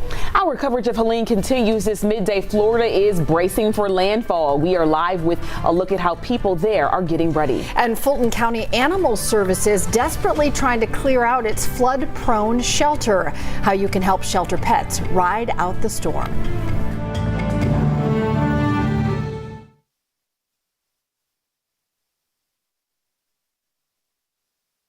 Raised right here in the city. Even as a third grader, I'd watch the news and have my dad record me recapping the day's events. Now, as an 11 Alive anchor, I carry that same passion to tell stories that have impact and to be active in the community. I need to know what matters most to people and even the challenges they may face. So what a privilege to be back home in Atlanta and join you every weekday with Faith Jesse right here on 11 Alive News at 4. Let's face it, the weather is always changing. We can't control it, but we can help you prepare for it. Crazy weather can really mess up your plans, even put you at risk. So trust our team to give you everything you need to know when you need it most. We care about getting the forecast right for you. When severe weather threatens, we have a high risk of heavy rain that could lead to flash flooding. Stay safe, informed, and in control with the 11 Alive Storm Trackers. The city doesn't stop when you go to sleep. That's why we're up early. Early. Tracking breaking news, Traffic and weather. Preparing you before you get out of bed, so you can start your day a step ahead. When news is happening in the afternoon, you'll see it on 11 Alive News now at 4. I'm Jonathan Martin. And I'm Faith Jesse. We're both Atlanta natives, so we know the city like you do. Most importantly, you'll know what to expect wherever you're headed with updates from Atlanta's traffic expert, Crash Clark. I've got your alternate. And get your first look at the forecast with meteorologist Melissa North. Rain is moving into Atlanta right now. Plus, we'll help you make smarter decisions that'll save you money. When it's happening in the afternoon. You'll see it on 11 Alive News at 4. So my story actually begins in Oakland, California. My mom and dad were blue-collar workers. As a kid, we never talked about college. So I joined the Army for more than 8 years, and that's how I was able to afford it. I got out, I joined the Oakland Police Department, and I was good at it, involved in undercover operations and making felony arrests. But I knew that there was something more, so I ended up transitioning into journalism, where this is where I am supposed to be, and I've been doing this for almost 30 years now. On 11 Alive News, defective fire hydrants. We found hundreds across Metro Atlanta broken or worse, running dry. From inspections issues to repair problems, our investigation uncovered several factors leading to faulty fire hydrants. And we explain how you and your family may unknowingly slow down firefighters by limiting access to hydrants. Scan the QR code right now to watch. When it comes to public safety and our emergency services, the story is only on 11 Alive News.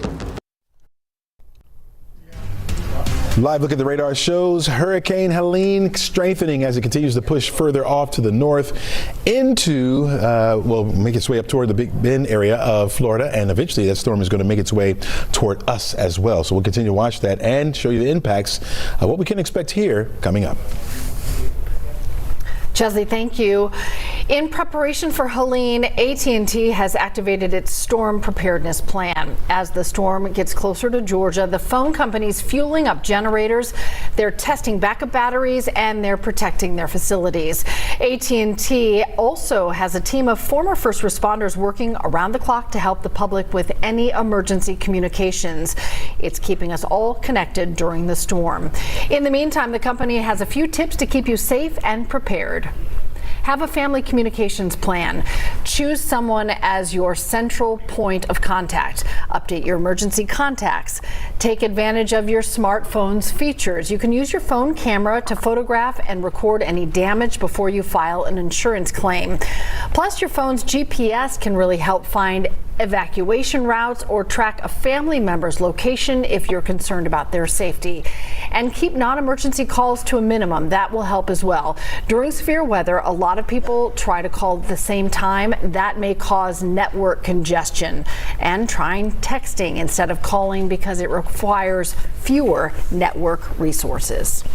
Chesley, good tips, all things to keep in mind as we head into this storm. That's absolutely right. So you got to get prepared, folks. We've been telling you about this 11 Live weather impact alert for a couple of days now, and now we're here all day long today, tomorrow as well. We're looking at the rain, the wind, and the possibility for some tornadoes to move into our area. You need to be prepared, especially with your phone. Make sure you have a way to charge that up because it's likely that we will see power outages thanks to that wind from the storm as it moves through, knocking over our trees onto power lines. That's going to be a problem for us. Category 2 hurricane right now. The storm is strengthening as it continues to push further off to the north, moving at a pretty decent clip. We're talking about northeast winds at 14, or a movement at 14 miles per hour. So it's going to get right on up there, and by tonight, thinking it will make landfall over into the Big Bend area. Now, notice it remains as a Category 2. This is the latest from the Hurricane Center, remaining that way until it gets close enough to the shore where it becomes a Category 3 hurricane.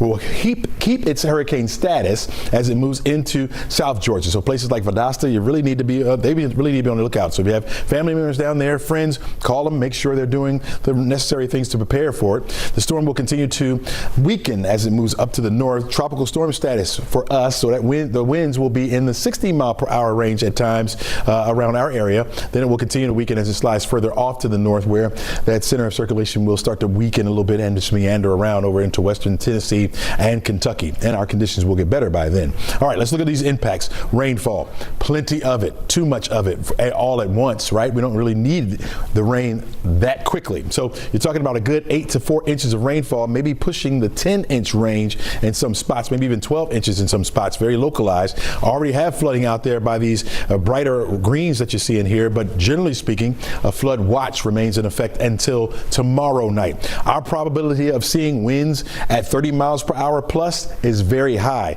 Where you see that purple area, which covers a lot of south and central Georgia, 100%. We're in the 90 and 80 percentile, so yeah, likely we're going to see those winds getting on up there. Severe weather threat exists mainly over toward the east, but wouldn't rule out a brief spin-up tornado. We have a tropical storm warning over all of North Georgia. Once you get down toward Macon, that's where you got the hurricane force winds, so a hurricane warning there. Our radar shows that we have some heavy rain over toward the east and now some down to the south. Moderate rain starting to make its way further off to the north. That's indicated by that yellow there, so we'll continue to watch that as we head through the day. Tornado watches, and you have a tornado right now just south of Columbia, South Carolina, are over toward the east, where I mentioned it could be a little bit greater.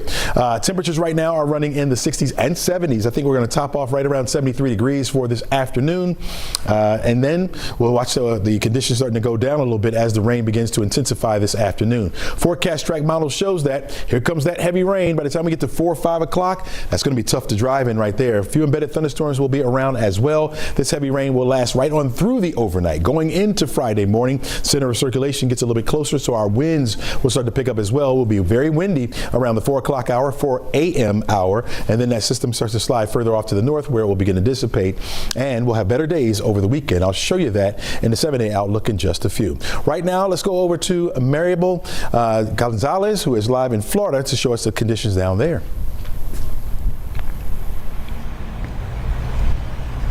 Yeah, Chesley, the rain has definitely tapered off, at least for now. But let us be clear, we are not in the clear. That is the message that authorities are also echoing at this hour. We know that they're making an urgent call for people to evacuate. And this is not a matter of inconvenience, they say. This is a matter of safety. And we know they've been trying to enforce that urgent call all morning long. In fact, moments ago, we saw a sheriff's deputy duty unit making its rounds around town here in Steinhatchee on the megaphone saying, listen, everybody get out. This is a mandatory evacuation in place. We know that right now it is calm, but those conditions are expected to worsen as Hurricane Helene inches closer and closer to us. And as you can see, the levels here of the river in Steinhatchee are quickly rising. Maribel, have you seen very many people evacuating? Are people getting out of that area so far? Yeah, you know, it is a mixed bag. Earlier today, this morning, we saw a group of men, of longtime residents, kind of doing their thing, their daily routine, and having coffee out here on these docks. A couple of them, though, did say, you know, we are taking this pretty seriously and we are headed to Tampa, at least for now, just to be able to escape, you know, while the roads are still clear. However, that's not been the case countywide and in surrounding counties. In fact, other counties that are also part of this, what is called Zone A, this zone that is expected to be hit the hardest. Authorities say they've made their rounds and people, too many people, are out right now. Maribel down in Steinhatchee, Florida. Really appreciate that report. Please stay safe down there. Okay, Aisha, over to you. All right, Chesley, thank you. As we continue to track Helene, you can watch free extended weather coverage right now on 11 Alive Plus. That is free. Download it now on your Roku, Fire TV, and Apple TV.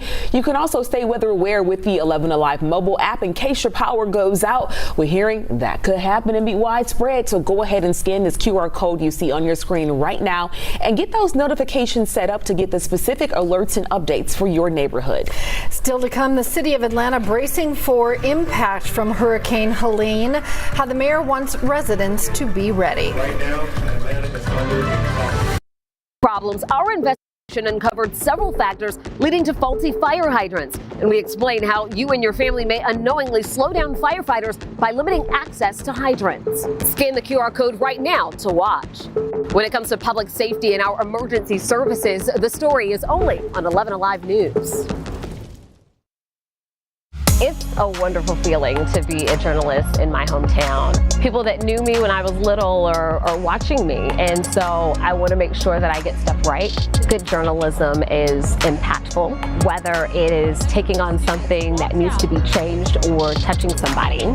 This is my city just as much as it is yours. So when I'm out, when I see people, it's, hey, how are you? It's what's going on in your world. Because even when I'm not at work, people still trust me. Only on 11 Alive News, we examined the 4 ways you and your family can identify whether a review is real or not and save you some money.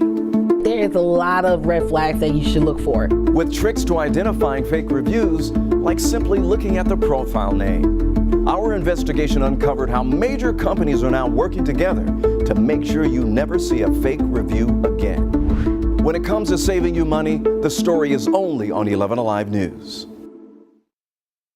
I've always really cared about what's happening here in Atlanta. This is home. I was born and raised right here in the city. Even as a 3rd grader, I'd watch the news and have my dad record me recapping the day's events. Now, as an 11 Alive anchor, I carry that same passion to tell stories that have impact and to be active in the community. I need to know what matters most to people and even the challenges they may face. So what a privilege to be back home in Atlanta and join you every weekday with Faith Jesse right here on 11 Alive News at 4. Let's face it, the weather is always changing. We can't control it, but we can help you prepare for it. Crazy weather can really mess up your plans, even put you at risk. So trust our team to give you everything you need to know when you need it most. We care about getting the forecast right for you. When severe weather threatens, we have a high risk of heavy rain that could lead to flash flooding. Stay safe, informed, and in control with the 11 Alive Storm Trackers. The city doesn't stop when you go to sleep. That's why we're up early.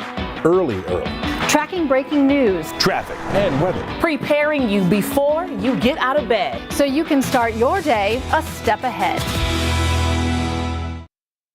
When news is happening in the afternoon, you'll see it on 11 Alive News now at 4. I'm Jonathan Martin. And I'm Faith Jesse. We're both Atlanta natives, so we know the city like you do. Most importantly, you'll know what to expect wherever you're headed with updates from Atlanta's traffic expert, Crash Clark. I've got your alternate. And get your first look at the At Hartsfield-Jackson International Airport, there are a ton of people trying to get out of town before Hurricane Helene hits. That's why we've seen long security lines for much of the morning. Ariana Maniz is at Hartsfield-Jackson International Airport. Ariana, you've been keeping track of the cancellations and the delays. Where are things standing right now there?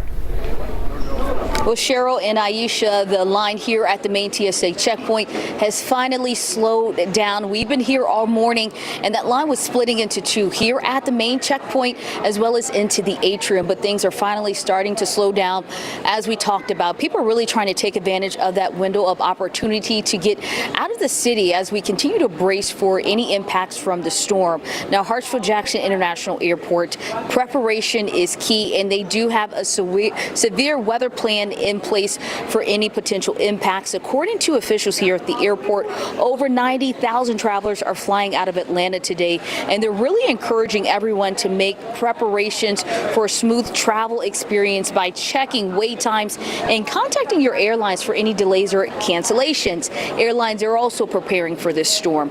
Delta and Southwest, they are allowing travelers to rebook flights in order to minimize flight disruptions. Delta, they're waiving change fees if you're able to book by this coming Tuesday, or if you choose to just cancel your trip outright, you will be issued a credit that's valid for 1 year. Now, so far, we've seen 202 delays and 124 cancellations. And those cancellation and delays, they impacted one couple that we spoke to earlier. They're traveling to Iowa. They're now trying to get out of town today. Take a listen. Well, they kept delaying, and then last night about 10:30 they canceled the flight. And then this morning we went to the airport early because there was supposed to be a flight out, but that was canceled overnight. So I'd say probably 8. We've probably had 8 iterations. Yeah. But thankfully we had a bed to sleep in last night at our son. Now, the airport is reminding travelers that even if the storm has minor impacts here in Atlanta, severe weather across the southeast could impact your travel. And they are prepared for that. They tell us that they will have restaurants open as well as crews working around the clock to keep the airport open in case you find yourself stranded here in Atlanta. Reporting live from Hartsfield-Jackson International Airport, I'm Ariana Maniz for 11 Alive. Back to you. Ariana, thank you. While we are monitoring storm damage, the people at Fulton County Lifeline, they're working hard this morning to try to prevent it. 11 Alive's Caitlin Ross reports they're begging people to step up and take what they're calling Storm Foster's home for the duration of Hurricane Helene. Caitlin, why do they need people to help so desperately here? That's a great question. Fulton County Animal Services has 25 pets that are stuck in their old shelter that floods all the time, even with just a small amount of rain. So with the amounts forecasted overnight tonight, shelter volunteers worry it could be catastrophic. They just sent me these pictures of some of the animals that are still stuck in that shelter. Volunteers are with them around the clock. They're hoping that people in Metro Atlanta will be willing to foster these pets and keep them safe during the storm. Volunteers are not only worried about flooding, but power outages or possible damage to the shelter. If you're able to bring a pet home, they'll provide food, toys, and leashes for the pets. The shelter coordinator told me they'll be there until at least 2 p.m. today. So if you can swing by and pick up a storm buddy, that will really help to keep these animals safe. I like that. Storm buddy. We all need a storm buddy. You can do a lot of good for Fulton County. In the meantime, Caitlin, thanks a lot.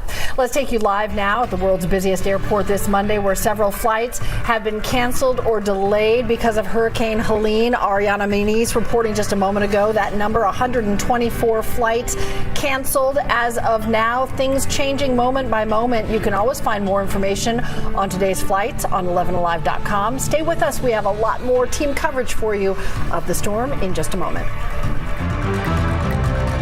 How I was able to afford it. I joined the Oakland Police Department, and I was good at it, involved in undercover operations and making felony arrests. But I knew that there was something more, so I ended up transitioning into journalism, where this is where I am supposed to be, and I've been doing this for almost 30 years now. On 11 Alive News, defective fire hydrants. We found hundreds across Metro Atlanta broken, or worse, running dry. From inspections issues to repair problems, our investigation uncovered several factors leading to faulty fire hydrants. And we explain how you and your family may unknowingly slow down firefighters by limiting access to hydrants. Scan the QR code right now to watch. When it comes to public safety and our emergency services, the story is only on 11 Alive News. It's a wonderful feeling to be a journalist in my hometown. People that knew me when I was little are watching me, and so I want to make sure that I get stuff right. Good journalism is impactful, whether it is taking on something that needs to be changed or touching somebody. This is my city just as much as it is yours. So when I'm out, when I see people, it's, hey, how are you? It's what's going on in your world. Because even when I'm not at work, people still trust me.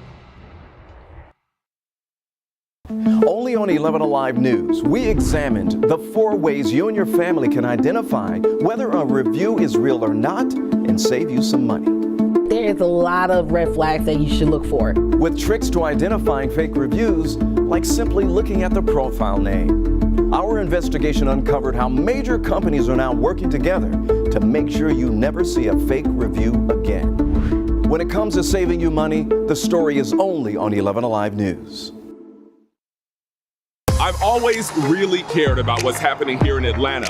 This is home. I was born and raised right here in the city. Welcome back to 11 Alive Midday. We are taking a live look right now. This is a look at Key West, Florida. You see those waves crashing on shore right now. That surf is intense. They're talking about storm surge there higher than 10 feet.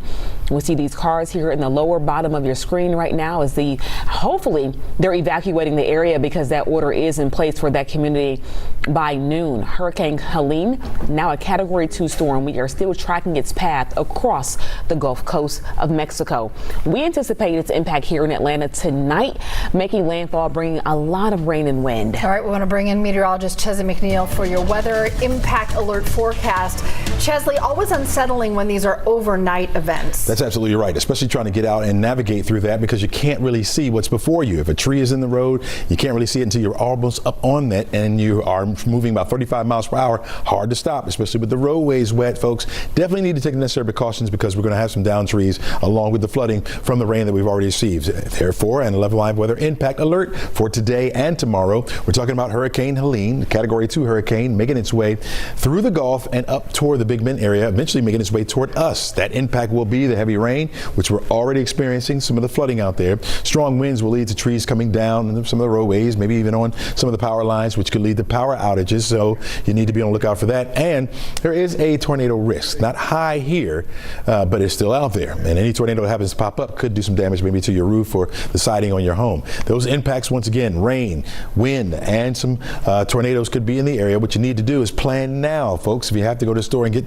anything, go right now where the rain is light, because once we get to the afternoon, that rain is going to intensify, makes it harder to travel or navigate. Grab some batteries, make sure you got a charger for your phone, just in case you run out of power. You'll be able to get our updates and also stream our coverage. You're looking at the radar right now and it shows the rain really impacting a lot of the area. It's on the light side. We've got a few moderate pockets here and there, but for the most part, the rain has been on the light side from Helen down through Juneau, Ludeville. You got that light rain. It starts to turn a little bit moderate as you make your way down toward Devereaux. We're expecting more of that to become widespread once we get toward the afternoon. The storm itself well down into the Gulf, as you can see, even south of Miami. We're almost adjacent with Miami right now. We'll continue to ride along the west coast of Florida up toward the Big Bend area where it is set to make landfall there later on this evening. That eye wall starting to become a little bit more defined as well. 105 mile per hour winds moving to the northeast at about 14 miles per hour. So it has begun to pick up some forward speed as well. That's good news because you don't want it sitting over an area, right? You want it to move right on through. It drops its rain, brings those winds, and it gets right out.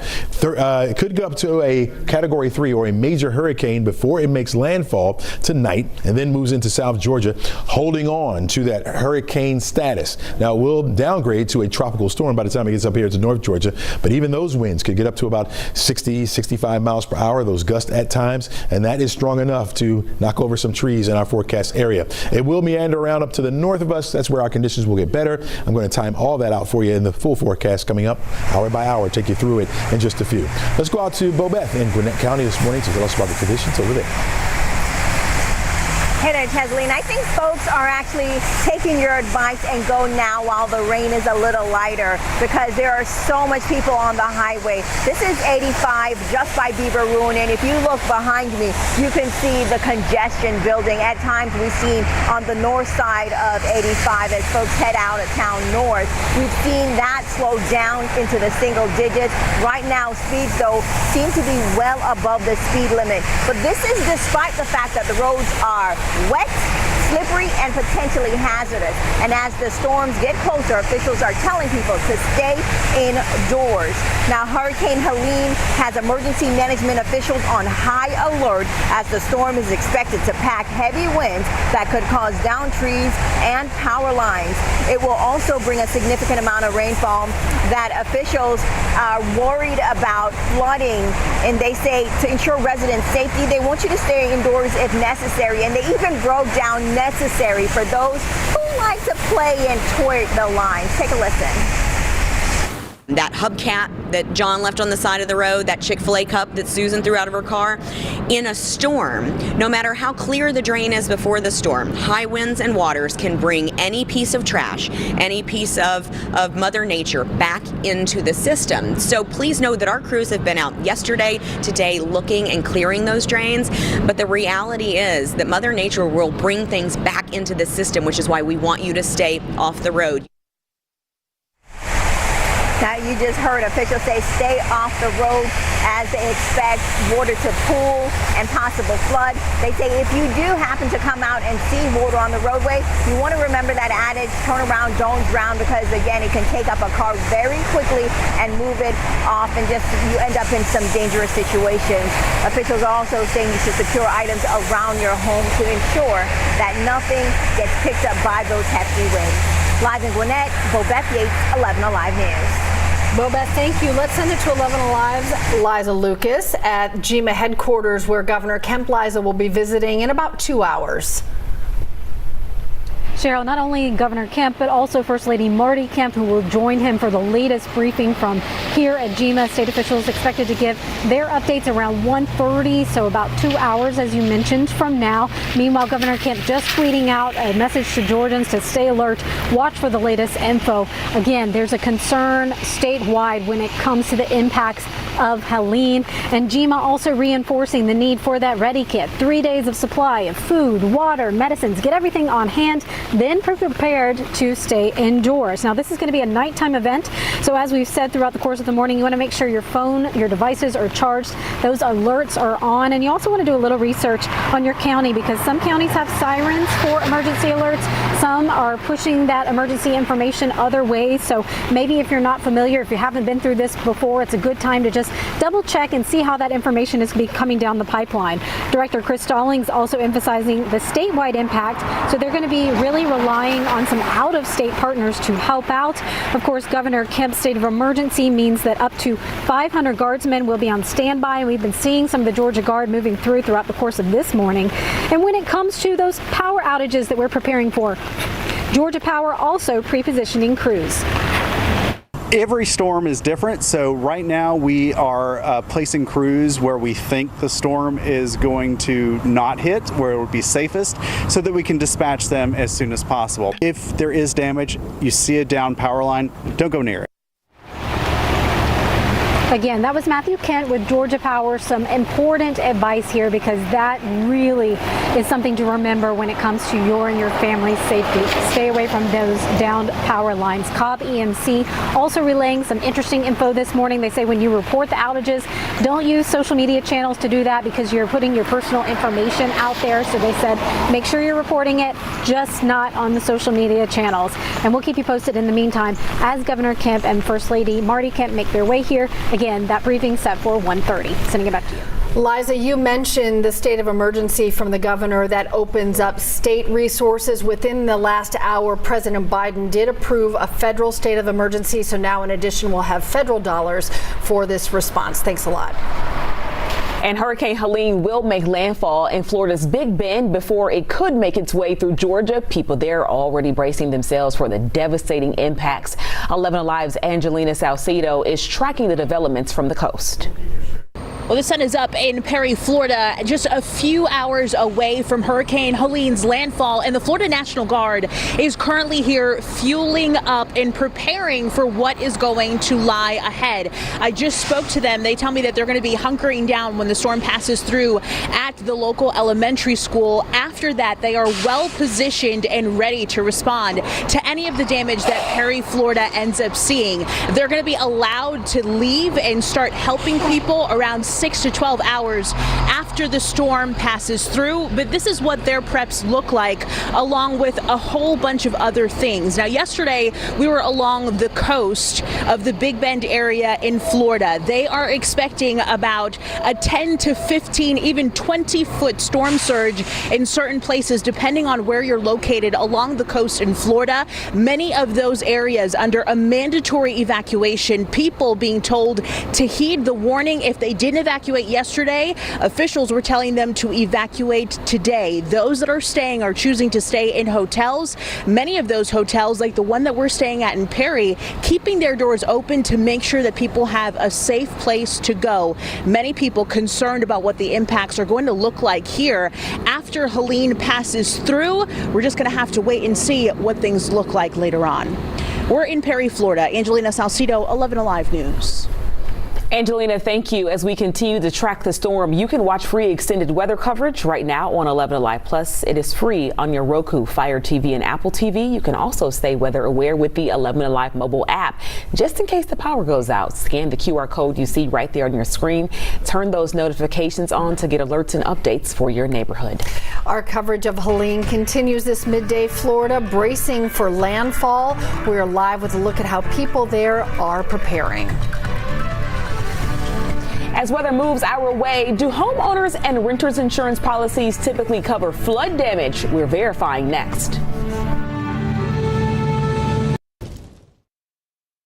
It's a wonderful feeling to be a journalist in my hometown. People that knew me when I was little are watching me, and so I want to make sure that I get stuff right. Good journalism is impactful, whether it is taking on something that needs to be changed or touching somebody. This is my city just as much as it is yours. So when I'm out, when I see people, it's, hey, how are you? It's what's going on in your world. Because even when I'm not at work, people still trust me. Only on 11 Alive News, we examined the 4 ways you and your family can identify whether a review is real or not and save you some money. There is a lot of red flags that you should look for. With tricks to identifying fake reviews, like simply looking at the profile name. Our investigation uncovered how major companies are now working together to make sure you never see a fake review again. When it comes to saving you money, the story is only on 11 Alive News. I've always really cared about what's happening here in Atlanta.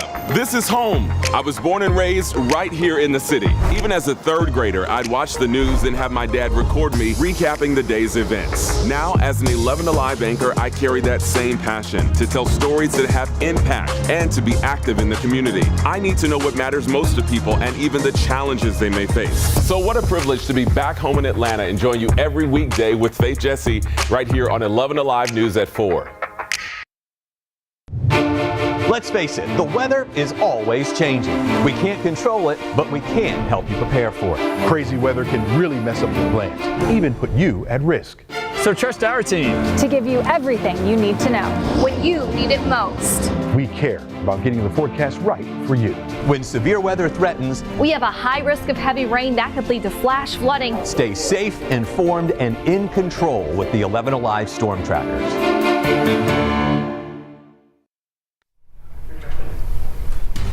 All new at midday, crews are blocking off this sinkhole at Chinatown Mall in Chamblee. We've been talking about the damage that prolonged rain can do. Here's one example. The city says the rain caused a storm line to collapse.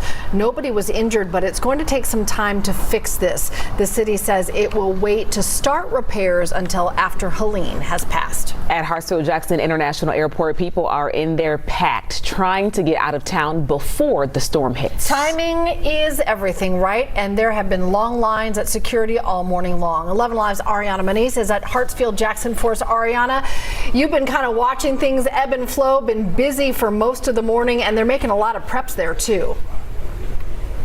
Yeah, they have made a lot of progress. That long line that we saw about 3 hours ago is no more here at the main checkpoint at TSA. We're seeing TSA agents really get people through the lines.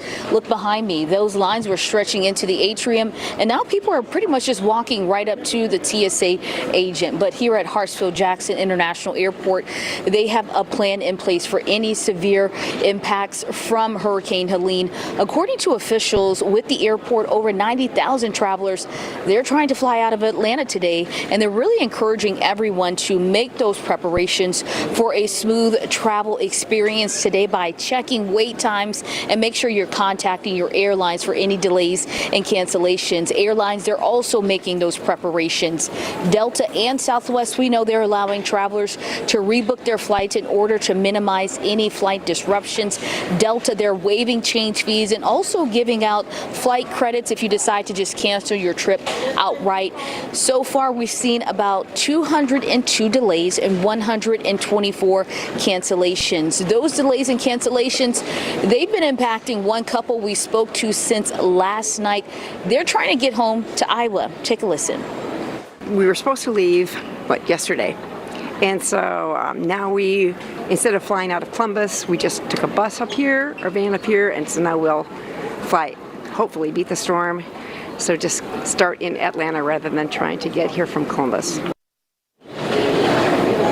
Now, the airport, they're really reminding travelers also that although they may have minor impacts here in Atlanta, severe weather across the southeast, it could impact your flights. And the airport says they're preparing for any potential flight cancellations, and they do have plans to accommodate any travelers. They will have a limited restaurants open, as well as crews here at the airport cleaning around the clock to accommodate any passengers that may find themselves spending the night here in Atlanta. Reporting live from Hartsfield-Jackson International Airport, I'm Ariana Maniz for 11 Alive. Back to you. Ariana, thank you. And we are starting to get our first reports of storm damage here in the metro. Caitlin Ross is tracking it all for us as it comes into the newsroom. Caitlin, what are you seeing so far? So far, we're seeing the impacts of the system that came through last night. That was not part of Hurricane Helene, but absolutely caused damage in the metro, especially in Habersham County. Super high winds caused down trees, destroyed a barn. Further out in Florida, heading into South Georgia, we're starting to see some serious wind and rain moving our way fast. We do still have a few hours to prepare, but experts say you want to be in place and secure by sundown today. If you can safely share pictures or video of what you're seeing near you, please send those into our newsroom so we can make sure everyone is staying safe.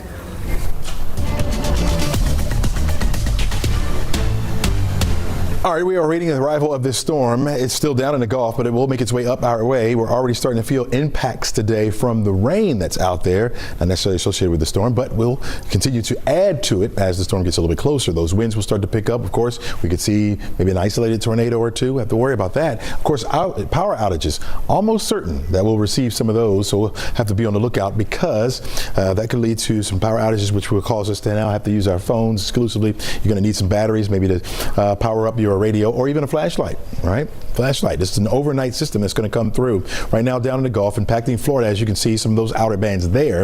It is getting closer to us and picking up some forward speed. Right now, moving to the north-northeast at about 14 miles per hour. Those winds up to 105 miles per hour. So it is intensifying, and we're expecting it to intensify to a Category 3 possibly before it makes landfall over toward the Big Bend area, and then slide up into South Georgia, where it will maintain at least its hurricane status. So you're talking about winds over 100 miles in some of our counties down in South Georgia. Will weaken somewhat as it moves up toward our way, still holding on to tropical storm status. So we'll see winds, especially gusts in the 60 mile per hour range. In some spots, could get up to 70 miles per hour. Continues to slide up to the north, where it will meander around over into western Kentucky and Tennessee. That rainfall, we'll talk about the impacts right now. So the rainfall, again, we could see in some spots, localized spots, as much as 8 maybe to 10 inches of rainfall, maybe even 12 inches in some spots, as we'll be seeing that very very heavy rainfall. We have it light right now, but it's going to add up, of course, as it begins to intensify this afternoon and this evening. That's going to lead to more flooding problems. Where you see those little light green areas, those lines there, that indicates minor flooding along some of our rivers and streams in the forecast area. That's going to start to pick up a little bit because of that extra water. It really has nowhere to go, so it's going to start to pile back up. Here's the probability map that shows us wind probability up to 30 miles per hour plus. Definite, right? 100% over into central and southern parts of the state in Georgia. But as we get up to Atlanta, you got the 90 and 80 percentile. So likely we're going to see those winds up to 30 miles per hour plus, and that will lead to those trees toppling over. Severe weather threat exists mainly over toward the east. That's where we have the higher chances for some spin up tornadoes, but certainly we can see that around here. You see that level 1 threat right on up to Atlanta. That's a moderate risk for severe weather, so it is possible. Tropical storm warning continues for all of North Georgia. Once you get down toward Macon and southward, it's a hurricane warning that we're looking at because of those winds that strong down there.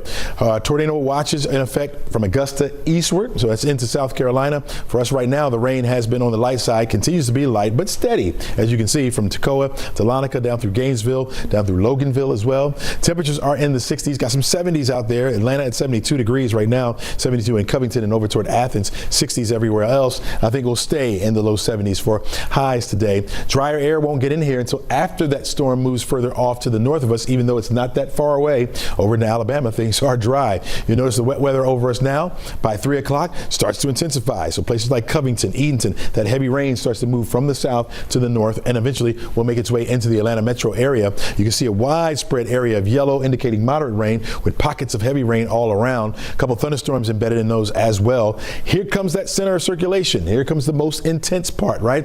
By the time we get to Friday mornings, we'll say 3, 4, 5 o'clock. That's when the conditions will get its worst. We'll have the gustiest winds around and also the heaviest rain around as well. It finally moves up and out of our area by the time we get to 9 and 10 o'clock. Still have some gusty winds, but at least the rain would have subsided a little bit there.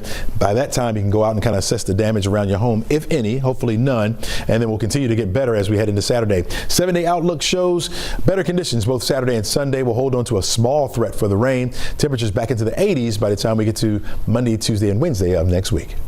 All right, Chelsea, thank you. It is almost time for Atlanta in Company. Let's check in with host Kara Kinnear. What's on tap today, Kara? All right, thanks so much, ladies. Today we're talking and showcasing homecoming season's trending hairstyles. Then I'm sitting down with Out on Film director Jim Farmer for a preview of this year's film festival. And of course, we're going to keep you up to date on the latest weather affecting our area. That's all coming up in 10 minutes. All right, I just heard behind the scenes Chelsea's going to hop over there a little bit too. So stay tuned there on Atlanta in Company. Taking care of everybody. Yeah, we love it. Yeah. Well, Helene is expected to bring heavy rain and flooding. It may be time to check your insurance policy in case water makes its way inside. What options do you have next? You'll see it on 11 Alive News at 4. So my story actually begins in Oakland, California. My mom and dad were blue-collar workers. As a kid, we never talked about college. So I joined the Army for more than 8 years, and that's how I was able to afford it. I got out, I joined the Oakland Police Department, and I was good at it, involved in undercover operations and making felony arrests. But I knew that there was something more, so I ended up transitioning into journalism, where this is where I am supposed to be, and I've been doing this for almost 30 years now. On 11 Alive News, defective fire hydrants. We found hundreds across Metro Atlanta broken or worse, running dry. From inspections issues to repair problems, our investigation uncovered several factors leading to faulty fire hydrants. And we explain how you and your family may unknowingly slow down firefighters by limiting access to hydrants. Scan the QR code right now to watch. When it comes to public safety and our emergency services, the story is only on 11 Alive News. It's a wonderful feeling to be a journalist in my hometown. People that knew me when I was little are watching me, and so I want to make sure that I get stuff right. Good journalism is impactful, whether it is taking on something that needs to be changed or touching somebody. This is my city just as much as it is yours. So when I'm out, when I see people, it's, hey, how are you? Get ready for Hurricane Helene. More information for homeowners to be on the lookout for flooding as it can cause so much damage to low-lying areas. Brandon Lewis from our National Verified team looks into whether traditional home insurance plans typically cover damage from floods. Severe weather can bring significant rainfall and damaging storm surges, which floods low-lying communities. While most people have traditional homeowners or renters insurance, some people may find they might not have coverage to rebuild after a flood. So, let's verify. Do homeowners and renters insurance policies typically cover flood damage?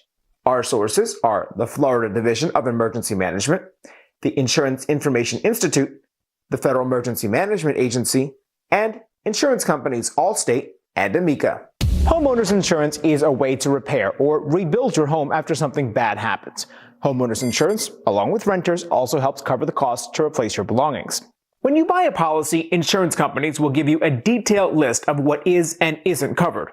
The major insurance companies we check with say flooding isn't covered in standard policies, but you can purchase separate flood insurance from a private company or a policy that's backed by FEMA's National Flood Insurance Program. So, no, homeowners and renters insurance policies do not typically cover flood damage. Flood insurance policies usually require you to purchase them at least 30 days before they take effect. If you didn't buy coverage ahead of time, FEMA also offers some assistance to people who live in areas that receive a presidential disaster declaration, but it's typically much less than what flood insurance would cover. With your Verify, I'm Brandon Lewis. Brandon, thank you. Our Verify team is dedicated to getting you just the facts. If you have something you want us to look into, reach out. You can send us an email to verify@11alive.com or text the word verify to that number you see right there on your screen. That's 404-885-7600. Chesley. All right, take a look. We are looking at Helene, the path of the storm. Category 2 right now, but could become a Category 3 before it makes landfall and then head further off to the north where it could move over our area. We're going to break down those impacts for you and let you know when things will be over with in the 7-day outlook in the field. Just Melissa North. Rain is moving into Atlanta now. Plus, we'll help you make smarter decisions that'll save you money. When it's happening in the afternoon. You'll see it on 11 Alive News at 4. So my story actually begins in Oakland, California. My mom and dad were blue-collar workers. As a kid, we never talked about college. So I joined the Army for more than 8 years, and that's how I was able to afford it. I got out, I joined the Oakland Police Department, and I was good at it, involved in undercover operations and making felony arrests. But I knew that there was something more, so I ended up transitioning into journalism, where this is where I am supposed to be, and I've been doing this for almost 30 years now. On 11 Alive News, defective fire hydrants. We found hundreds across Metro Atlanta broken or worse, running dry. From inspections issues to repair problems, our investigation uncovered several factors leading to faulty fire hydrants. And we explain how you and your family may unknowingly slow down firefighters by limiting access to hydrants. Scan the QR code right now to watch. When it comes to public safety and our emergency services, the story is only on 11 Alive News. It's a wonderful feeling to weather impact for today. You're looking at a chance for that rain. It's raining right now. As a matter of fact, it's going to intensify later on this afternoon. Will linger into the morning on Friday. Things should get better by Friday afternoon. In fact, look at the weekend. You're looking at partly to mostly cloudy skies Saturday, partly sunny skies on Sunday. Only a 20% chance for the rain. Back to the 80s as we head into next week with that sunshine returning. Can't wait for that. All right, Chelsea, thank you. It's not possible for us to hit fast forward, but we are already looking ahead to the weekend, Saturday, Sunday, looking pretty nice. But let's get through this together first. We will see the sun again. Yeah. Together, yeah. We're also going to continue streaming for you on the 11 Alive app and on 11alive.com. We're going to keep you ready for anything that heads our way. Thanks for being with us for 11 Alive Midday. Be sure to tune in again here for the news at 4. Stay safe as you're getting ready for Hurricane Helene.